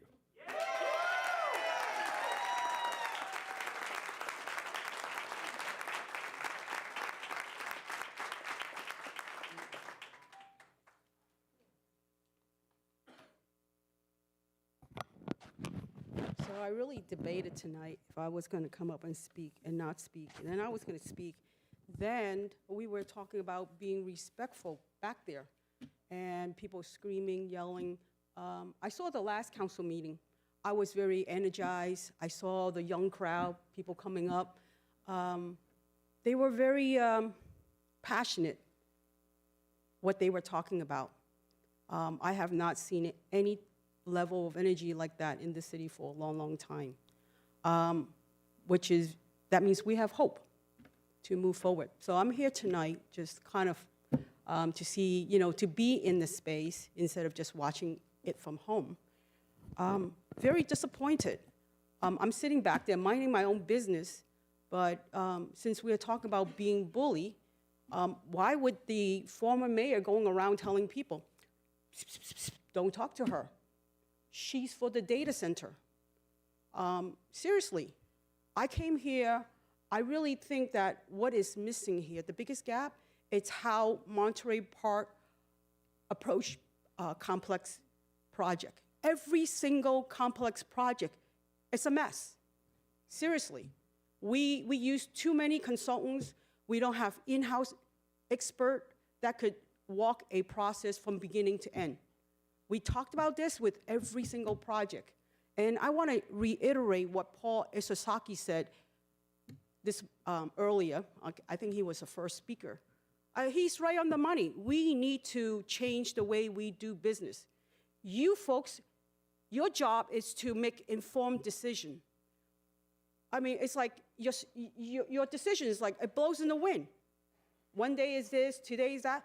I'm not even sure you folks read the application report. I really doubt it. Jose, I think you have passionate, you love teaching, you talked about your kids was here to see, how proud, it's a great moment. But then when you started talking about the water and the way you talk about the resources, I was like, I don't think he read the report. Yet you went on the TV to talk about this particular project. You were not talking about information that you obtained, This is not college. You can't do Cliff Notes. You can't. This is not high school. You guys are controlling our life. I want to retire here. I am so stressed. Every other week I have to come here for a meeting, and I don't understand why. When I live on the East Coast, I don't think I've ever went to a city council meeting, ever. It makes me mad, it really does. And I was hoping that this conversation here with my neighbors, I was with the team that resolved the One Legacy, right? They want to land little helicopter on top of the building with all those high tension wire. It was horrible. Who reviewed the plan in the city? There is no knowledge base. The training is not being absorbed. I mean, this is not a union residents issue. You guys like to pit one group of residents with another group, like the pickleball versus the pool. It's horrible. You guys drives me nuts. I'm working on the pool full time. And now this with the data center. When folks come to a meeting like this or have town hall meeting, I expect a organized discussion. It's one-sided. There is no organization to the way you guys do business. I just want to give a couple examples really quickly because I haven't heard it, because a lot of people ask me, Margaret, how big is 250,000 square feet of buildings? Oh yeah, on the Facebook, 4 football field, scared the daylights out of everybody.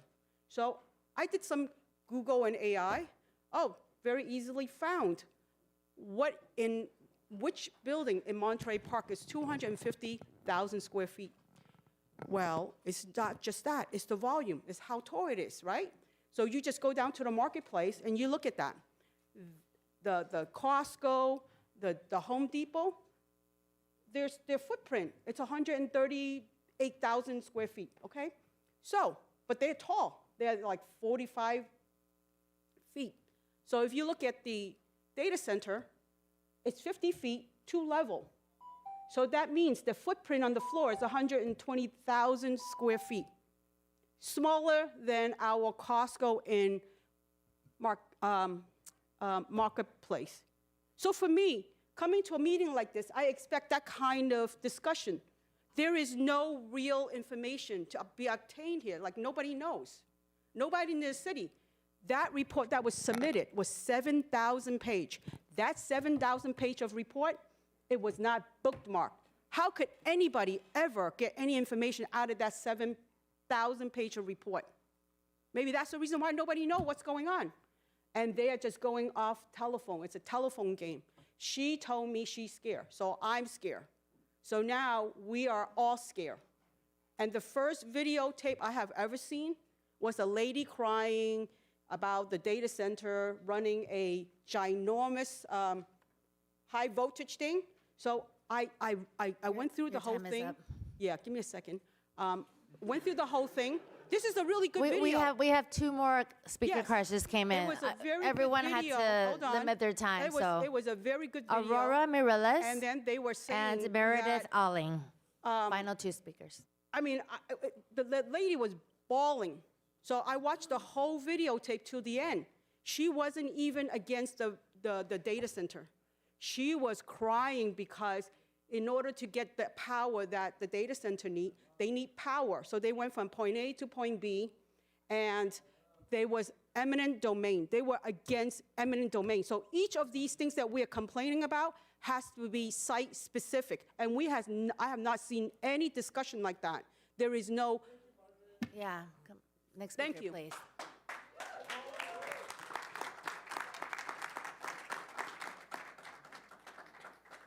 Good evening.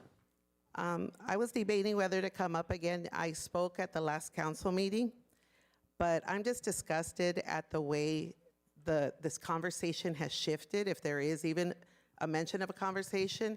But the only thing that I do want to point out is that the one positive thing that has come out is that the community organizers, the people that I've talked to, we are not paid.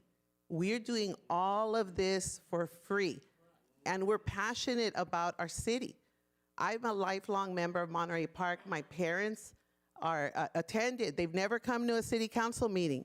They're elderly. They lasted till 9:30. They couldn't come this evening. All I know is that our organizing is working out so well that HMC has Actum coming in with these actors trying to tell you and tell us that they have our best interests in mind. What they're trying to do, and they're playing it both ways, they're trying to sow, and let me tell you, I'm a union member and I'm a teacher. I'm a proud member of UTLA. I have helped lead strikes. I have helped organize on the ground. And one thing I have learned is when you do your job well, the other side, the corporate people, try to spread FUD. We call it FUD. It's called fear, uncertainty, and doubt. And that's exactly what their agenda is. And we're not going to buy it. We're not buying it. And we would hope that you're not buying it, because I'm in your, I forget the number because it's late, Mr. Sanchez, but you know, I voted for you. And I'm echoing the same thing. We hope that you really, truly are representing our interests. But I'm just telling you, we're not letting up. I have arthritis. I'm out of shape, but I walked. A lot of my neighbors did not know even that this project was in existence. I didn't find out till December, and I was so upset. We don't have time to be focusing on this. As a teacher, I'm already having to shoulder the burden of helping my community with ICE. I teach in East LA. I don't have time for this, but I'm making the time. I'm making the time. My union right now, I'm still involved. We're negotiating. We just called a strike vote. Successful at that. So I'm telling you, we are not going to stop. Once I start, you cannot stop me. I keep going and going, and the young people that are organizing, they're doing a hell of a job. I went to the teach-ins. We are committed. I made copies of the flyers myself. I walked, my whole family walked. My son-in-law spoke. My daughter spoke tonight. He's Chinese. We covered all the languages. We had English, we had Cantonese covered, we had Spanish covered. We were engaging our neighbors. I live between First Street and Cesar Chavez, your area. And everywhere I went, people are scared of answering the door because of what's happening. But once I told them, I'm your neighbor, I'm talking about, look what's happening. People engage with me through those modern doorbells that you don't open the door. And then they said, just leave me the flyer, I want to know. We're not done walking the streets. I can't believe we're at this point. We're going to continue because we're very passionate about our city, and we're disappointed in your leadership because you lied to us by omission. That's why we're so upset. We were not included in this. And then the big guns bring in this PR firm, and I call them sellouts, people that are working for the big corporations. And I'm disappointed in some of these people that are here. And it's just, anyway, that's all I got to say. We're ready.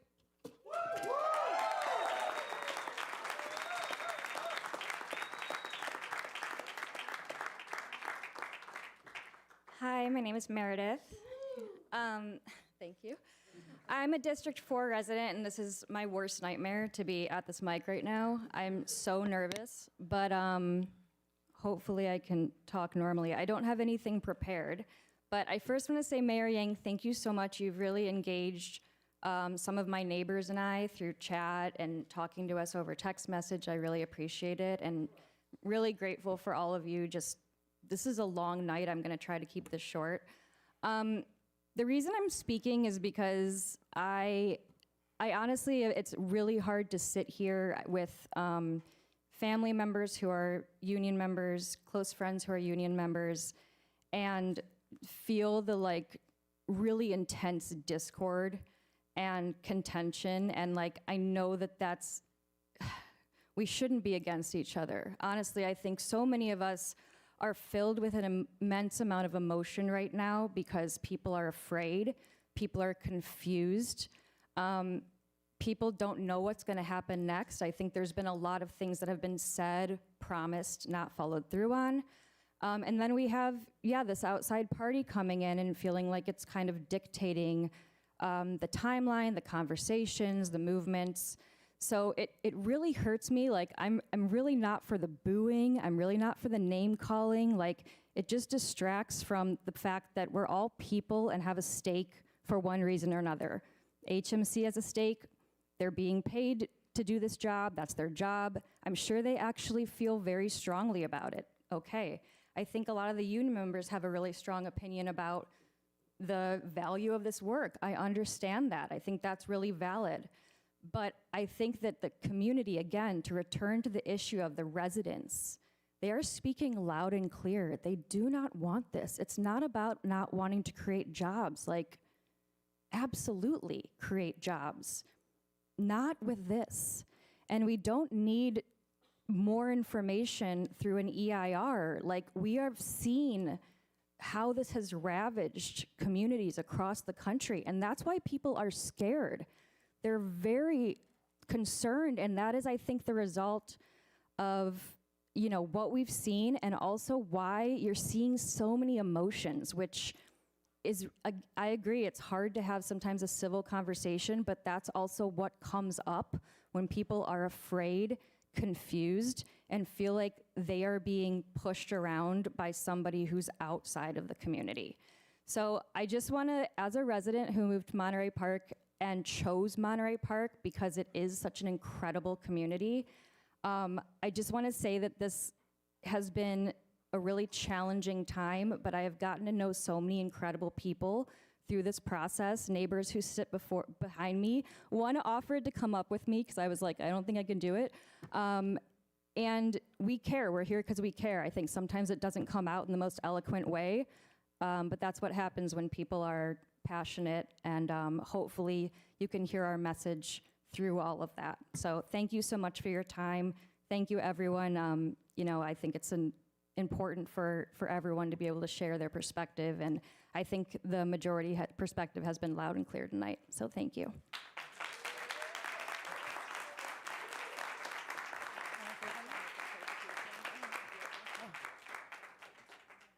Madam Mayor, members of the City Council, before you discuss this item, for clarification, I wanted to clarify that item 9A is not to place a ballot measure onto a future election, but to look into potential ballot options. So if the council is interested in this item is to explore options around potential ballot language and potentially bring back proposed potential ballot measure options for the community and council's discussion to consider in March.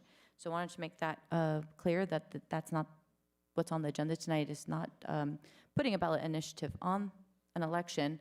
It's to discuss potential options. And then additionally, a moratorium extension will be brought back to the March 4th meeting for City Council's consideration. So just wanted to make those clarifications, Madam Mayor. Thank you, City Manager, and thank you everyone for the robust comments and for staying so late to listen and to speak as well. We will go into comments. Well, I'll start first because I'm the one that made the recommendation or suggestion. And you know what? I stand by it because when you have pro-data center and anti-data center both disagreeing with that, it means that it's actually the right place to have further discussion.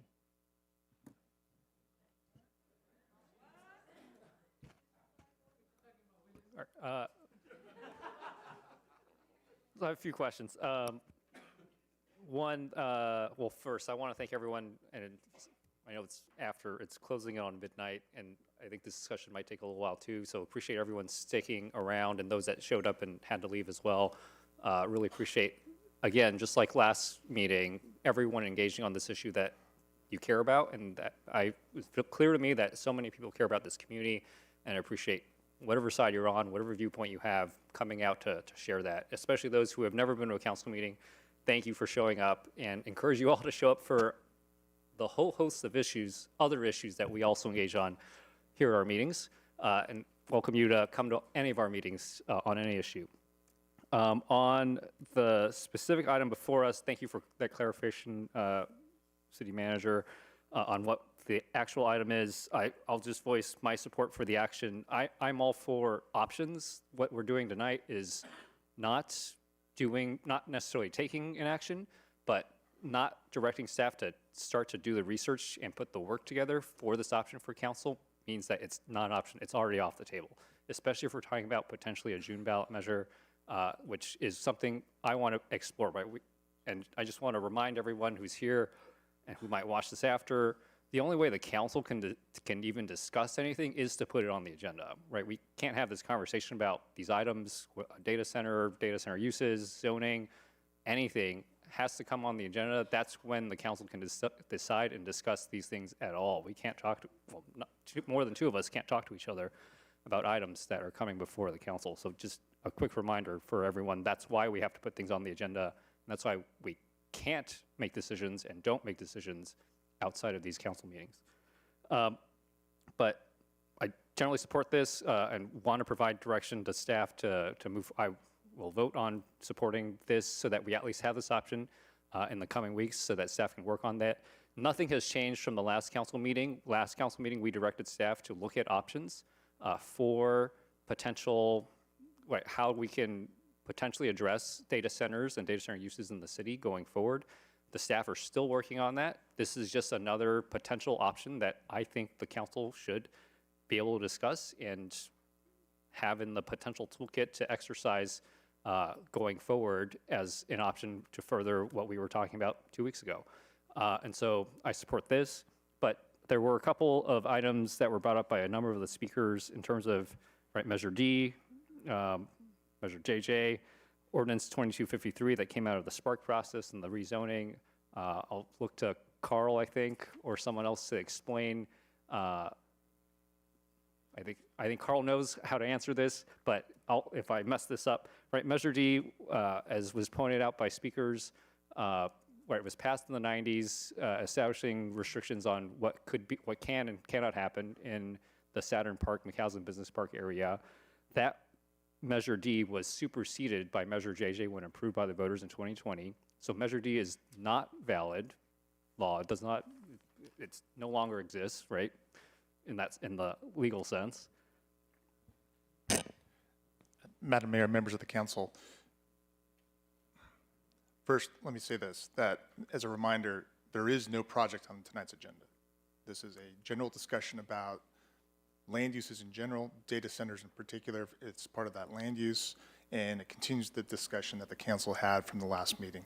This, as Councilmember Knows has mentioned, and Councilmember Wong, this is direction to staff in terms of what, if anything, should come back on a future agenda for additional council discussion. So for those folks that show up, I'm sure there will be another late night with all of us joining together.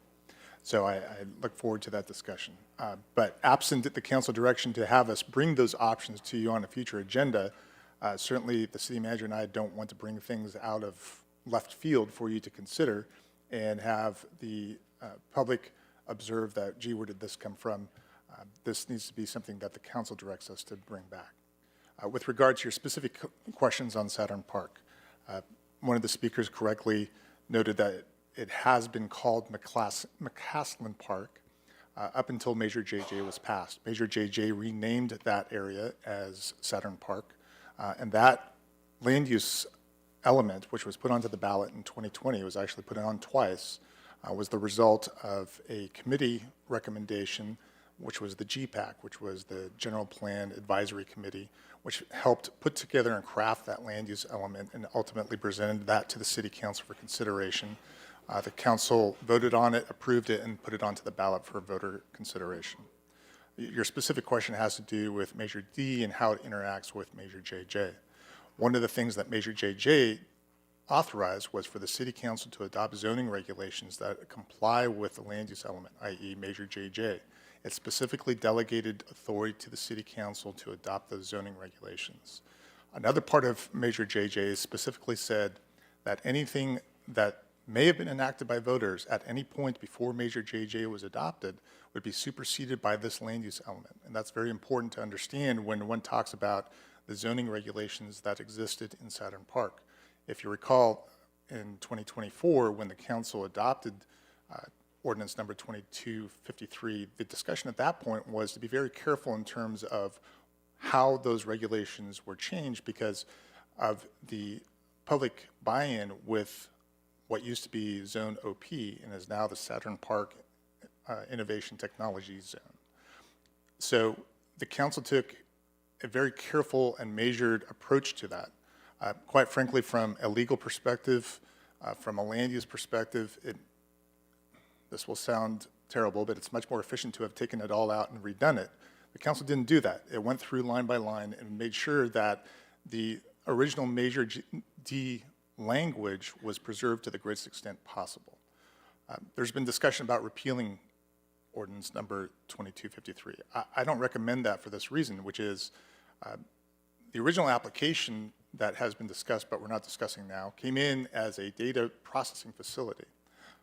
That would be processed under a different set of standards and consideration for the City Council. What the City Council did in 2024 is said, no, data centers are a special type of land use category, and we're going to make sure that those are discretionary decisions made by the City Council on a case-by-case basis.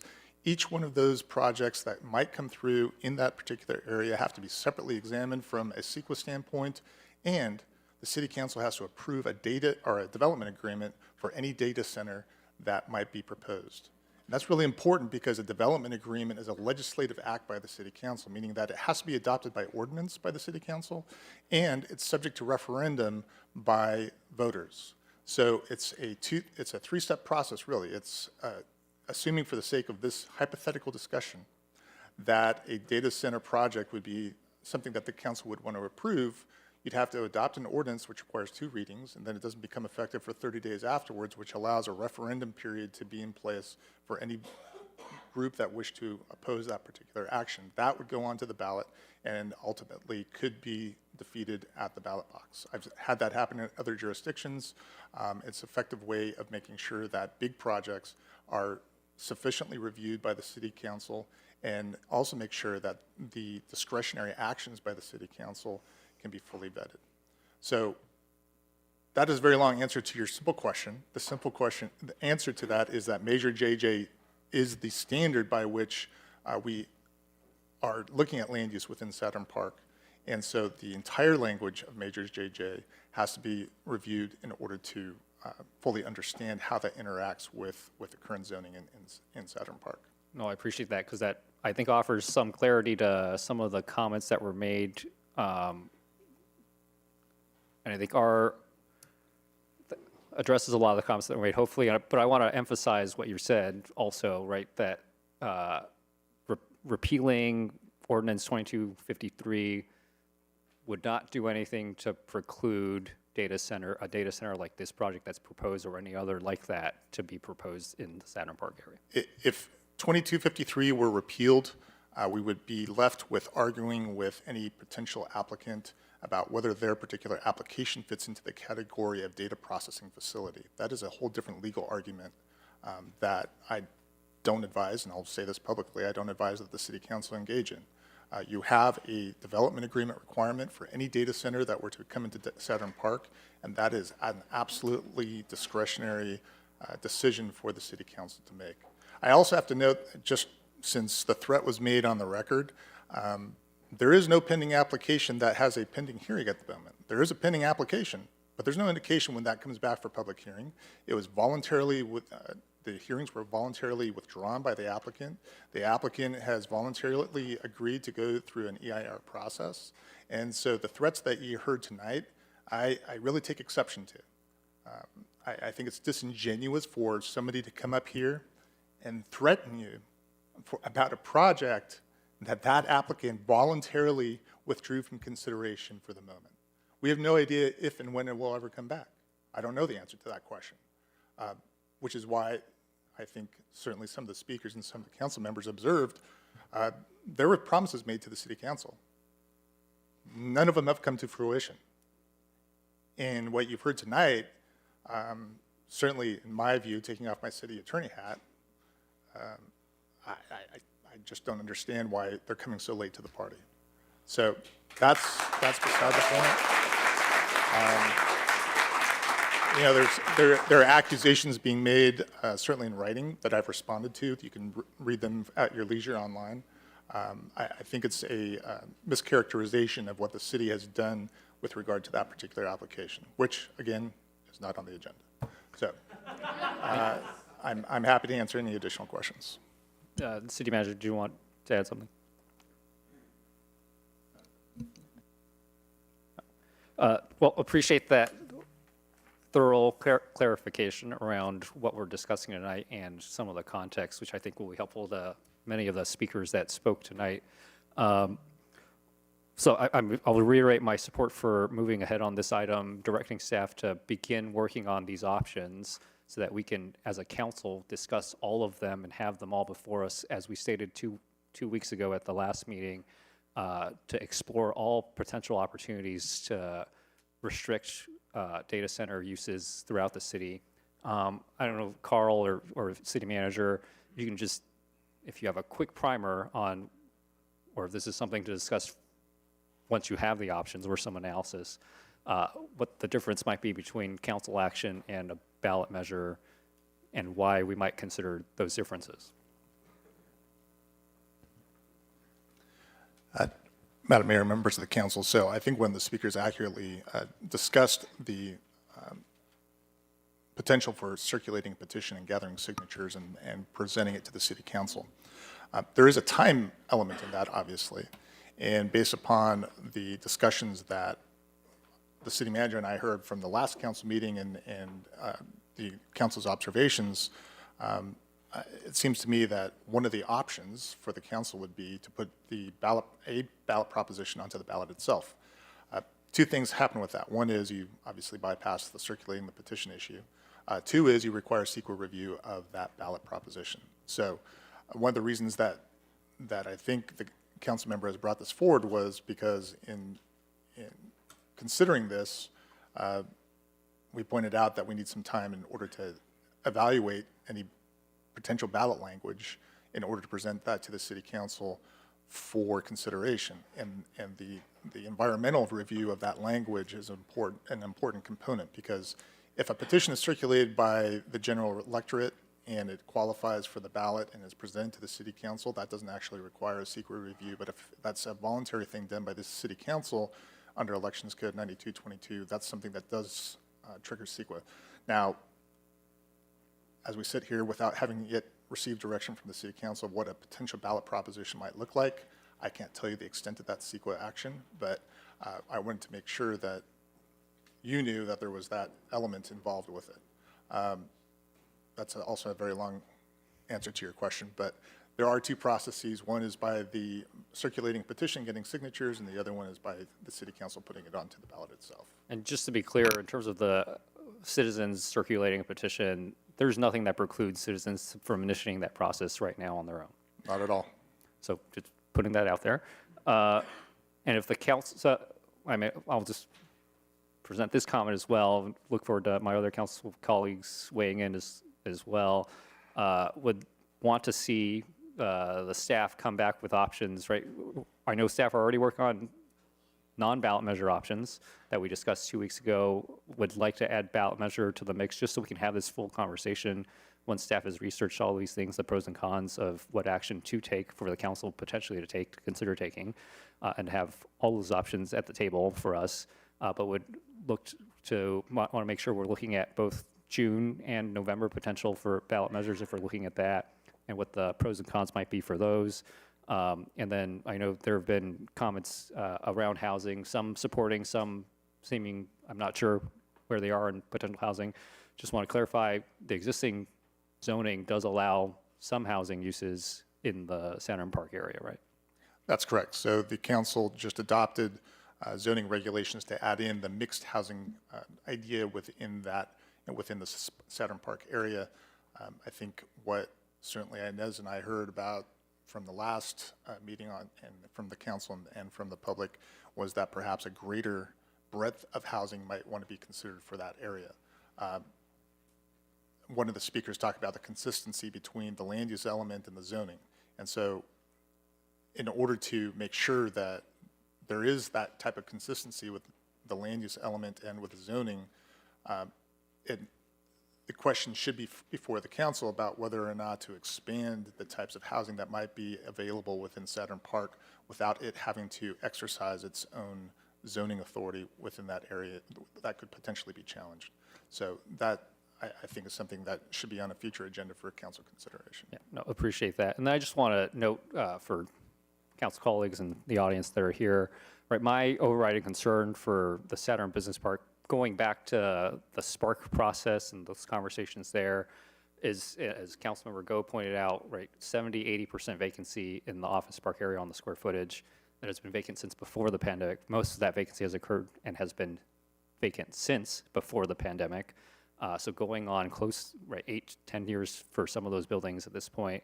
My overriding concern for that area is to make sure that we're addressing vacancy and finding opportunities for redevelopment, economic development, opportunities for housing or other things to go in there so that it doesn't sit vacant, continue to fall apart, and continue to be a detriment to the community and a potential cost, financial, economic impact, negative economic impact for the community and for the city.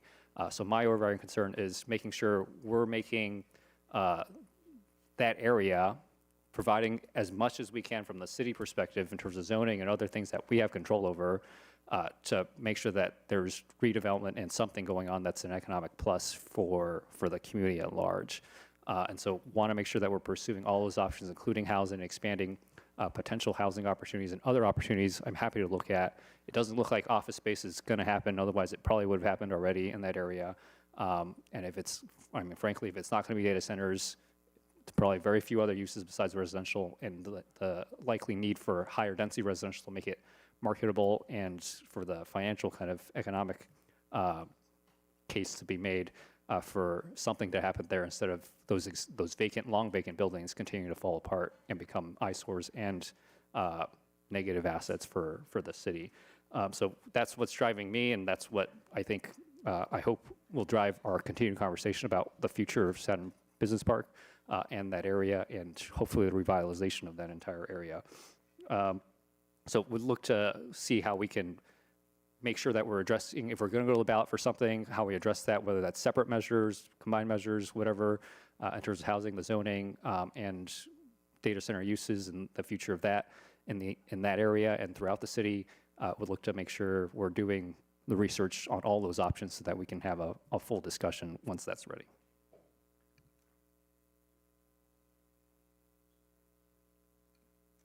Thank you. I want to thank everyone who's still here. It's really, I know it's really late, but I also want to thank everyone who came out. I know that a lot of people have already left. I saw some younger kids in the audience with parents as well.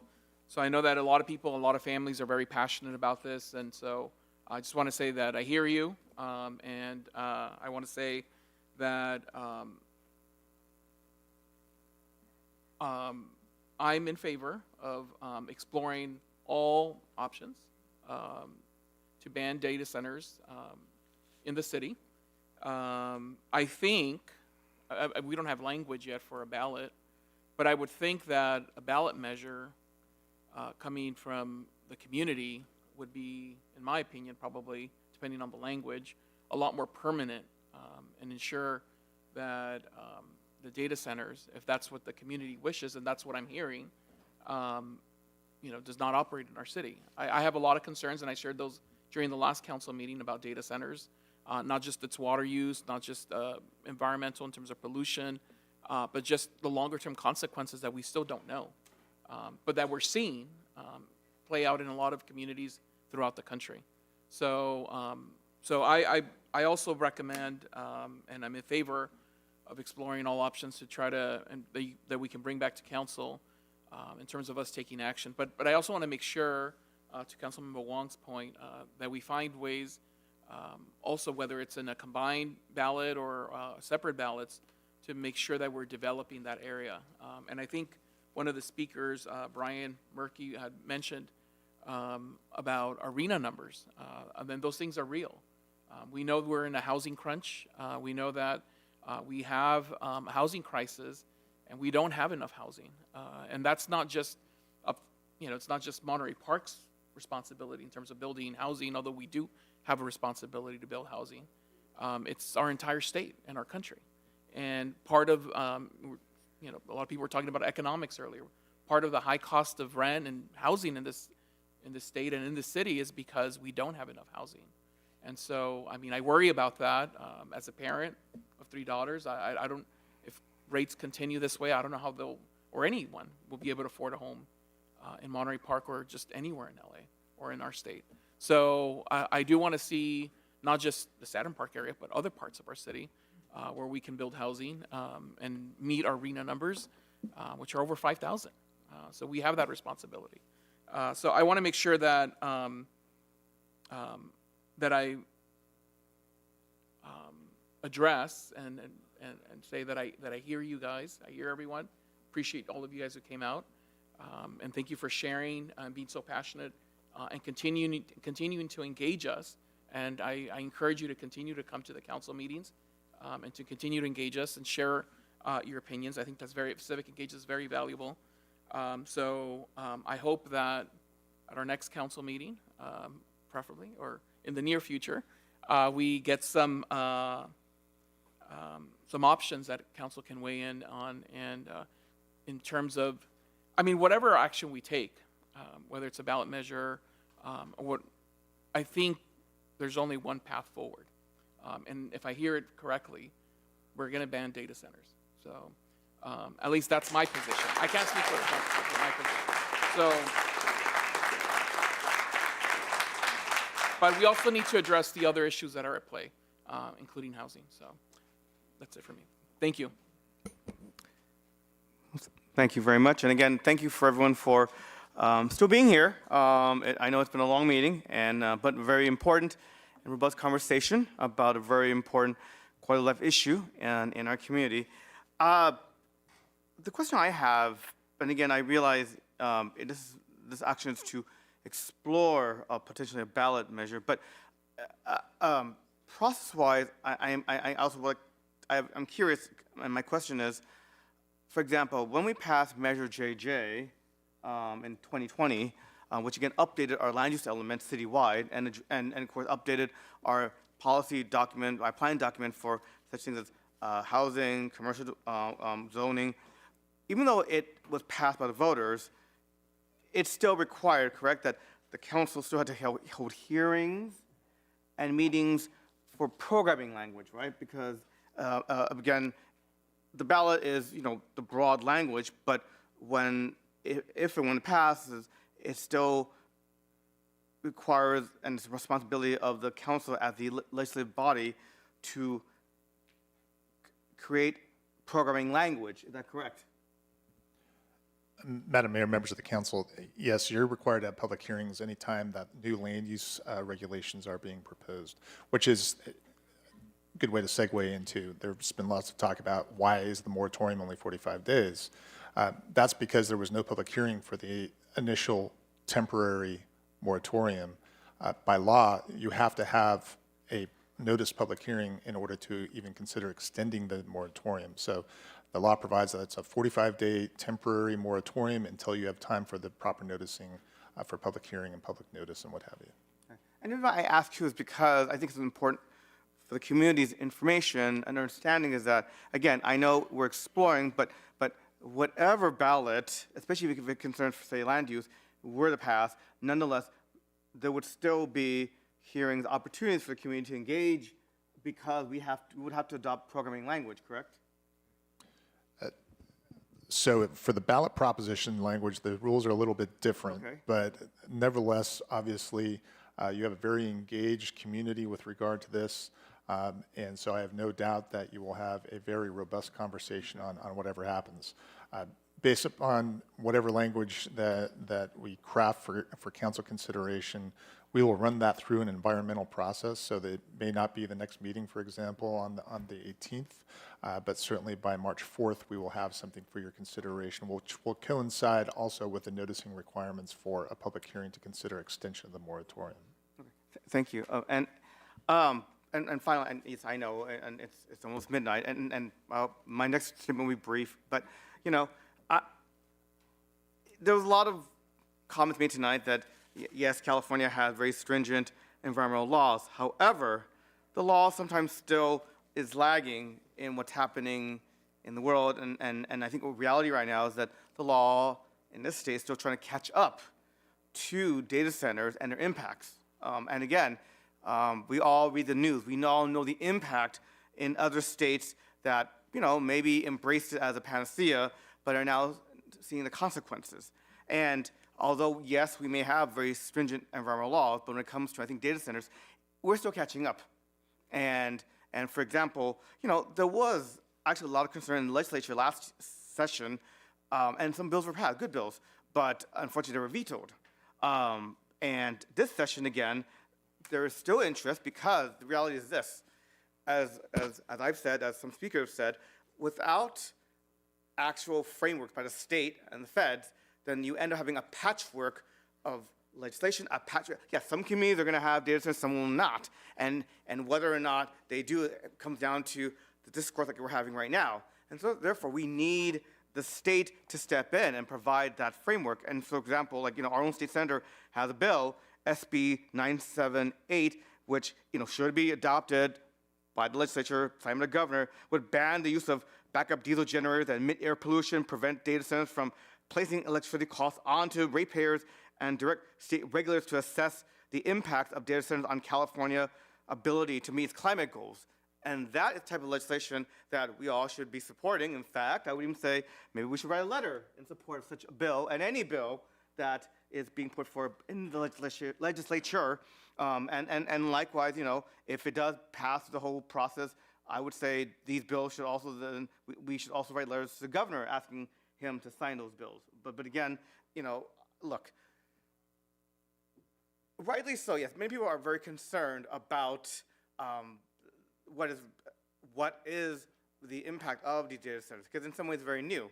And frankly, it's not surprising. All one has to do is Google the topic, as I have, and yeah, you see reports and reports and reports and reports about its impacts. And that's why I think that it behooves us, and again, in the absence of the state or the feds providing that framework, then yeah, it does come down to us. And I think that's where we as a community need to, then set the standard as well, because again, legislators respond to what's happening in their constituency. And I think this is an opportunity, for us to then demonstrate that, yeah, we are, addressing this issue. And again, as a community, also supporting good legislation, like in the case of SB 978 by Senator Perez. Anyway, that's enough for me, so. Thank you, Mayor Pro Tem. And Madam Mayor, oh yes, just to echo Councilmember Lowe's recommendation, I know there's other bills that are currently in the woodwork in our state assembly or Senate, actually in their state Senate, that relate to data centers in terms of water use and other factors. So if staff can bring some of those back in terms of potential support from our council, I think this is a good way to be able to share that we're taking some of that burden, some of that heat in terms of not having any direction. But I would love to explore some support of some of those legislative action or bills that are currently in the state legislature. And I think there's 3 or 4 that I've signed, yeah. Thank you, Councilmember Sanchez. And again, thank you everyone for staying so late tonight and really coming for civic engagement. I specifically wanted to acknowledge some of the residents who really put in the time to do the homework, because this is a very complicated topic with a lot of different legal ramifications. If the city does one wrong move, we could end up being in a lawsuit against $1 billion corporation. And I know a lot of residents want us to take abrupt action, but if we do that, we're putting the city in danger. And I know lots of you who pay taxes here don't want your tax dollars being wasted on unnecessary litigation. So that's why every step we take, we really have to look at all the consequences before we take action. So the community members, you guys mentioned you're doing this for free. You're not getting paid for it. You're spending hours of time researching, especially some of the ones with legal background who know the legal ramifications. We appreciate you doing the work, educating your fellow community members so that they understand all the complexities that are going behind this current issue. I know some of the attorneys even stayed up all night last night working, so appreciate that.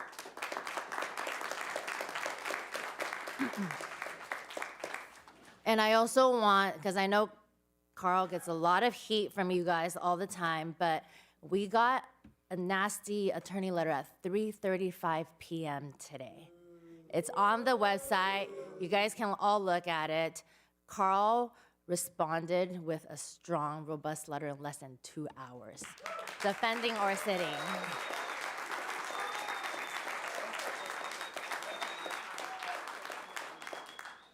Oh, let's vote to extend the time. I'll motion to extend half hour. I'll just remind everyone, this is still our first item on the agenda. I'll second. All right, let's vote.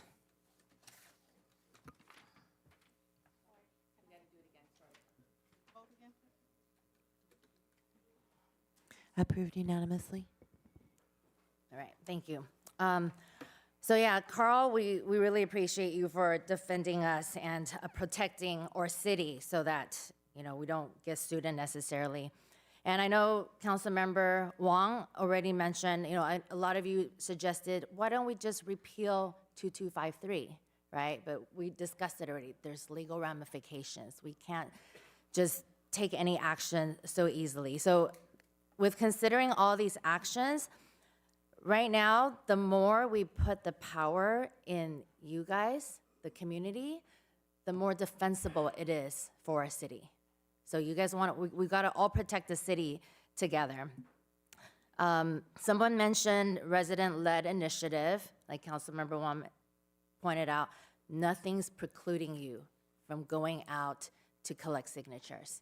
And to clarify, if the residents do collect enough signatures, can we have that supersede any ballot we're going to put, any proposition we put on the ballot? Would that supersede if they get the requisite number of signatures?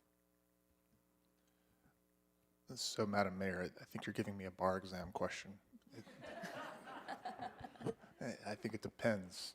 It depends on, one, whether or not the council puts something on its own motion or waits for a citizen initiative and what the wording is of each of those. So I would hate to predetermine exactly how that would work out. I think the discussion is probably better for the March meeting when you have options in front of you and you decide whether or not that's a path that you want to go down. And certainly for those individuals that are interested in circulating their own petition and gathering signatures, that also gives them the time to decide if that's something that they want to do. Obviously, they can do it whenever, but certainly with the March meeting, then there would be some, I'm sure, discussion with interested parties. Got it. So just to clarify what's on the agenda tonight, we're not putting anything on the ballot. We're instructing staff to prepare a ballot proposition, which means that right now it's February 4th, so for the month of February, staff would be reaching out to the community, probably via surveys or other methods, to find out what the community wants as the wording. Is that correct? I think we're asking staff to explore options. That's the key word, right, Carl? we are exploring options. That's what I'm hearing the council from saying. So, however the city manager decides to explore options, we will explore options and bring back options for council consideration. Got it. Okay, so exploring options, I would say we want the community's input. We're here to represent you guys. We're not here for our own personal agenda. I want to hear what you guys have to say, so I would add that instruction in there to collect input from our community members. And last thing is, you know, someone mentioned who is the one giving us the false promises, and is the one who still hasn't scheduled town hall meetings.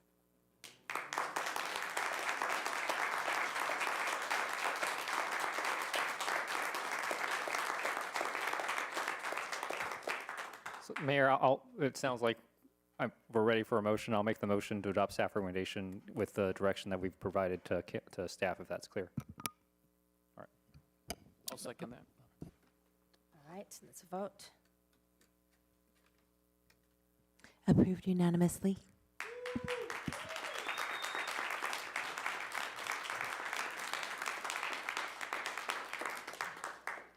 Thank you all for your continued civic engagement. We welcome you to continue reaching out to us and continuing the conversations. Thank you. Thank you. Meeting's still on, we're not done. Okay, let's finish We it. still have No items if you wanna recess. stay, All right, so consent agenda. Oh yeah, 7A and 7B. Staff communication.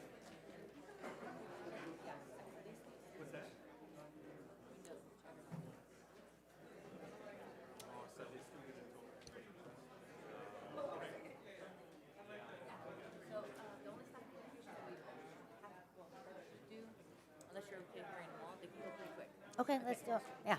All right, let's start with staff communications. 7A, City Manager's Office. Good evening, Madam Mayor, members of the council. Diana Garcia, Assistant City Manager. If we could ask everyone to silently, if you're going to leave, if you could, we still have a meeting we'd like to get home to. This evening, I'm providing an update on a partnership to strengthen immigrant support services in the city of Monterey Park, along with Chinatown Service Center. In 2025, the City Council appropriated $50,000 to bolster support in the city. I want to note that this type of support is already a part of Monterey Park services to the community. Last year, we hosted 2 resource fairs with legal support, referrals, mental and physical health services, case management, benefits assistance, food giveaways, and many other services. Our library also provides ESOL and citizenship assistance, hosts monthly legal clinics, and hosts annual immigration assistance days in partnership with AJ SoCal and multilingual attorneys. We also have red cards in our facilities, including the library and Langley Center and in the back of the council chambers. This evening, I was going to give an update with Jessica Tran from CSC. She had to leave. She and I are currently working together to plan the scope and delivery of these services, so I'll go ahead and give the update. As many of you know, CSC's mission is to promote a better quality of life and equal opportunity for immigrants and underserved communities. And CSC has long been a vital resource for our families in Monterey Park and surrounding communities. Their organization has a demonstrated history of responding effectively during times of crisis. Following our mass shooting, they provided emergency counseling, case management, and victim assistance. They established the MPK Hope Resiliency Center. They've also supported residents through many crises in the city and the region. So building on this foundation, the proposed project would expand immigrant services in Monterey Park in several key areas. These include multilingual Know Your Rights workshops, community events connecting residents with legal and social service partners, expanded translation and outreach through multilingual materials and participation in community events, improved access to health services, including flu vaccination days and referrals to CSC's clinic services, expanded case management, support for housing, food insecurity, immigration, and healthcare needs, as well as culturally competent workshops and referrals. So these will take place over a 12-month period, and this aims to increase access to information and services, strengthen community resilience through education and support, improve immigrant health and wellness, and provide direct assistance to immigrant families and seniors. These programs will be publicized widely in our community languages, and all services will be free of cost. Thank you, and I'm happy to answer any questions. I have a question for Carl from a legal standpoint. Do I recuse myself now, or do I abstain being a board member of CSC? Because I didn't know this was going to jump up. So council has already made the appropriation. We're not asking for an appropriation right now. It's just an update on some of the services that have been planned. This is staff communication, so you're not voting on this item. Right. Nope. No. Easier. The council Easier is not for me. voting on this item. Diana, thank you for that, and I appreciate the city staff working with Chinatown Service Center on these specific immigration services and programs that we've been trying to get out. I would be interested in, I'm curious in terms of like numbers and the programs that have been out there, how many people have been helped, and what else potentially we could do if there are recommendations of CSC or other service providers as well that are providing services to the immigrant community, what they're seeing on the ground to inform potentially additional support that we could provide from the city side. And just as the situation on the ground continues to evolve on immigration enforcement in our community, if there's anything else we should be looking at, I would encourage the staff to bring that to council for additional action, to consider additional action, and potentially resourcing that going into the future as well. Thank you, Diana, for that report. I think it's one of those things that I think we asked at the last council meeting for an update, and thank you for the partnership with CSC. I also had some questions, and I really don't know, but just thinking to what happened last week here in our city, and potentially what could happen in our city if we had, like, for example, an ICE activity or raids or anything like that. I would imagine that there would be families that would be impacted, and I don't know specifically what types of services we could potentially provide for a family that might be going through those types of experiences. But I want to make sure that whatever it is that they are going through, I can imagine that we try to provide services as much as we can. And I don't know what that might necessarily look like. And I would imagine that Chinatown Service Center probably already deals with some of that. But it would be great to also explore on our end what other types of things we could do, whether it's partnering with another organization or just ourselves as a city, to make sure that we are addressing those needs that might not be addressed through, that flu vaccine clinic or something like that. Certainly, and I think that the benefit of working with CSC is that they truly provide wraparound services for our residents. So that's everything from food assistance, legal assistance, healthcare, dental care, referrals to other organizations. They can basically, they've never said no to us. Everything that we've asked them to help us with, they're able to find a way to do it. And I know that let me do a follow-up question. And I know that this council approved $50,000.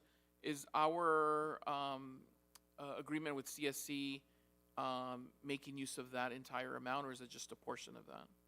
The intention is to make use of that entire amount. Okay. Thank you. No question for me. None for me either. Thank you for the presentation, Diana. Let's move on to 7B, Fire Department.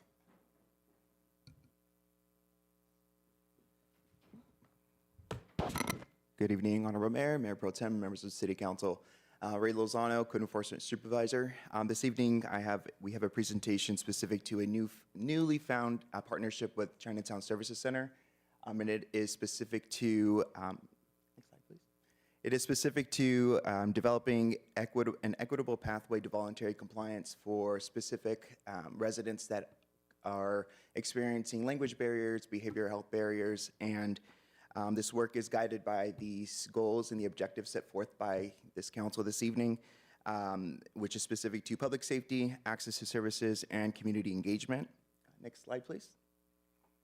This partnership will work through the code enforcement staff providing CSC with referrals to residents or responsible parties that the staff is working with to ensure that They are given the outreach that they need, translation services, care navigation, and linkage to applicable services. This will be accomplished by code compliance, sending referrals to CSC, and our engagement is going to be focused on being consistent, supporting CSC with the contact with the residents and property owners to achieve and maintain voluntary compliance. Next slide, please. The anticipated outcomes of this partnership is to provide timely contact with the residents, provide clear connections to services, and promote voluntary compliance with fewer repeat violations, and also to improve the resident experience and promote trust and access to all the members of our community. Available for any questions that you might have. Ray, I'm just glad your arm is better. Me too. Thanks for the presentation. Thank you so much. Appreciate it. Next is Public Works. Good evening, Honorable Mayor, Mayor Pro Tem, and City Council. Sean Igo, Public Works Director. Tonight I have a few items to update you on. First, we have our community transportation survey. So this is, we're asking for the community and transit riders to provide input on our recently modified transit program. So as you're aware, we modified our fixed route system, and then we also added our micro-transit system. So we want the community to provide some feedback, tell us how we're doing, and see if we can make some improvements. So that survey is open until the end of the month. Next slide, please. And then we have our monthly compost giveaway. So this is coming up. And this is going to be at our normal location, which is our city yard at 751 South Alhambra Avenue. This will be from 8 a.m. to about 11 a.m. or until supplies are available. This is on February 14th. So if you want a fun Valentine's date, stop on by and pick up some mulch. And I have a gardening date. Next slide, please. Ware disposal customer survey. So, as we're all aware, our solid waste provider has been with us for a little over a year now. So we want to hear from the community. This survey is being held by Ware, and so we want to hear how they're doing and provide feedback on not only our trash service, but recycling program and any other areas they can make some improvements on. This survey is open until about the end of March or beginning of April. With that, I'll take any questions. Thanks, Sean. Excited about the compost, too. On the Spirit Bus survey related to that, the Monterey Park Transit Express, where I remember that was a one-year pilot. I don't remember when we started that and when we're going to be evaluating the pilot. So we're coming up on that year, and we'll hope to have something back to council soon to provide some updates and look at extending that pilot. Great. No, looking forward to that. Thank you. No, I'm glad to hear that. That will be the recommendation for extended pilot, because I think it's been a great program. I've certainly taken it many times, and because I live by the Garvey Yard, I see the fleet, parked in as early as 6:30 a.m. They're deployed. Yep. So. Yeah, thank you, Sean. Thank you. All right, next is the library. Good evening, Mayor Yang, members of the City Council, Kristen Oliveras, City Librarian. This evening, to begin, we're going to begin with a brief recap of January. In January, the library hosted 102 programs that were attended by 2,140 children, teens, and adults. This included craft programs, play and dance programs, and Japanese mahjong. Next slide. Beginning this month, we launched our partnership with Chinatown Service Center to offer the volunteer income tax assistance clinic. This program offers free tax preparation for low-income taxpayers and runs on Mondays, Tuesdays, and Thursdays. These services are available in Cantonese, Mandarin, and English, and appointments can be made online or by contacting Chinatown Service Center. This Saturday at 2 p.m., we will be hosting our Happily Ever After author panel with authors Jeannie Cho, J.C. Lee, and Julie Tu. This program will include a meet and greet and book signings. Next slide. We invite you to celebrate the Year of the Horse at the library with a special Lunar New Year story time on Tuesday, February 17th at 6:30. And on Saturday, February 21st, teens can make cute horse plushies at our Teen Lunar New Year workshop. Additionally, registration is now open for our spring semester ESL classes. These 15-week adult literacy classes begin February 23rd and help improve reading, writing, and speaking skills. For more information, you can visit our website to view the class schedules. Next slide. We are celebrating Black History Month at the library. You can visit our streaming service Canopy to enjoy a curated collection of films and documentaries that honor the voices and stories of Black artists and activists. We also have themed reading lists for adults, teens, and children. Families are invited to grab a Take and Make craft kit from the children's desk and learn about artist Alma Thomas by creating their own vibrant version of her painting, The Eclipse. Meanwhile, teens can exercise their culinary skills in our Teens Cook Soul Food program, where they'll make fried green tomatoes and banana pudding on Saturday, February 28th. That concludes my presentation. I'm happy to answer any questions. All right, Kristen, I know it's late, but did you say 102 programs right off the bat? I sure did. That Only was for through the you. month of January. So congrats on such great programming and making the library the center of the city. That's pressure, Robert. Thank you. I'm sure Robert's going to come up with some great numbers too. Appreciate everything the library's doing. Look forward to these programs. Also, if there's extra food from that event, I think we're happy to taste test on the Come council. on by. Feel free to bring it over here too for our next meeting too. Thank you, Kristen. When you were coming up, it reminded me that I have an overdue book that I need to turn in. So I apologize. I Also, think I have it in my PSA. car, actually, so I'll drop it off. But We got to reinstitute fines just for him. yeah, just for me, please. Sorry about that. But thank you so much for all of the amazing programming, and especially, I know the council's considering a resolution for Black History Month, so interested in visiting the library with my girls and checking out what type of stuff you guys have going on. So thank you. Again, like to sharing the sentiments of my colleagues, I think we're very lucky that our library does so much programming to celebrate the many cultures, not just in our community, but in the United States, and not to mention also providing valuable services such as the free legal clinics that our library does. Again, it's I think as the community we should be proud of the library that we have in our city. Yeah, and I think it's great you're bringing these actual authors to meet our residents too. So thank you. And just a quick reminder that we don't charge overdue fines. So just return those books. I have 2 chapters left. I'm sorry. Bring back your book. All right, Robert, Recreation. Good evening, Mayor Pro Tem, and City Council members. Robert Aguirre, Director of Recreation and Community Services, here to share a short presentation, understanding that we had a long meeting tonight. Do want to highlight that and thank everyone that came out to our Lunar New Year Festival, where we hosted what we estimate over 200,000 people that attend each year. So just want to thank the residents, all the vendors, the staff that helped put this together, and also World Journal, our partner in that festival.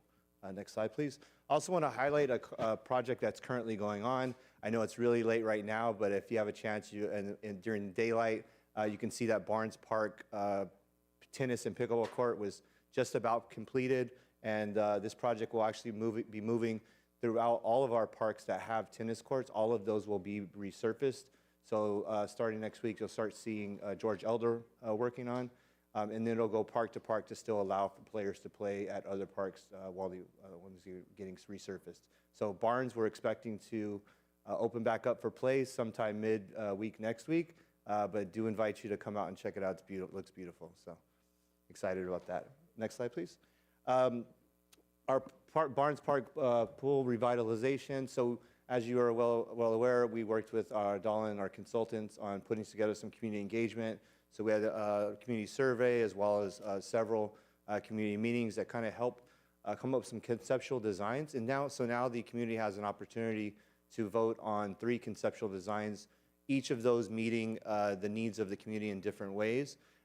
That survey will be online for the next 2 weeks, and folks can find that on montereypark.ca.gov/BarnesPool. That survey is available in multiple languages, and we do want to encourage people to not only take the survey, but please share it with your neighbors, That way we can get as much feedback on the pool conceptuals for a future project. So thank you. And then finally, MPK Clipper Night is coming up in March. We've sold over 170 tickets. We're down to our last batch of tickets, so I do want to encourage people, if you haven't gotten them yet, make sure you get them quickly. I think we have about 30 tickets left. It is also Japanese Heritage Night, so all of those participants, all those that have bought tickets, will also get a free Japanese Heritage jersey. And that completes my presentation. Just want to also encourage everyone to continue to follow us on social media at Monterey Park Rec. Hi, Robert. You can't win all the time. But I will have to give you for being patient. I know with the pickleball and tennis, it's never win-win, right?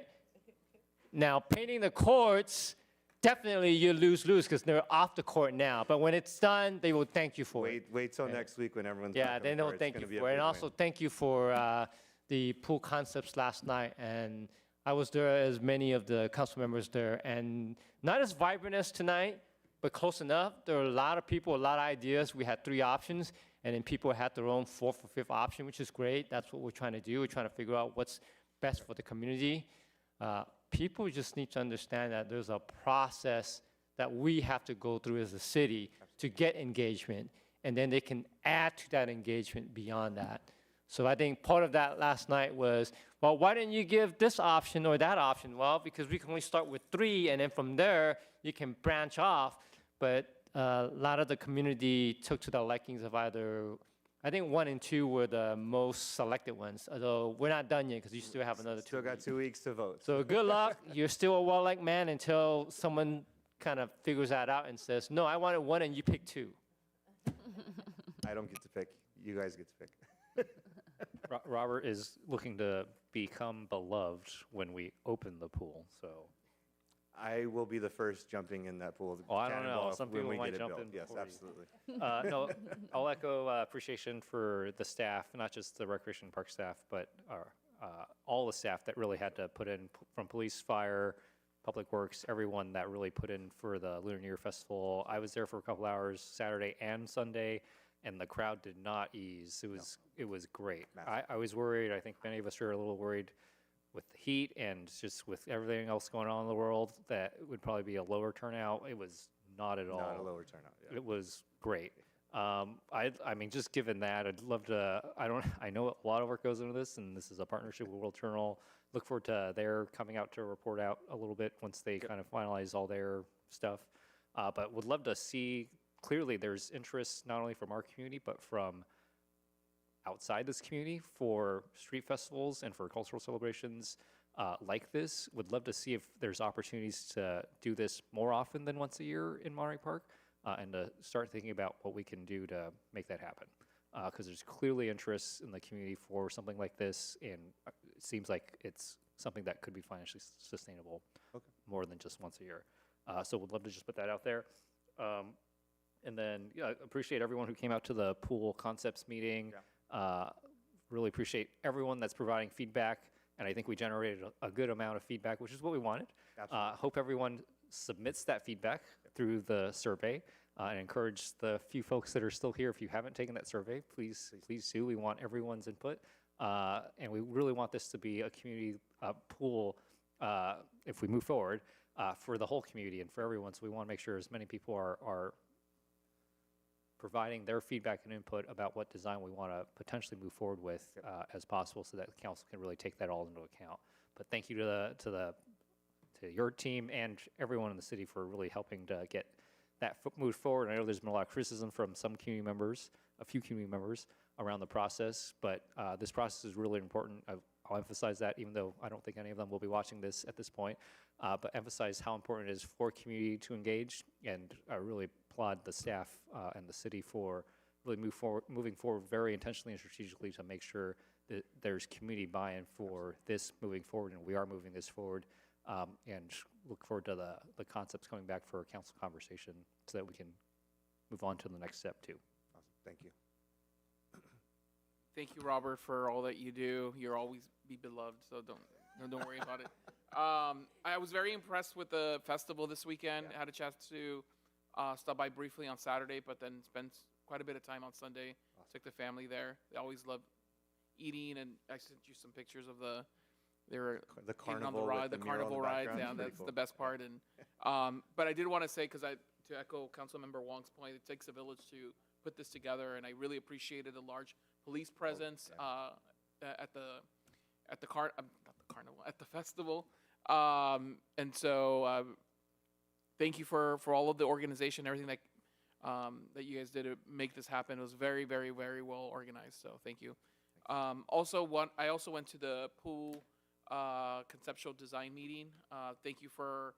I just can't believe how far we've moved with this. I know that this started earlier with the Parks Master Plan. Yep. So and I know Council directed that we make this a priority. So glad to see that we're at a point where we have potentially 3 concepts that the community can choose from. Yeah. I know that my daughter's at home making banners and T-shirts for option A because she wants a splash pad. But anyhow, but I know that there's a lot of desire to build a pool. At least that's what I heard when I was there from a lot of the residents, that serves the entire community. So anyhow, looking forward to. I still haven't voted on the survey, but I think I know how I'm going to vote. So thank you, Robert, for all that you do. Looking forward to seeing the results of that survey. Awesome. Thank you. And there's no age limit on the voting, right? No age limit. We How want, many we people want live- all how many residents to people in your vote. house? 5 people in my house. Yeah. Yeah, I'm sure you're going to vote. I'm reminded of that every day. Yeah.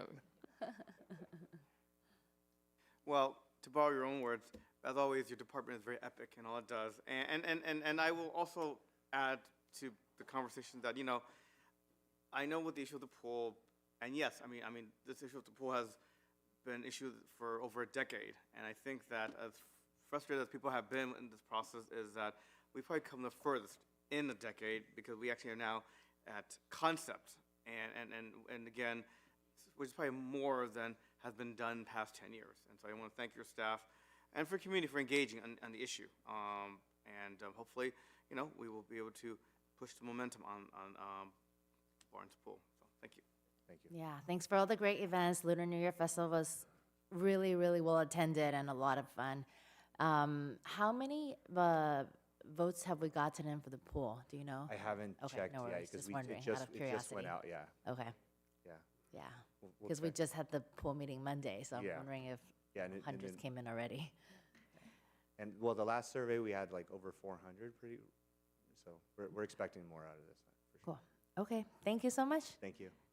Madam Mayor, I apologize to city council members.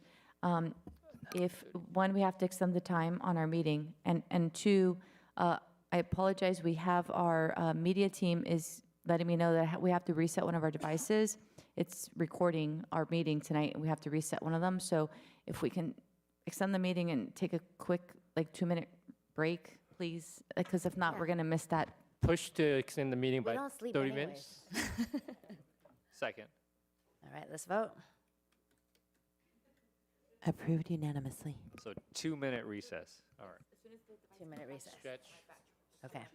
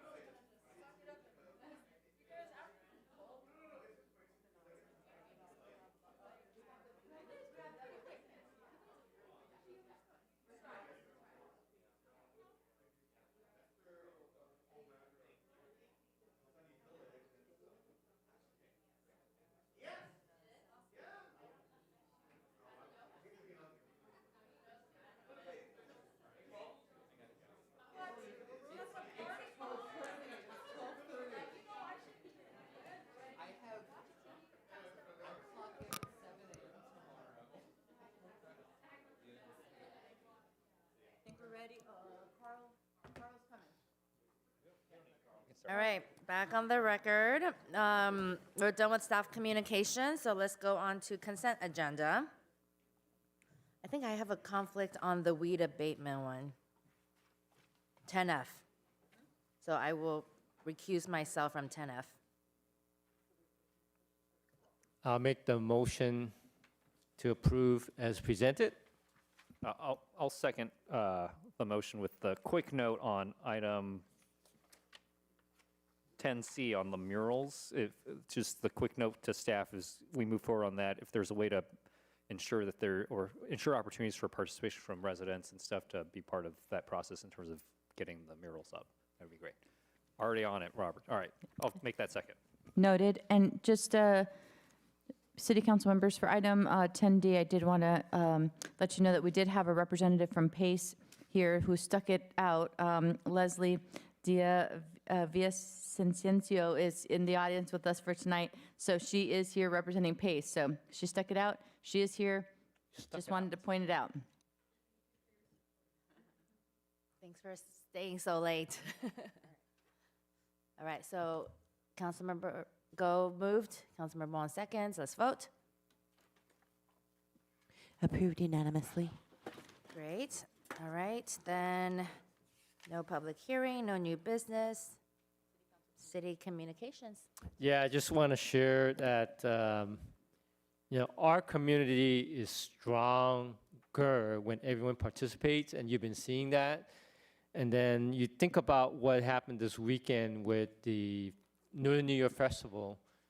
We had over 200,000, I think it's closer to 250,000 people in 2 days, despite the hot weather in January, which is great for a lot of people, but probably a little too hot for some as well. We are, like someone said, the gateway to the San Gabriel Valley. And if you think about diversity,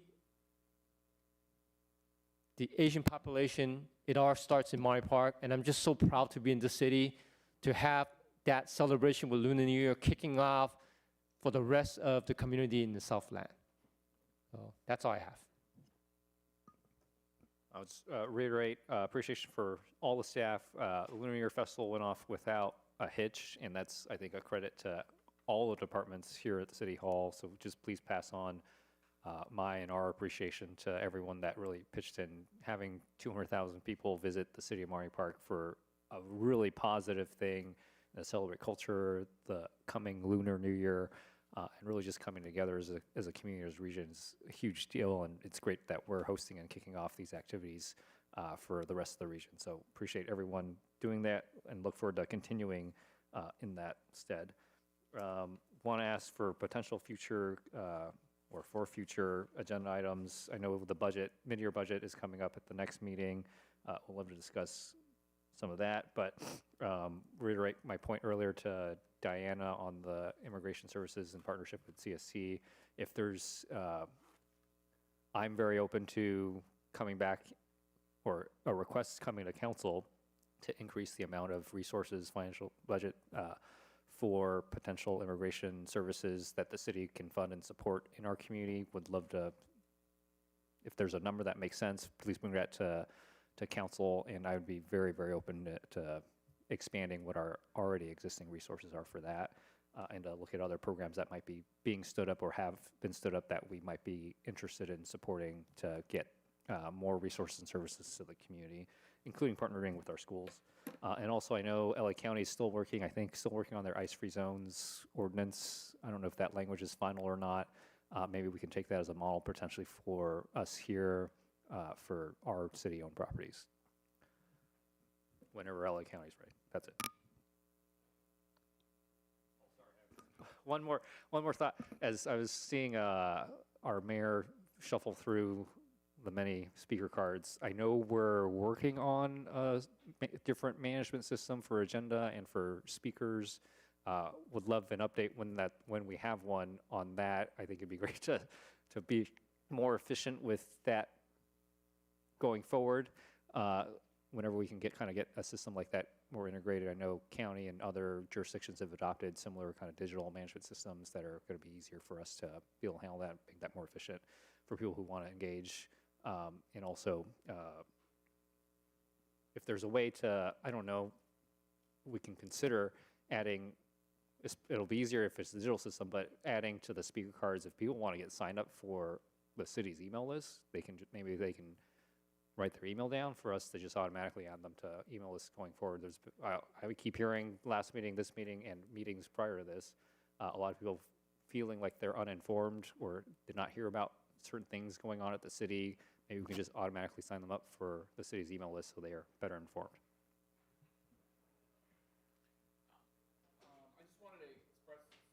I just wanted to express my appreciation of, like everyone else said, I think I did so earlier with all of the work that went into planning and the Lunar New Year festival. But I also wanted to thank staff for quickly responding when we had some ICE activity this week and sharing with the community exactly what was going on in terms of what we knew, but also sharing, that our department does not collaborate, our police department does not collaborate with ICE, and also, this city and this council voted to also join the lawsuit, remember, in the Perdomo case. And sharing with the community that this council and the city has done what it can in the past to support immigrants in our immigrant community. So really appreciate that we put that out really quickly. I think it was pretty well received. And I think in the event that there's future actions, being able to put out and inform the public in terms of what we know in terms of what's going on in the community. And I know that a lot of people were very scared, very confused. There's a lot of rumors going around. So I think what the city can do, based on what we know, is share what we have to kind of ease some of those concerns. So thank you for putting that out and out of your office. And that's it for me. Thank you. Just real quick, again, congratulations to the city for another successful Lunar New Year festival. As I always say, and we all know, it kicks off the season, and it was, I think, an auspicious occasion. Thank you. Yeah, I wanted to recognize our police and fire department because Lunar New Year Festival, I saw them on the roof and all over keeping our community safe, and it was a very peaceful event. And then also tonight and other meetings when there's so many people here, it could be very chaotic, or police and fire really do a great job. So thank you guys. Well, between now and our next meeting, there's quite a few holidays. So we've got Happy Super Bowl Sunday, this Sunday. We've got Happy Lunar New Year Festival, and we have Happy Valentine's Day. So enjoy the holidays, and we'll see you guys in 2 weeks. Adjourned at 12:42 p.m. a.m.